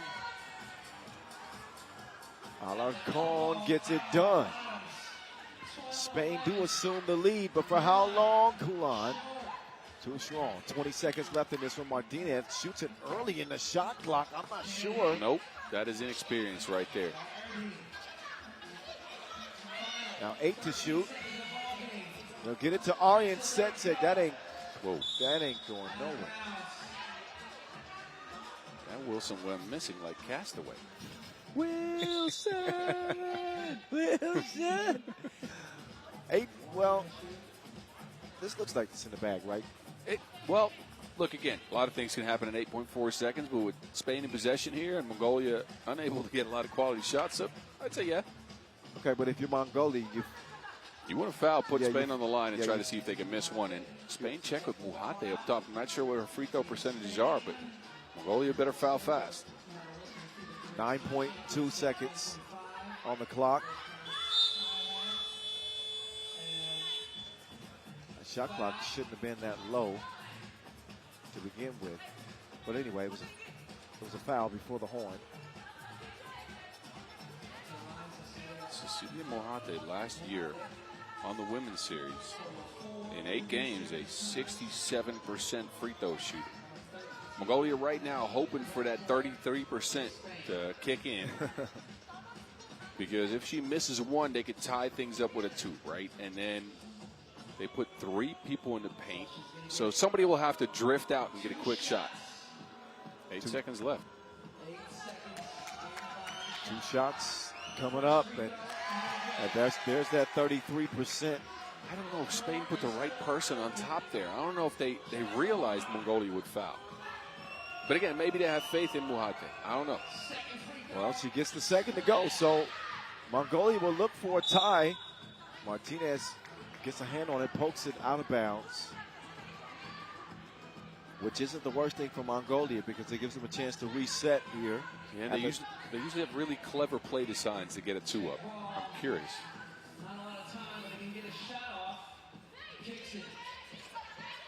They will get it to Kulan. You will not get a better look than that one if you are Mongolia, but they will again come up short. This time they fall to Spain, 13-11.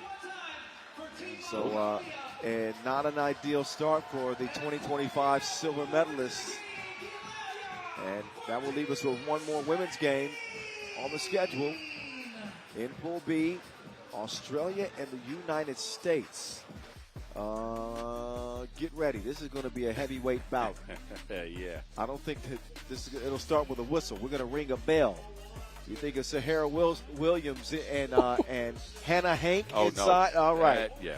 Get ready. These teams have some history. I'll tell you about it. Yes, that's coming up next.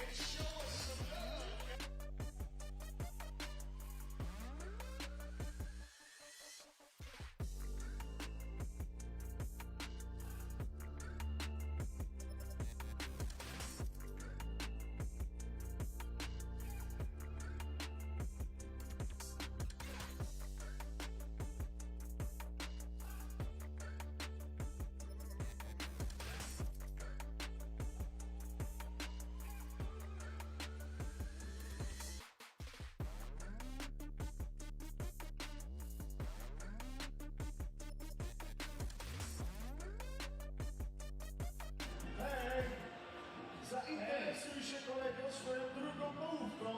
O to cię proszę. What a beautiful skyline and a wonderful day of 3x3 here at the World Cup from Warsaw. Day number 2 of 7 is nearing an end. One more women's game left and 2 more men's games. It is the United States again, who was forced to come from behind actually to beat Hungary in an 18-15 final. And for the Aussies, they came out victorious with a 6-point W over Mongolia. So the Kangaroos will take the court here first. Amy Atwell, who found her stroke from outside. Hannah Hank was punishing people on the inside. The matchup against the United States is going to be different. They're likely going to have to find other areas to exploit, with Joyce Edwards also inside. Hannah Hank will have her hands full.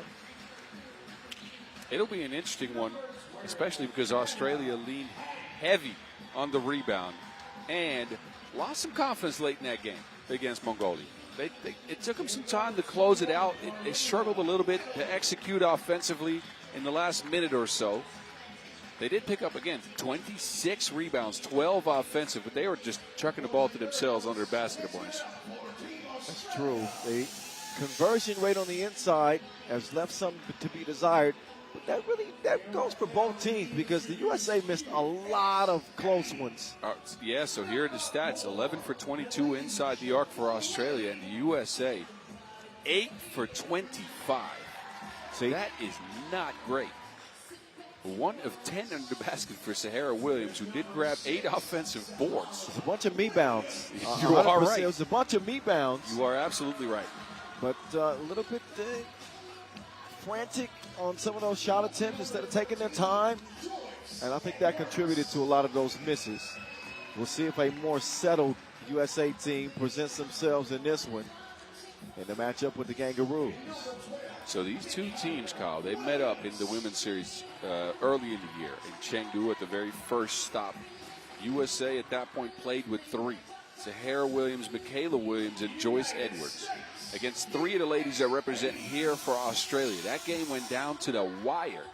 USA was up for most of the contest, but in the last second, literally the last second, it was Marina Whittle that put Australia up with a big 2-point shot to come from behind 15-14 to win the game by 1. So some recent history between these ladies, and I'm sure they remember well. USA, of course, did go on to win that stop as they got Malaysia for Wiley the second day, and they kept cruising and then kept cruising for the next stop as well. Well, with that recent memory firmly in their minds, we'll see how they approach this game. Michaela Williams, ranked number 25 in the world, at MKWill12 if you want to give her a follow.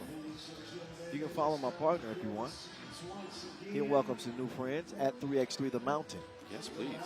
Get in some conversation with us, too. Yeah. We answer on the gram. We do. At 3x3 The Voice, as long as you say something nice. Talk to me nice now. Talk to me nice.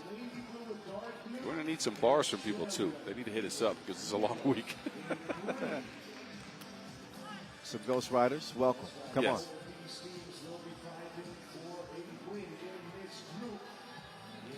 Playing under the lights tonight Day 3 becomes a critical day in group plays. We'll see our first entries into the quarterfinals and also our playing games as groups B and D cross and A and C cross. So A and C will wrap up their group play campaign on tomorrow. Here we go. USA, Australia. Joyce in a rush to the cup, but Hannah Hank gets a hand on it.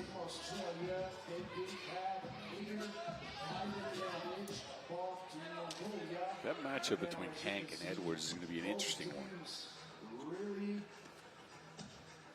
Two aggressive players on both ends. Marina Whittle. She gets her pocket picked. Edwards delivers the stolen goods to Williams underneath. Whittle, flick of the wrist, won't go. Cleared by the United States. Michaela now with possession, being smothered by Emma Clark.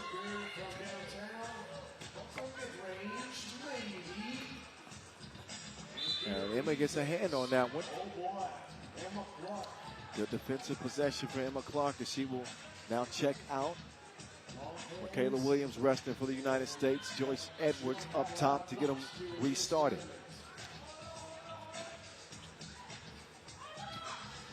For Wiley. For Wiley with the scoop. I think Wiley might be the X factor in this game for the USA. She's crafty driving. She's a little slithery going to the basket. Yeah. Jumps high on the finish, so it's tough to get to the shot and contest it. Kind of eases her way into games and tournaments, but I think they can lean on her. Hannah Hank, one step too many, cost them a shot clock violation.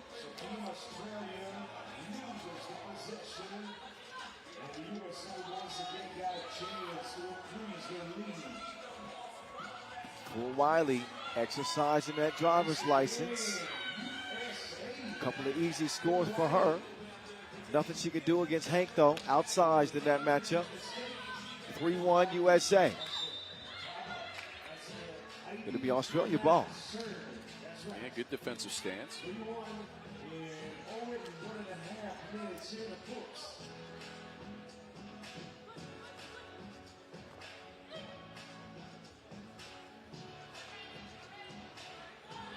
Emma to Atwell. Not enough on that 2 attempt. Sahara clears it herself. For Wiley. Wait a minute, offensive foul as Atwell hits the deck.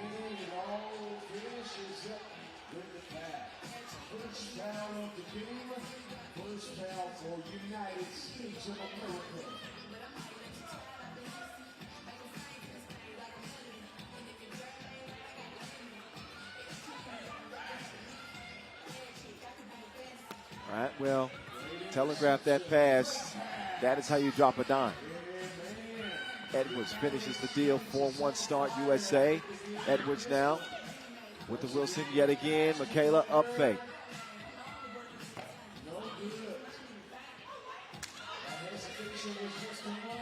M-Dub. Whittle. And it'll be poked out, believe, off of Edwards. I'm not sure Edwards is the right mismatch to attack there. She's got so much length under that basket, it's really tough to get a shot up.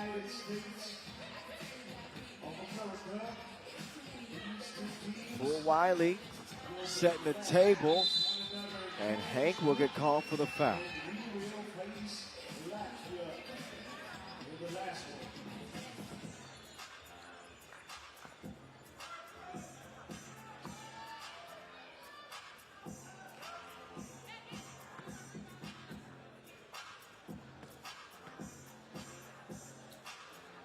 Edwards, nothing but. Transition offense. Gives Hank a good look from the corner, but as you can see, goes begging. Edwards cannot get the ball to Fort Wiley because the Aussies have a hold of it. Australia's physicality that we saw in their first game It's kind of been rendered useless by the athleticism of the USA here early. And Sahara on the attack. No choice but to foul, to reach in on Hank. Sahara, who came up big in that late in the United States Open win over Hungary. Also shows some of that shooting ability too. Whittle by herself, and she cannot hit the broadside of a barn right now. Whittle's 0 for 5, I believe, maybe 0 for 6 even on the day. Been a tough shooting day for the former Asia Cup MVP. But a manageable game still for Australia. For Wiley.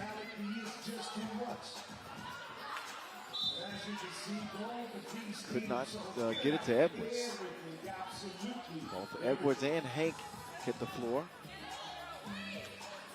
Like Hank touched that last from that replay, but I don't know. It'll be Aussie. It'll be the Kangaroos' ball.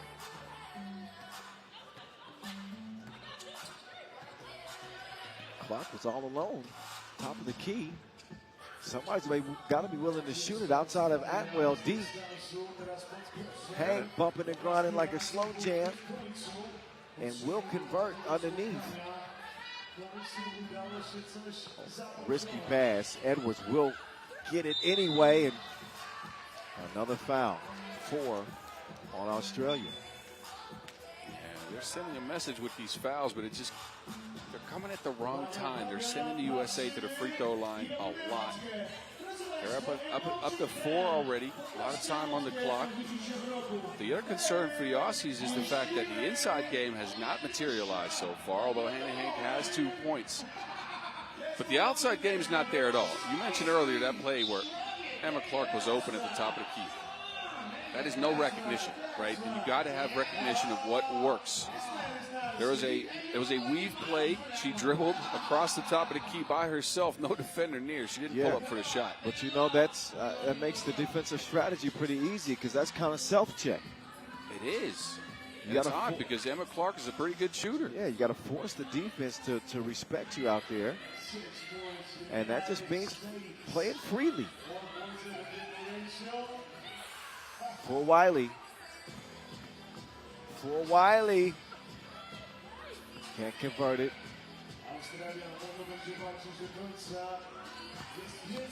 Whittle had that ball deflected.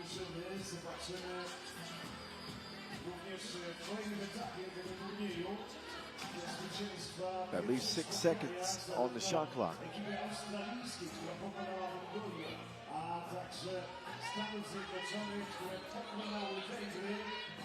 Enough time for them to draw that up. Best looking play for Australia in the game. Quick response by the United States will help them maintain a 4-point lead. Emma Clark. Buckets from range. Michaela Williams. I think she's glad to be able to knock one down there. Struggled with her shot in that first game. No issues for Whittle on that drive. And Sahara getting to it. Whittle still offline. Foul number 5 on the Kangaroos. A lot of the shots Australia has taken have been open from the corners. They have not been able to knock those down. USA is so good at contesting, even at range. Edwards slips behind the defense. Extends USA's lead to 6, the biggest of the game. And that'll make matters worse. The Kangaroos are going to turn it over.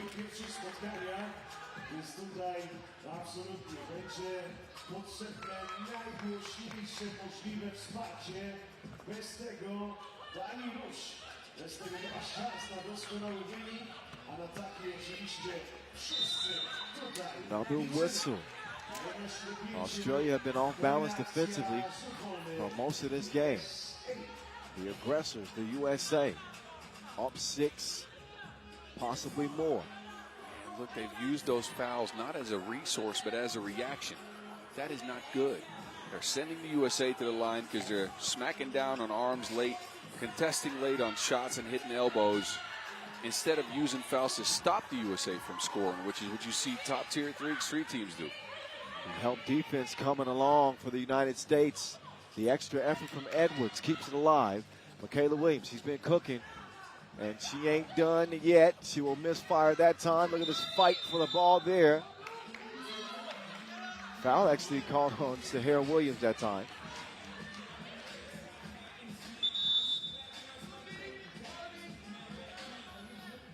Sahara waved off the referee. That's a warning for behavior waiting to happen. Gets hit with it. Just a warning. For now, yeah.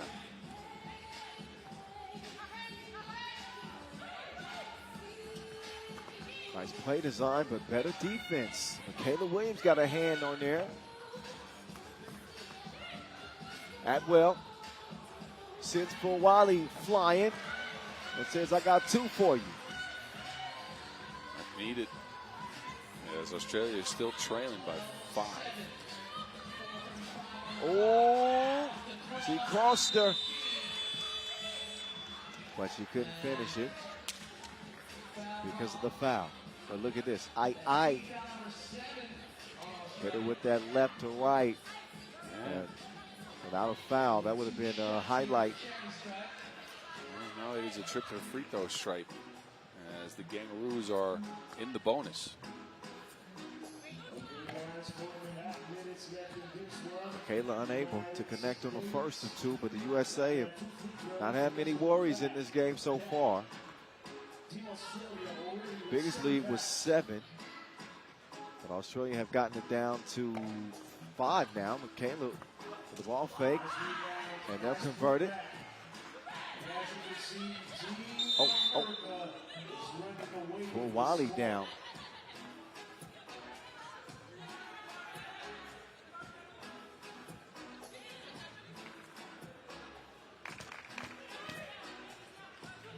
Three-possession game. A lot of frustration on both sides, actually. USA not happy with the whistle in the game.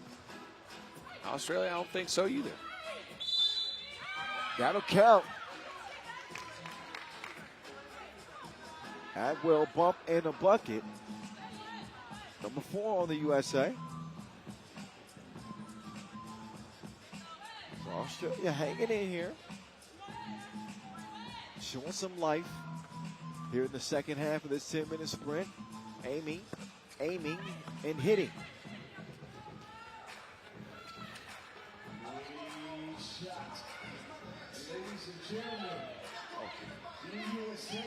For Wiley. All gas, no brakes. Continue to pressure the interior defense of the Kangaroos. And they taking it right at Hannah Hank in this one.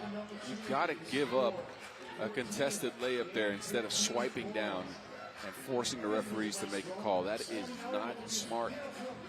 Fouls, again, to good teams are a resource. To Australia, they are a reaction to anything the USA throws at it.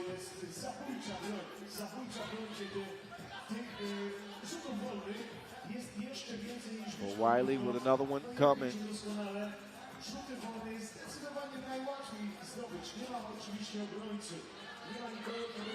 Major for Wiley.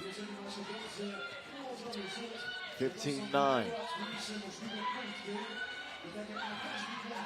Emma, no.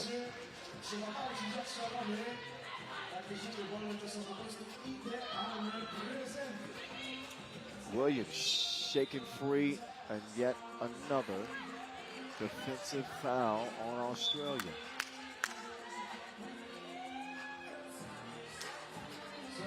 Nine. That is rough. Second TV timeout, but the Aussies have as many fouls as they have points. You knew they would struggle to score against the length and athleticism of the USA, but for them to give up so many free throws in a game where I'm not saying they've defended well because they've fouled a lot, but they've kept the USA from scoring a lot of points outside the free throw arc. But man, it is a continuous trip there and it might continue even if Australia can't adjust. Next offensive foul, 2 free throws and possession USA. It's getting a little bit ugly here. Yeah, they've had a tough go at it, that's for sure.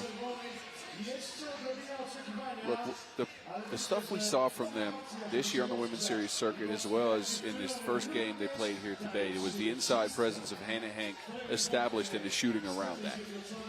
You knew Hank would have some trouble here against Edwards, right?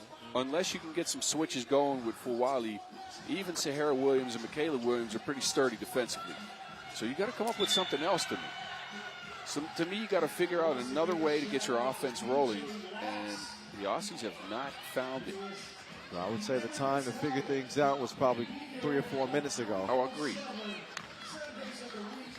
I think the door is closing, if not closed already, on Australia, especially with Michaela Williams continuing to get to the cup. Atwell offline. Sahara comes away with the rebound. And will work. Williams to Williams. Sahara, turnaround. No go, Atwell. Whittled. Oh, USA bail him out. Yeah, with a foul here. Just the 5th, though. Just the 5th on the USA. Or is that the 6th? They give him an extra foul? I don't know. Oh, technical foul. Okay, that's why. Oh, it's because Sahara's reaction to the foul call. That's what it was. That was a bailout foul, too, because Australia cleared to the corner, a spot where you don't really want to clear with that many people around. No. That often gets you stuck, possibly out of bounds. Australia, that's right. So one of the last chances to beat Australia over the Aussies to make it happen, to cut this deficit at least a little bit. 8-point contest. Atwell with the offensive rebound. And Whittle is still missing. It's really hard to win a game when the ball is just not falling inside the basket.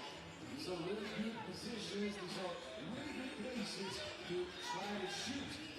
So you run 2 balls, but unfortunately, the efficiency is not Hey, there.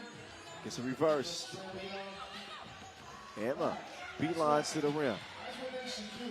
That's what they do best. Starting from underneath. Now Williams attacking. United States of America, they also do it really well, more than well. Once again, Clark sneaks one up and in. for Australia, The USA trying to end this before the limit. And Williams. And too much on that pass. 2:29 to go. But a foregone conclusion in this contest. USA clearly outmatching the Kangaroos. Oh, yeah. men's competition, Czechia versus United States. Once again, we'll have an opportunity to see high flyer. A bad take from Whittle there. For Wiley. Off the miss at will. He will quickly pull the trigger. Same result for Wiley. For Wiley trying to get a highlight. Uh-oh. Oh, good recovery defense from Fort Wiley. And this one has definitely lost some steam. Atwell, great defensive play. Whittle steps into another 2.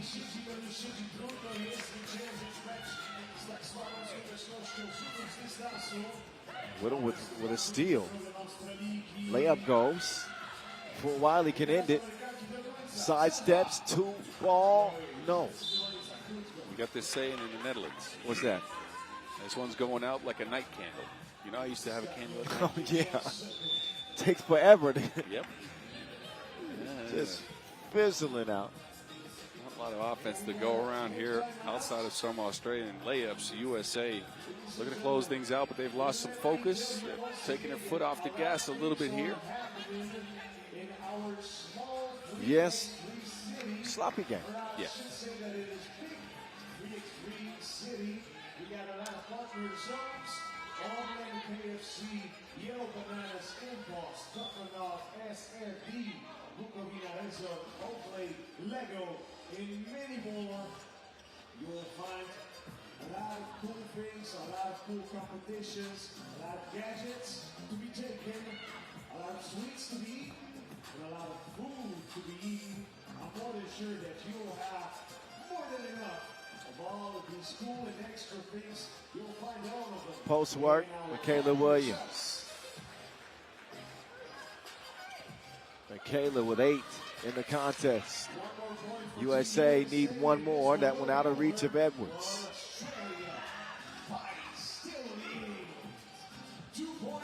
Atwell. Oh. Foul on Australia. 2 free throws and possession for the USA. This is likely to end at the free throw line. Yes. It is a huge chance to finish it up for Sahara Williams.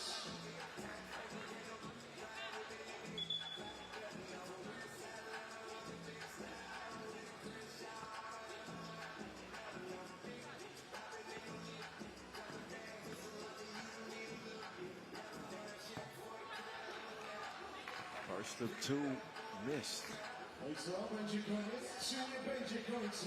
So that midnight candle is Still burning. it's like a birthday candle. You know when you're trying to blow it out and it just won't go out?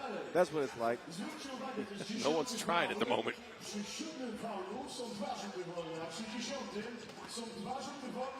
Oh, yeah, that's something. Had to laugh that one off. What do you mean you can't jump up with the ball and come down on your feet? When did that become a rule?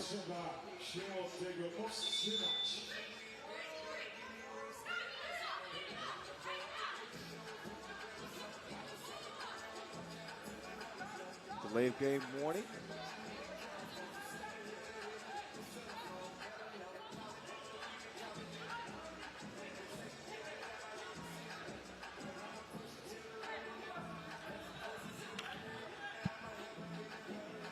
Final 45 seconds. Atwell with a palm. A bank deposit for Amy. Sahara Williams has seen enough, but she'll get called for the offensive foul. Dare I say, Kyle, this is starting to become more of a game. I don't know. This one is it's not a good one, but it's a 4-point game. It's 2 possessions. Oddly enough, it has. If Atwell hits this one, well, Emma Clark will go. Oh, no.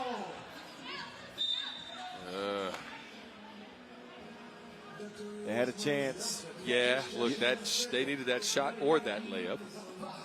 Game could have been done at the free throw line, but Harold Williams missed a couple, and then they mismanaged the possession.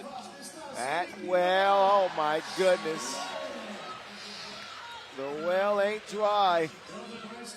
Atwell filling it up, in fact. As the Aussies need a stop and a chance. Never mind, that chance is over. They just delayed the inevitable. It ends up being a 21-18 United States win. This could have been a 21-10 dub for the USA. It took them a long, long time to close out the Gangaroos. And that was because they lost their focus. They took their foot off the gas. They stopped going to the basket hard. They stopped drawing fouls. They started settling for jumpers. Hey, this wasn't a pretty game, man. We suffered through the end of that game, for sure. Yes, we did. The fellas will take over the show the rest of the way. And Czechia will put up their best fight against the United States men, followed by Poland and Latvia. This place is going to be electric for the day 2 finale. Minute and a half away from more 3x3 action from Warsaw.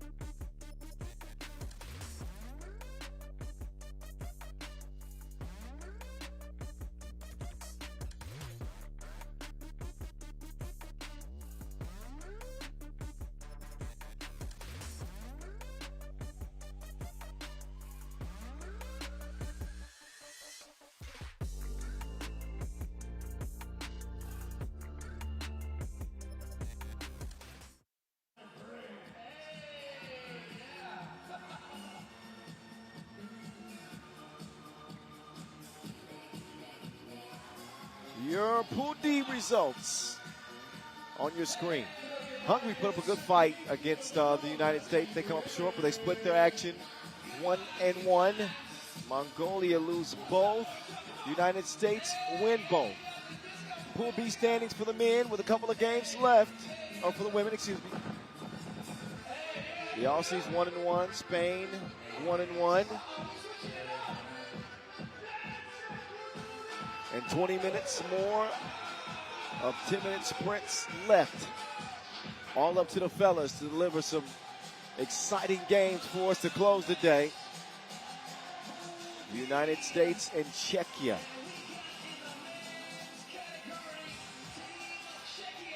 United States men were able to rely on the scoring services of one James Parrott in their opening win. 8 points for him. He and Dylan Travis, a nice 1-2 combo that Czechia are going to have to figure out. Czechia with a 17-14 win over Mongolia. So who stays undefeated or not in this one? Phil Novotny, probably the most dangerous offensive option for Czechia.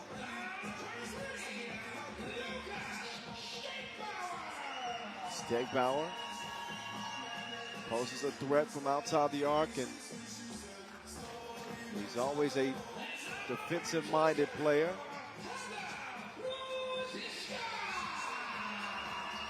But a young Czechia team trying to put it together on the biggest stage in 3x3. An opportunity for them to pick up a signature win with the United States standing in front of them. Novotny led the way with 8 points in that opening win. Borovka and Ruzicka both with 4.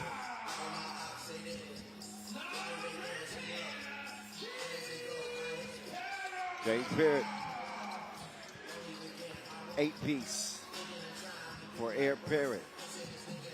United States rocking the navy blue jerseys this time. Michan, a.k.a. Big Cinny, the head honcho.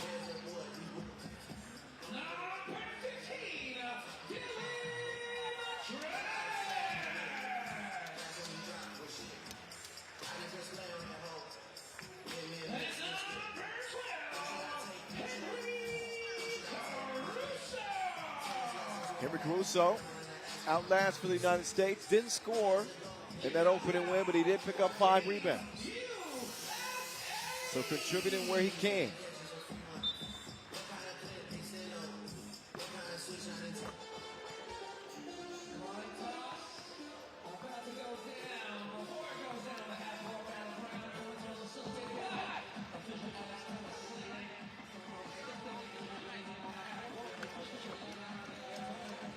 Couple of minutes to warm up for the United States.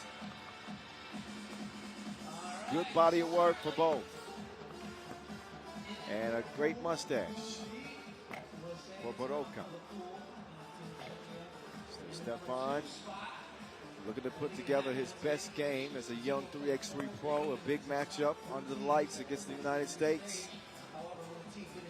So the pressure in a game like this has got to be on the United States because they're the ones with the expectations at this stage. Well, yes, Czechia can just play freely. They picked up an important win earlier. Now they can just do the best they can. Let's just say that. Going up against a perennial basketball superpower. Let's be honest here. You know, I won't argue with that. As a Midwesterner myself, grew up in basketball country. I had the opportunity to play there for a couple of years, so I know a little bit about it. You were in the South. I right? started Virginia. out in Virginia, but that was rural Virginia. We're talking Shenandoah Valley. And you got to get out there to Kansas, to Illinois, to Indiana. I've been to Indiana. Trust me. I had some family living in Valparaiso. Okay. So I went there. Then I ended up in football country, though. I was close to Pittsburgh for a while there, and all you can see there is terrible towels. No basketball to be found anywhere. We are underway. Stegbauer sticks it to him from the top of the key. That's what happens when a set shooter sets his sights. Big City on the move. Misses the 7-footer. Dylan Travis decides to pass up a chance at two. He'll set up the Caruso. Two-piece corner pocket. And a travel. Czechia going to give it back to the USA. A bit of a jumble there. Novotny shuffled his feet. If not, he would have had a pass for a layup. Not much of a recent history between the United States and Czechia. None, actually. Parrott almost parallel with the ground, and he still makes the shot. Another look, Parrott with the contact. On his way down, he has enough touch to get it to go. You got that much time in the air. Man can jump. And the man can shoot free throws now, too. Parrott playing the passing lanes. The interception. Parrott sneaks one up underneath the defender's arm. James Parrott could be in line for another big game. He started out with that 8-piece. He's up to 3 here already. I'm just not sure they got a defensive option for him right now. Parrott, one of the more slithery players in the competition. Ain't no question about that. But Oka, he will drive, takes it at Parrott. He's denied. Stegbauer looking for a second deuce of the game, and it won't go, but it's tipped up and in. Oh, Parrott, this is too easy. They brought a lunch pail. This is light work so far for James Parrott. Ruzicka won't get it to go. Whistle. First foul in the USA. 6-3 start for them, trying to make quick work of Czechia. Ruzicka to the line.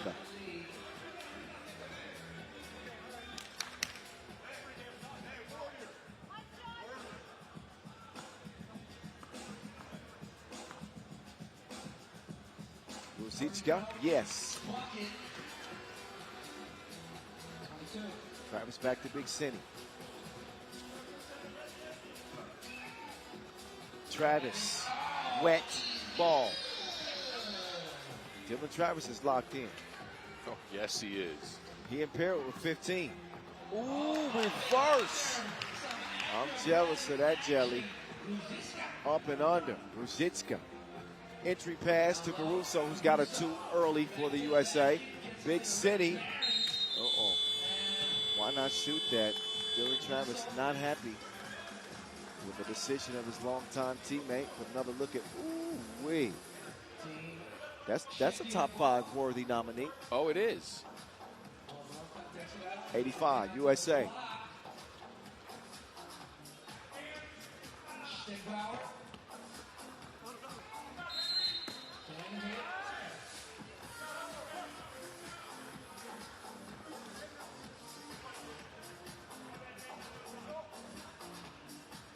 Stegbauer gets Czechia reset.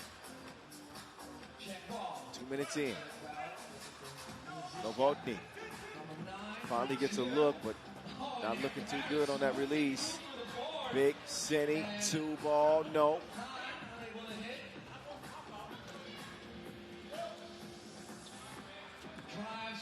Ruzicka, nice finish. Ruzicka with a couple of beautiful layups in the game.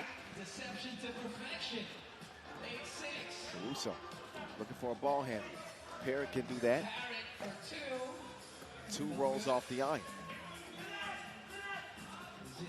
Ruzicka is going to lead Caruso in the dust. Czechia is sticking close. Ruzicka's played a heck of a game. He's got 5 points. And they're keeping it. They are keeping it close. But it looks like the USA have kind of let their foot off the gas a little bit. A couple of undisciplined plays. I'm not sure they can afford it, however. Caruso, he will volunteer the foul. Parrott with 5, Ruzicka with 5. USA with a 3-point lead into the first break. Yeah, they better keep their foot on the gas because this Czechia team, albeit a low seed, they're a dangerous outsider, right? Maybe not for like a medal here, but they're a team that has crept up in the rankings on the pro circuit over the last year after a reset. We saw Czechia, of course, in early days of 3x3 a lot. Not as of recent until last year. They've been active, right? It's not a squad you can take lightly, specifically because they got Novotny on the team, who is a gifted scorer, Ruzicka, who's a crafty player. They, they're at the beginning of a rebuild, right? And the early returns should be encouraging, from what I see. Yeah, but I also agree with you with the fact that this is not a team that you expect to contend for a medal. Not yet. Not yet. I think they got some pieces that work. Ball playing chance, by the way. But they got some pieces that work, but they're early in their 3x3 development still. Coached by one of the former Czechian greats, by the way, Andre de Green. You remember him from Opolec on the pro circuit back in the days? I hadn't seen him.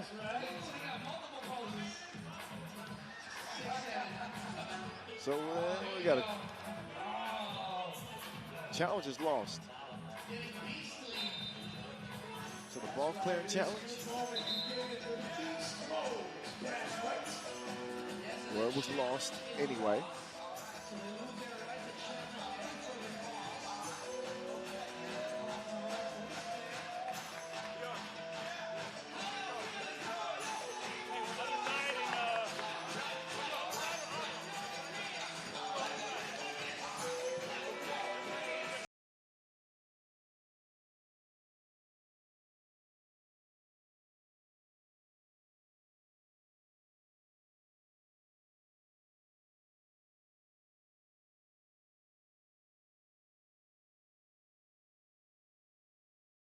They got more work to do. Back to it. Puerto finds an opening in the American defense. Czechia within 2. See if the USA displays some killer instinct against a pesky Czechia team. Stegbauer running to his hot spot, and he stays hot.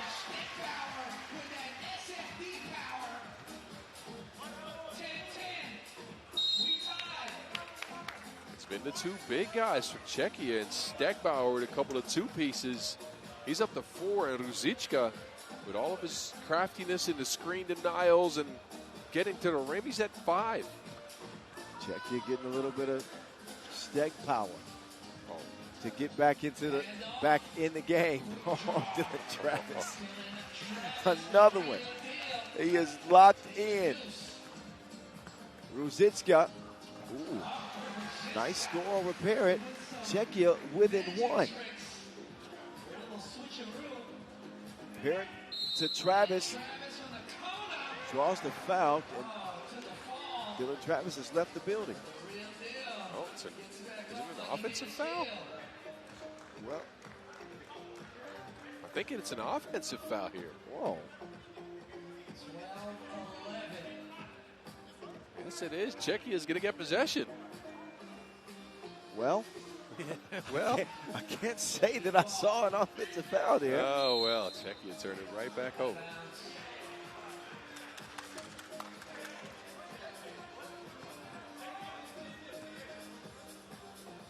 But again, USA are the favorite in this one. Heavily, you would say. And, they're getting what you would expect, from James Parrott and Dylan Travis. They're leading the way yet again. But it's been the defense of the United States that has given them some easy scores.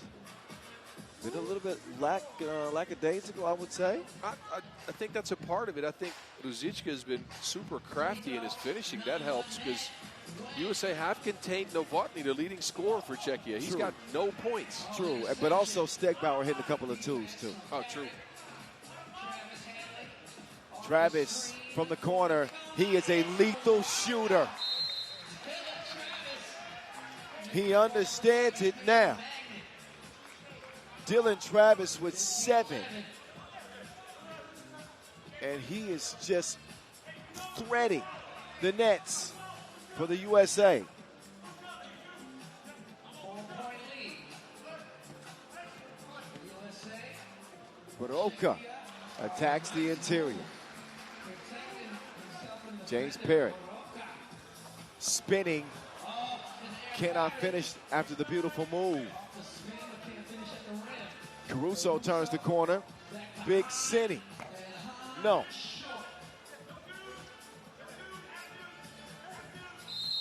Parrott and Stegbauer somehow end up on the floor.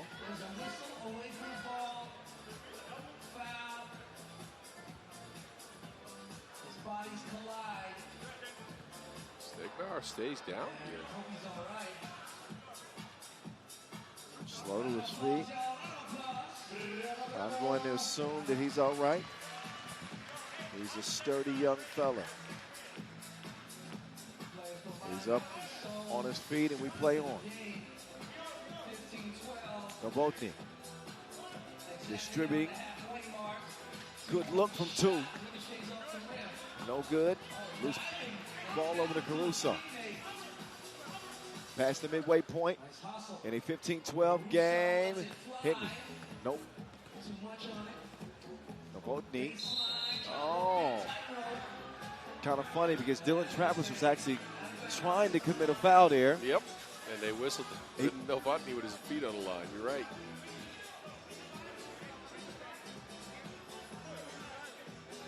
Słuchajcie, pojawiły się tutaj na placu boju nasze wspaniałe reprezentantki Polski na czele z Olą Sieporską, Anią Pawłowską. Wielkie brawa! Hahn looking for his first deuce.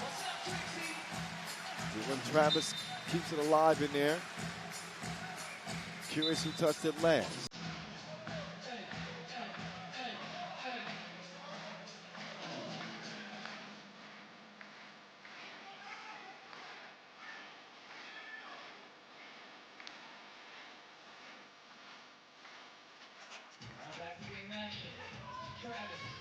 Travis and Parrott.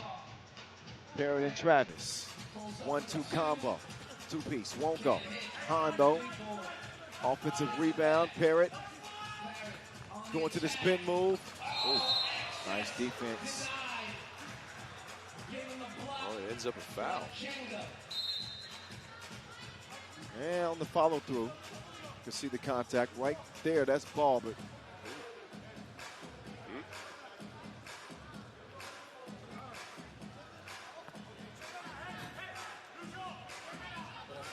maybe that was clean. It looked like it was, to be honest with you. It looked clean. No complaints for Parrott. He will happily accept a trip to the line.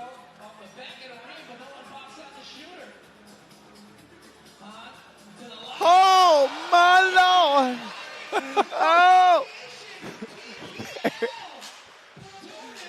You knew Parrott was going to catch one.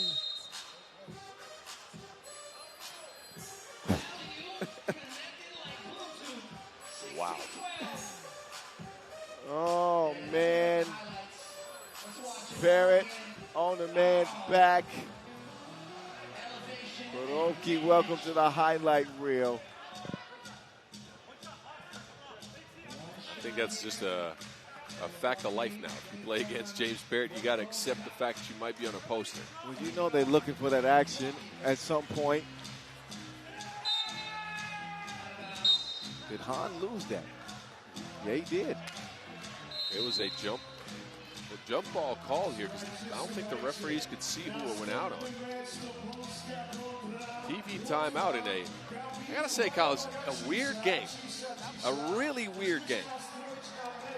Czechia has kind of kept somewhat the United States in check. Yeah, kind of, sort of. But then there's been stuff like this. This is just nasty. James Parrott with an aerial assault on poor defensive Barovka's back. One-handed punch. But back to your point, it does feel a little bit odd because Czechia are confident. Feels like the USA should have a big lead in this game. They're a little bit tight somehow. They've gotten something out of Caruso, but nothing out of Mitch Hahn either. Nothing out of Hahn, a whole lot from the real deal. Not that time. Hahn keeps it alive. A bullet pass it to the real deal.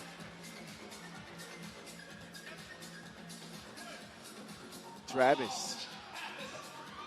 Oh, what a tip from Hahn. Caruso breaking it up. Hahn going for the loose ball, but Olka will find the bottom of the net. Big shot. That play kind of been the story of the game. And then an offensive foul. Right when the USA seemed like they had a grip on it, pestering the defense, Hahn making life difficult. Somehow Barovka spins free and makes some magic happen. Knock it down to 2. That is an important shot, the connector in the game now. Czechia only down 2. They'll get possession here as well. And USA are in foul trouble. They're at 6. They're going to give up a couple of free throws if they're not careful. 17-15. A game that's been very interesting. Yeah. I'm hearing Polska chants. Well, I think the fans want to get to the next game. Oh, that's, you can't rush a good thing. Let's see how this one ends. Parrott taking a gamble, trying to get a steal, but that's those 2 free throws I was talking about. Uh-oh. Parrott, yeah, he trips up Novotny there. This is such an odd game. Yes, it is. Because, I mean, look, Czechia, feisty as they are, you don't expect them to be in this game this late against USA that come in with a lot of expectations. Not with Parrott and Dylan Travis picking up where they left off.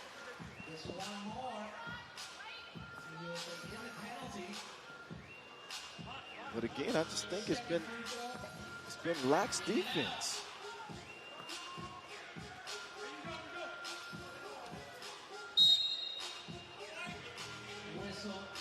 Barovka gets called for the foul. Parrott not happy that the whistle came late.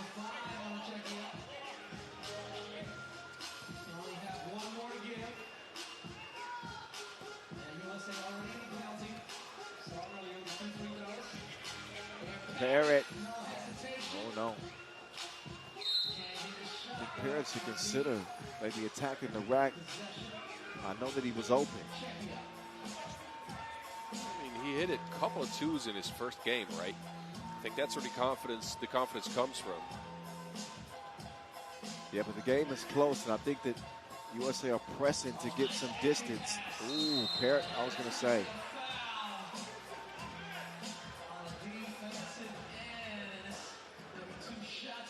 Parrott called for the defensive foul. Let's see. Oh, yeah. It jumps into the body of Barovka. Oh, for sure.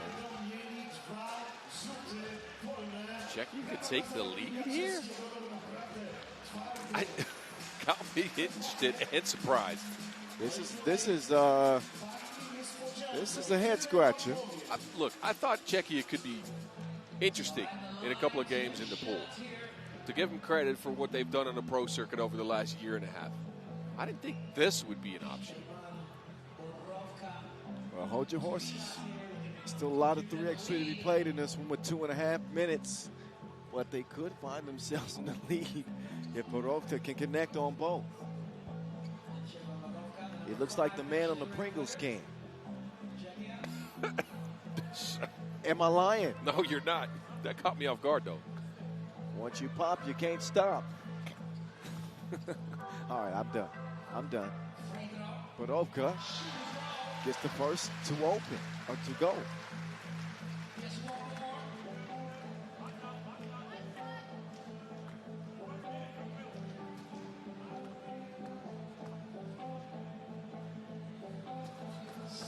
And the second one goes, and Czechia are in front.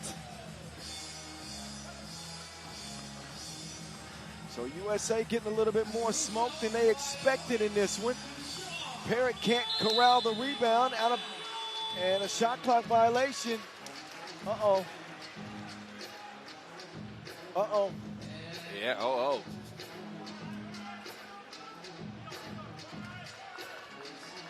Czechia take over. Stegbauer and company attacking inside. Novotny can't get it in over Parrott's extended arm. James Parrott with a head full of steam. Look out.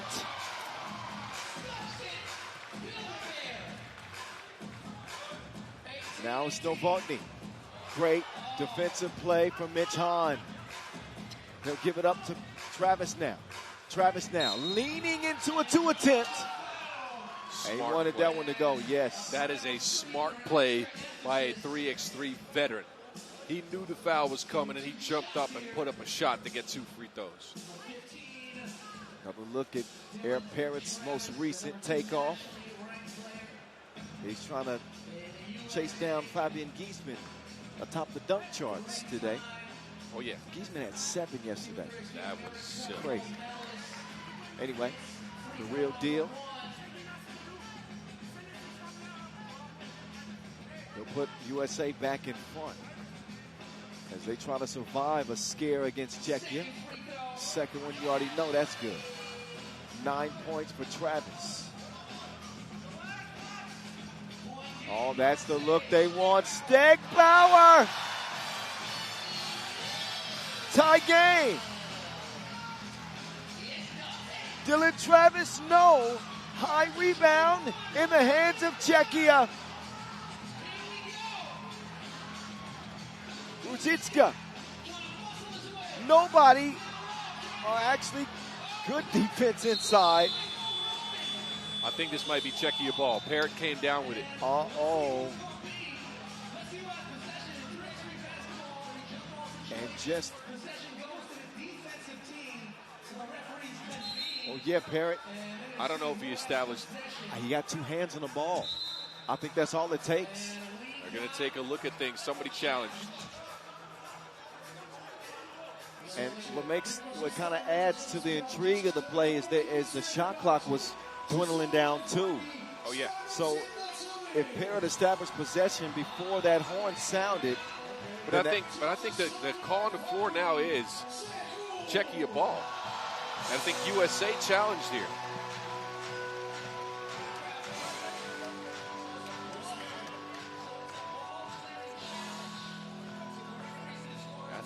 That's a difficult call to make. That is tough. But looks like Parrott to me had possession of that ball. Look, right here, to me, is where Parrott has possession of that ball. So off the miss, Parrott goes up. That's where he has it.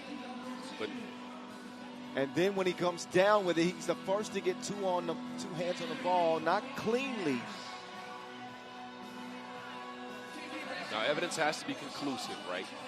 And again, I think the call on the floor is Czechia possession. I don't think they have enough to overturn it. I don't know. And think about Czechia doing this without their leading scorer, Filip Novotny, doing anything in the game. He's got 1 point.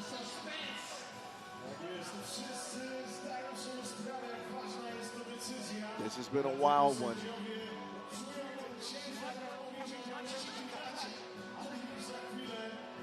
We get another look, and you can see Parrott with both hands on the ball right there. They are going to say the challenge is won. I think USA get a fortunate call there. A couple, actually, because on that replay, you saw Parrott got a piece of the forearm of Ruzicka, too. Well, that, too. I didn't mention the foul, but it doesn't matter now. It's USA ball. Hands are sweaty. Mon Spaghetti. They'll get 1 shot. We'll see. Parrott, kind of a wild drive, and it's lost out of bounds. Czechia will get the rock after all.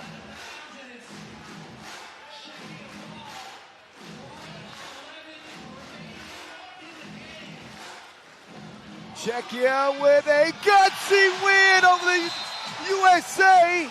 Checkmate for Czechia. Wow. They couldn't check them if they were an update. Biggest win for Czechia. Puerto with 8.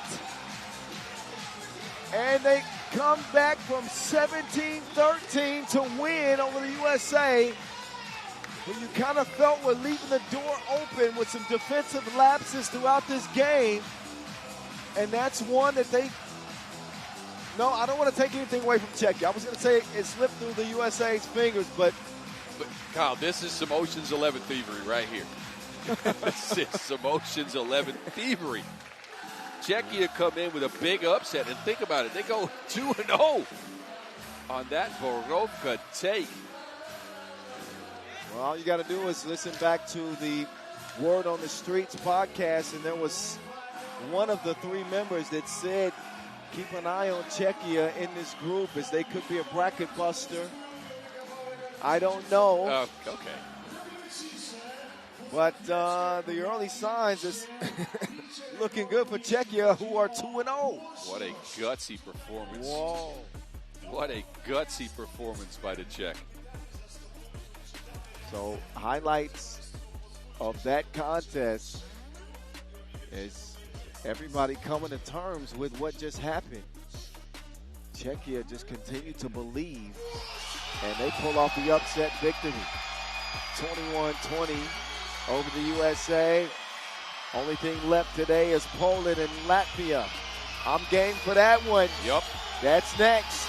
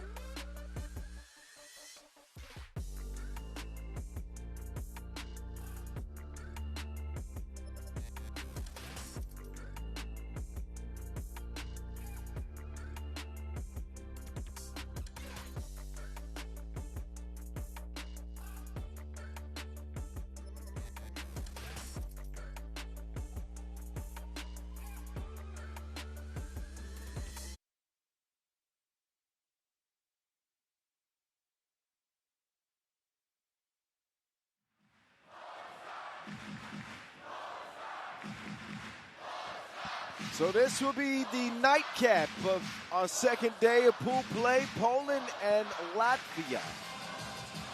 Latvia suffering a loss in their opener to the United States, 17-14. As Norris Miestas and Carlos Lasmanis, the future Hall of Famers, combined for a measly 4 points in the game. And They had to facilitate. USA forced them into a lot of ones. So between Miestas and Lasmanis, 8 key assists. But you'd like to see them more involved scoring-wise. These are your two-time Olympians. These are your leaders that set the table, but they were combined 1 for 10 from range between the two of them. That is not going to get the job done. But Poland, they didn't look good in their opener either. They lose to Mongolia by 2. Yeah, and a lot of individual play by them, right? A lot of ISO balls, 0 key assists for them on the game. That tells a lot. And they need some more out of their hoopers, I'm telling you. We had a good game out of Zebo and Wazinski, but Sokolowski very quiet in that game. And now they go up against a squad that, again, a lot of Olympic pedigree, a lot of pro circuit pedigree on this Latvian squad. Not just Miestas and Lasmanis, but of course Laches and Raimo as well. And if they go into individual offense, this Latvian unit is a stout defensive team, specifically Zigmars Raimo, who might be one of the best defenders in the entire tournament. Playing in an unfriendly atmosphere. As the Polish fans will try to make this as difficult on Latvia as possible. Sending all the vibes to their team. Sokolowski out first. Marcel Ponitka. Scrappy guard in the white and red. Yeah, he had a couple of post-ups early in that game they lost against Mongolia, but only 2 points for him, only 2 points for Sokolowski, who's a big 5-on-5 star for Poland. Wazinski played really well, though, I got to say. 7 points, 5 boards, a bunch of drives from him, some twos as well. Yeah, impressed with Wazinski's game. Can he continue? Well, can they get some more out of the first two guys? Can they get the same out of Zamoyski? 8 points. What you expect from him leading this Polish squad? Beautiful shot of the arena here in Warsaw as we are approaching game number 40 of 104 this week.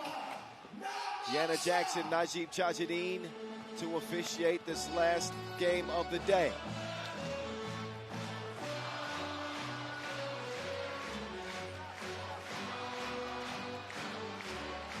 There's Zebo,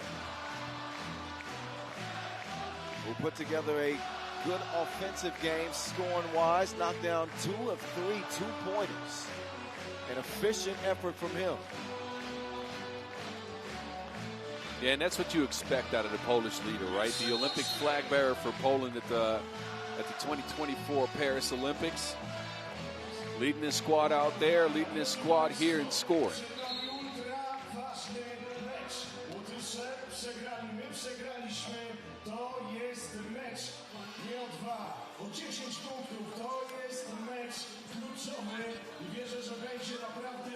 The Raptors have been refilled mainly with Polish fans.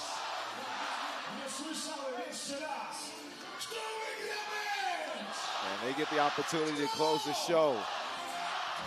And what they hope is a win over Latvia.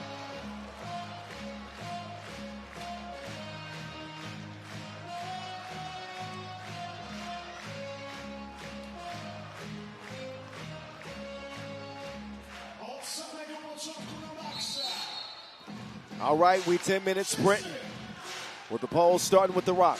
Ponitka up top to Wazinski. Ponitka now driving right, runs into the Batman. Has no problem getting past him. That one deflected. I want to talk about two OGs, Zebo and Batman colliding. Well, they've met up at the last 2 Olympics, so they've seen a lot of each other. Las Manas MVP of those Tokyo games as Latvia claimed that iconic first ever men's 3x3 goal. That foul is on Las Manas. He'll get a rest. Wazinski back to work. Ponitka.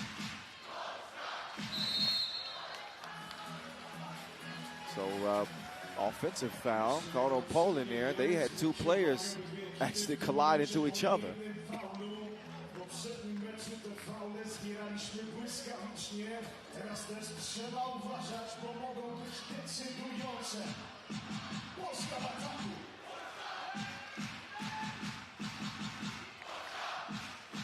Sokolowski trying to get rid of Latsis. That's one way to do it.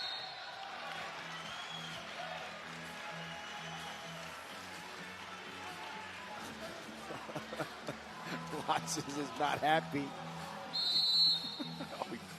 And he's going to get a behavior warning. Got the worst end of that collision. Sokolowski up to the line. He'll get 1. Latvia's at 3 fouls. One of the Polish fouls taken back, apparently. That was a Latvian foul, not an offensive one. Yeah, eventually that got to be corrected.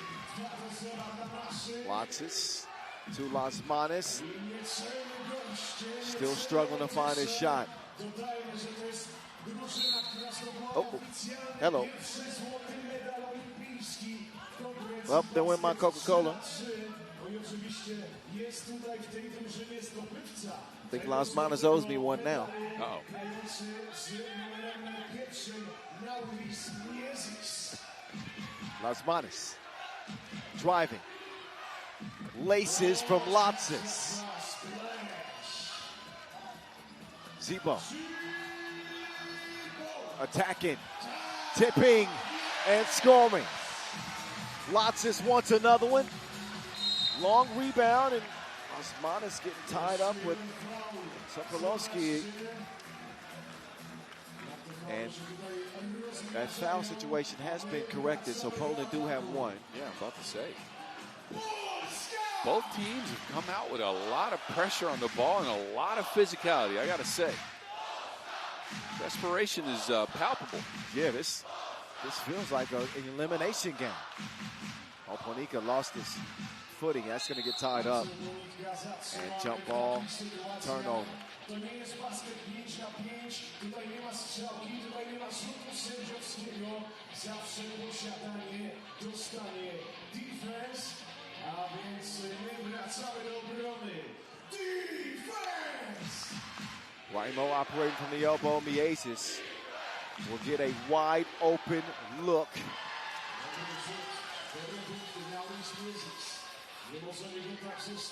Second two of the day for Norris Miezis. Ball fake, up fake. Wyszynski with the size advantage.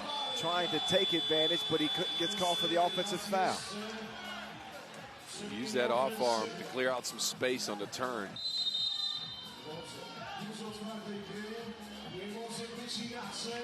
Fouls have been adjusted again. That's the first on Poland. I'm all confused about the foul situation right now. Me too. So Latvia actually assessed 4 fouls. And official Chanchadine having a discussion with both teams, telling them to settle down.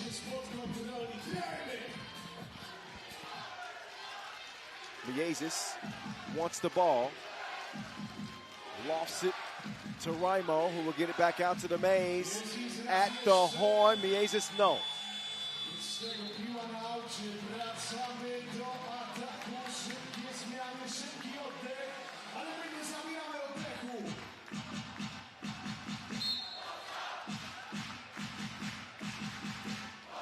So Latvia had already got a behavior warning, and now a technical is assessed as Las Manas was getting too lippy with official Deanna Jackson.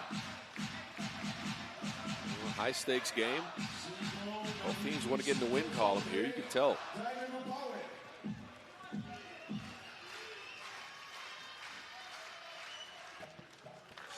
Zebo gets it to go. Latvia again coming out a little tense, a little tight.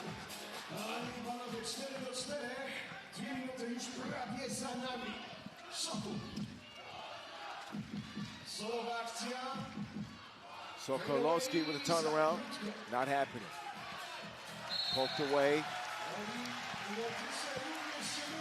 As Zebo checks out, Wyszynski comes in.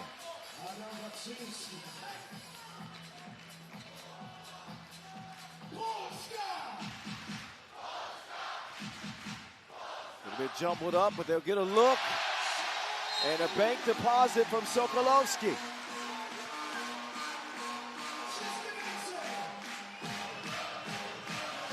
Good seal from Wyszynski to keep a defender out of Sokolowski's face.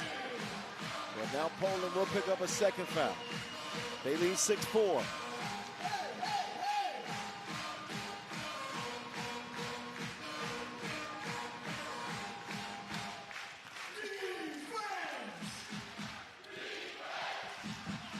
Robin. Offensive rebound, Raimo sets up Las Manas. Batman driving and gets the lefty lay to go. Raimo hits the deck. That's because Sokolowski helped him get there. Foul number 3 on Poland.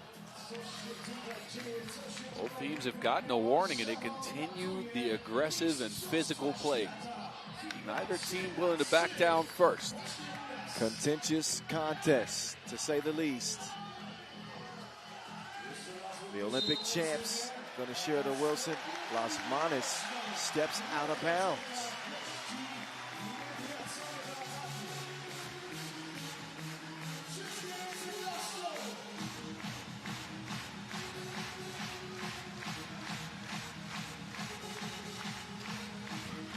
Monica make the extra pass. Oh, yeah. Raimo called for that foul.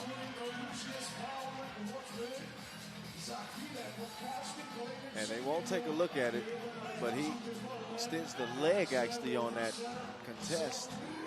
In any case, they play on. Monica. There's a lot of extracurricular activity.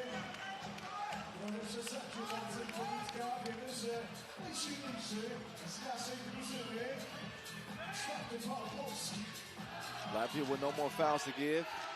They have possession as Las Manos' stroke has still abandoned him.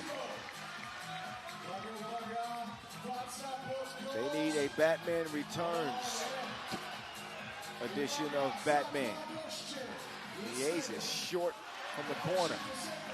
Oshinsky gets it cleared. Sokolowski. He will fire away.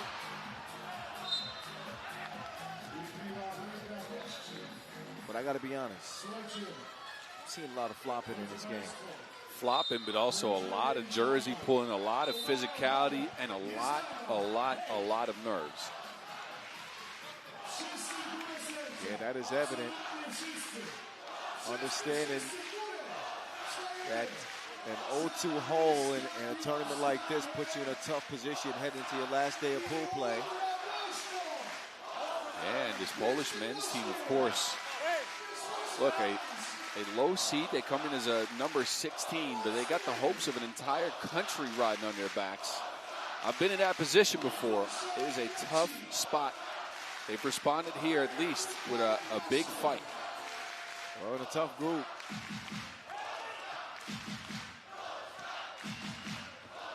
Podnika attacks. Comes up empty.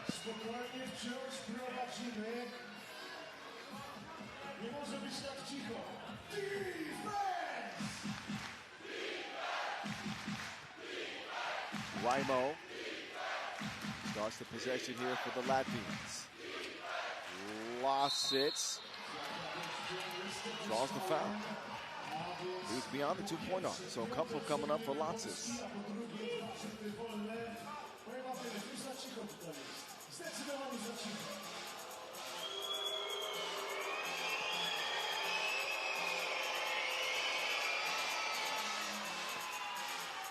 First one goes, evens the game.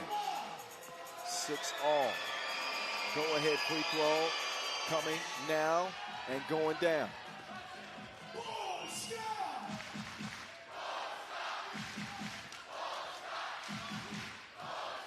Podnika cross, right to left, step back, Podnika, splash! Sibo was too busy celebrating and nearly didn't contest that too. Las Manos, yes! And a technical foul called on Poland, flopping. Uh-oh. But this was some bag work from Podnika. Las Manos able to see one go down from distance.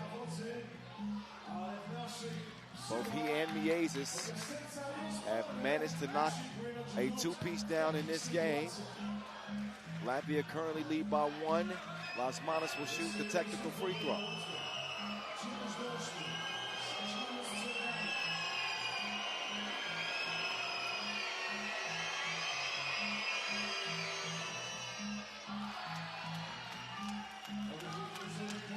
(10-8) Latvia. 6:04 to go. Zebo spinning past Batman. Cannot finish the drive. Samoyski's got to be careful. Reaching in, nice dive delivered. Batman to Robin, the dynamic duo. Washinsky runs into trouble. Got to go off of Latvia. That'll leave 4 seconds for Poland to get a shot up.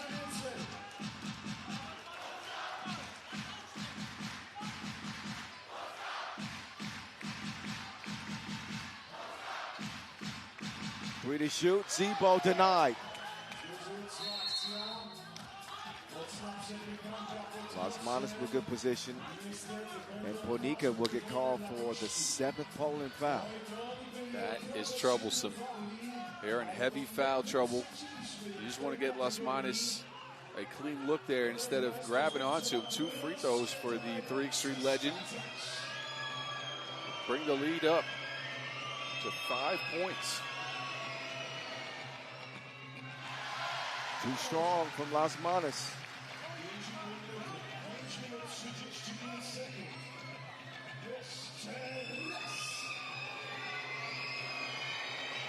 Four in this game. Make it 5.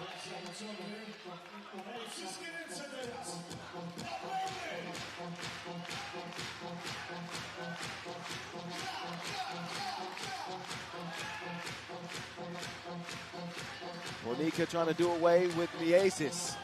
Nice body control on the finish. Miasis now on the baseline. Swings it up top. Lotsis with the seal underneath. He'll come away with nothing, at least at first. But he follows up. 13-9 the result. Sokolowska, tough shot. And another technical trying to sell a foul.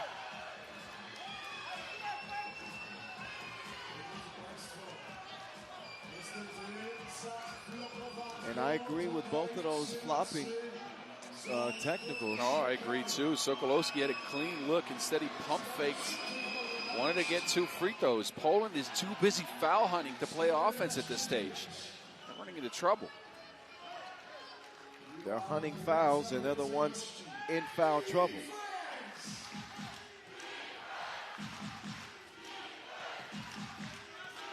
Now the Maze. Offline. Into Poland's hand, Sokolowski. Washinsky been kept under wraps in this one. Active hands from Latvia. Lost out of bounds, and I believe it'll be Latvia ball.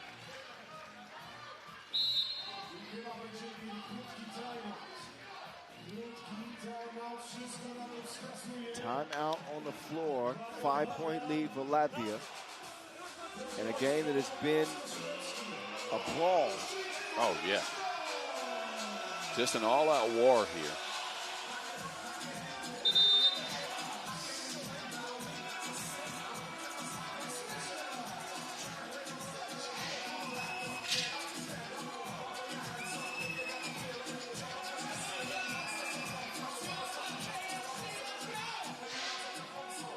Back underway. The Maze, not that time. Rimo preserves the possession. Go set the screen. Batman over Zebo, no. Zebo, nowhere to go. Mid-range stroke. Keeps his composure and gets into 2 possession. Oh, the Maze got his pocket pick. Washinsky will score it underneath. Lasmanis driving right, put it up with the left. Loose ball.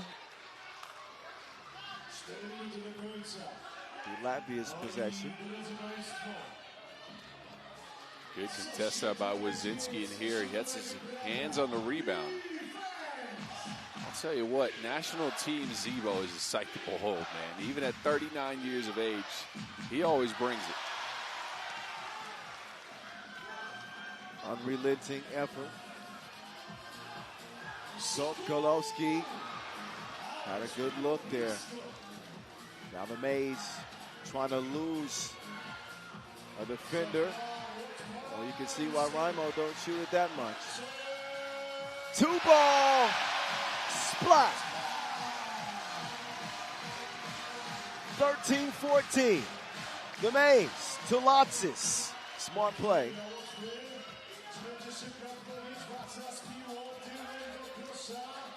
Sokolowski steps into that one comfortably, and we now have a tie, ladies and gentlemen. 15 all. Anybody's game. The Mays missed everything.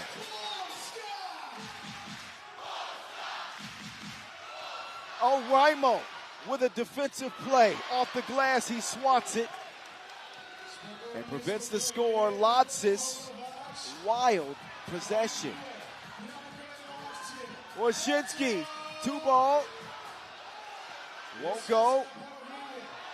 And can't get a layup either. Miezis tracks it down but throws it away. Ponika with the rock in his hand.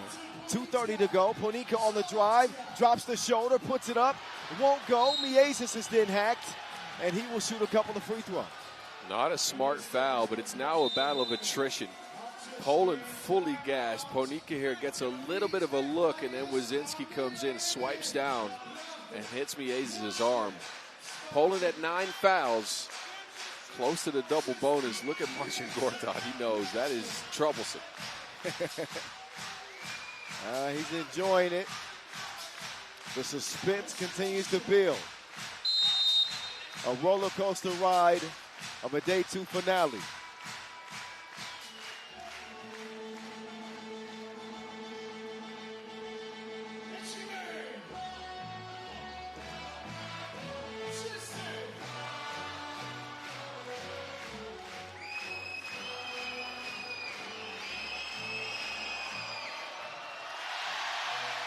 Miezis maybe a little bit rattled. Zamoyski's riling up the crowd.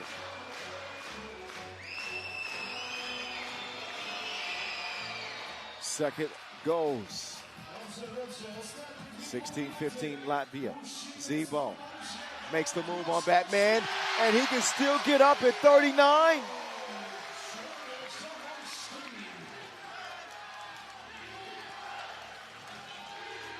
Miezis will continue to fire and continue to miss.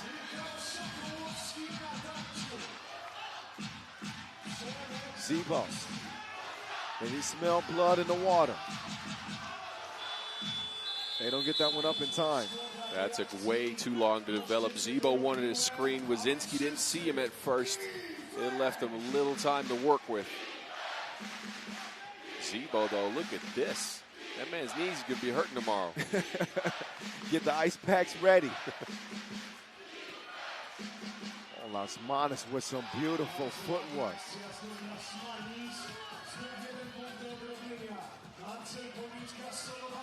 Monichka.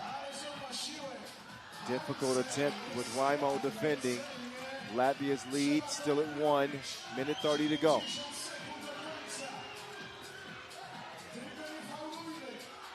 Lotsis. Not a high quality shot from Latvia on that possession.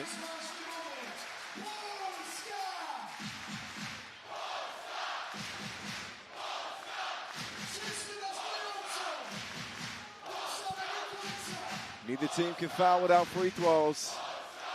As we approach a minute to play in this one, Zebo continuing to apply pressure at the rim. Wojcinski, he'll miss a short attempt. Poland on a lot of these drives looking to lean in and create contact to try to get a foul. The whistles have been non-existent. Latvia disciplined and trying to they've been keeping their hands away from arms.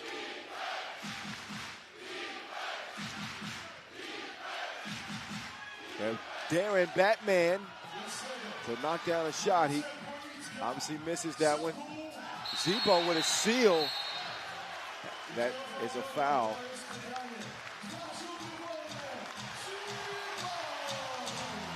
And 2 big free throws coming up for Zebo, the Polish pioneer. Osmanis is too experienced to foul in that situation. You can't do it. Well, he's going up against another crafty veterans. Zamoyski knows how to get position. Evens the game at 17. Loser falls to 0-2 in this World Cup.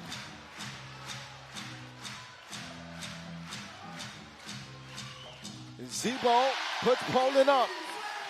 47 seconds left. Miez's sneaky link to Batman, who doesn't finish it, but a late whistle. And it is the 10th foul on Poland. Oh, no. 2 free throws and possession because of the double penalty. And also a behavior warning on Poland. Lasmanis can retake the lead if he knocks them both down. First is good.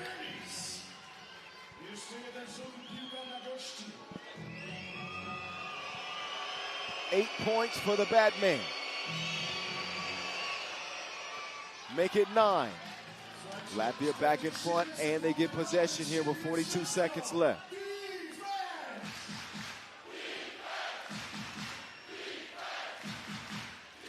Lofted up to Lotsis. That's a good look, but not the result he had hoped for. Uh-oh.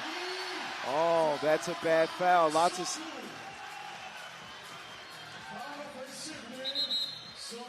Caught in a tough spot. And Sokolowski is still down. On the replay, you can see the two players converge.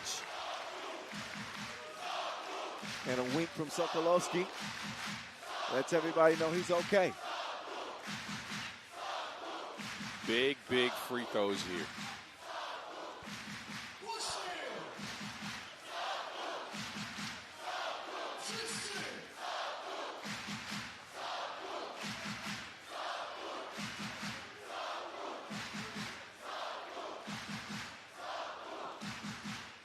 Huge trip to the stripe. 2 free throws for Sokolowski. First one, good in the hood, G. Tied up yet again.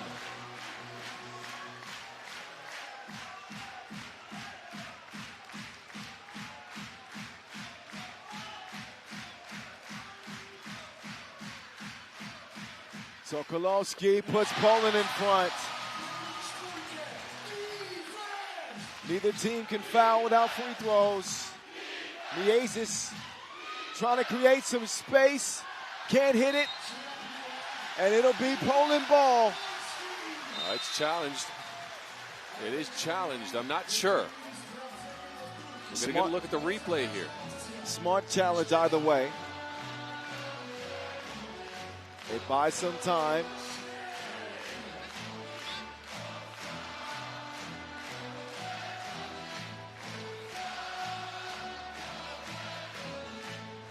So our officiating crew will get a look.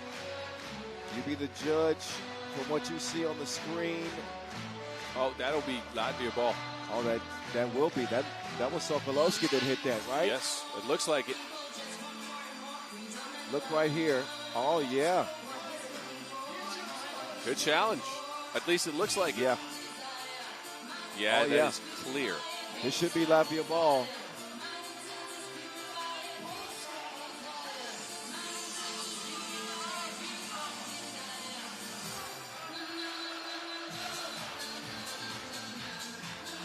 This place is rocking. I wish you could feel it at home like we feel it here in Warsaw.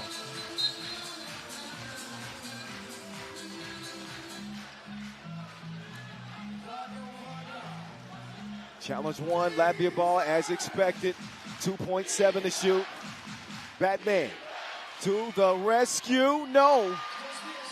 Big rebound by Lotsis. 17 seconds remain. Lasmanis, no. Another offensive rebound. Raimo has it. Fed down low, and Lotsis is going to tie this game at 20 apiece. Oh, can you feel the tension?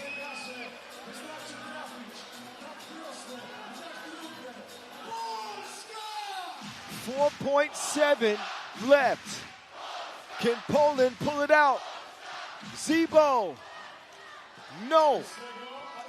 Overtime to close this day. First team to score 2 in OT wins.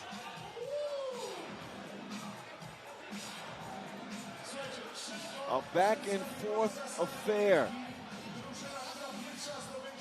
with 18 combined fouls.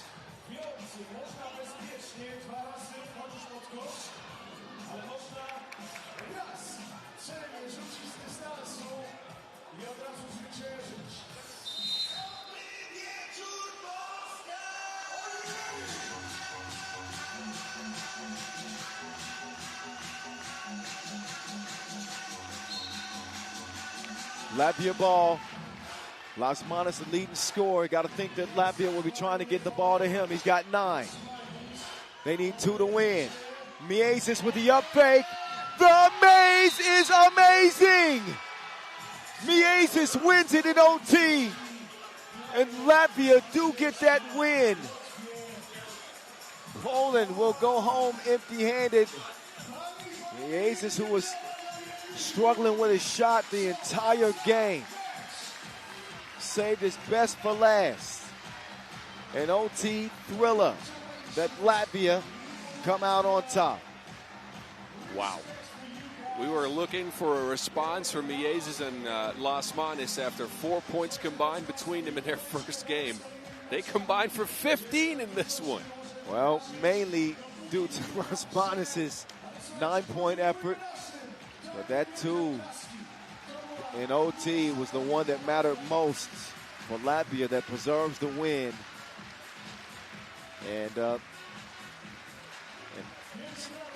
great effort, but this is the shot that silenced this entire place. The very crafty Norris Miezis with the up fake.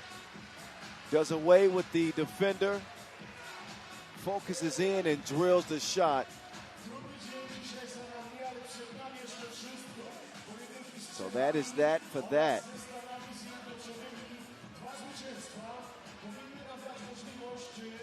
After highlights, we'll show you the results of today's group, or the group play that just wrapped up. Pool B for the men.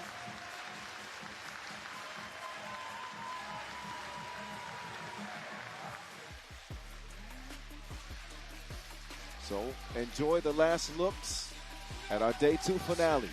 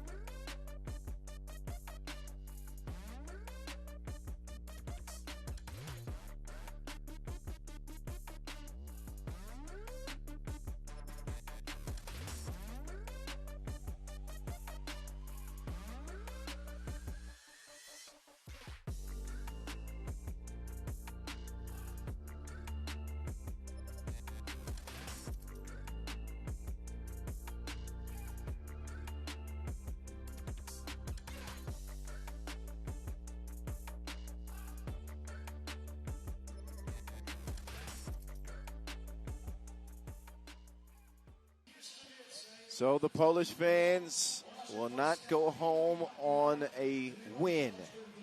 And they can thank Norris Miezis for that. He might need security getting back to the hotel. Okay, he's not, took it too far there. He's fine. But what a crazy way to end the day. Think about the Czechia win over the United States, and then the overtime finish with Latvia and Poland. Leaves the men's Pool B standings looking like this. Poland on the bottom Mongolia, Latvia, and the United States all with a victory, and the young Czechia squad 2-0 with some big wins today. None bigger than that win over the United States late. It has gotten late. I think it's time for us to get up out of here, man. It's time for us to roll, Boz. We back tomorrow, though, at 12:30 local time for day 3 of group play, where teams in groups A and C in the men's and women's competition retake the stage, and we will see our first entries into the quarterfinals and the play-in game. So the stakes only get higher as the tournament goes on. That does it for day 2. I'm the voice. He's the mountain. See you tomorrow, 12:30.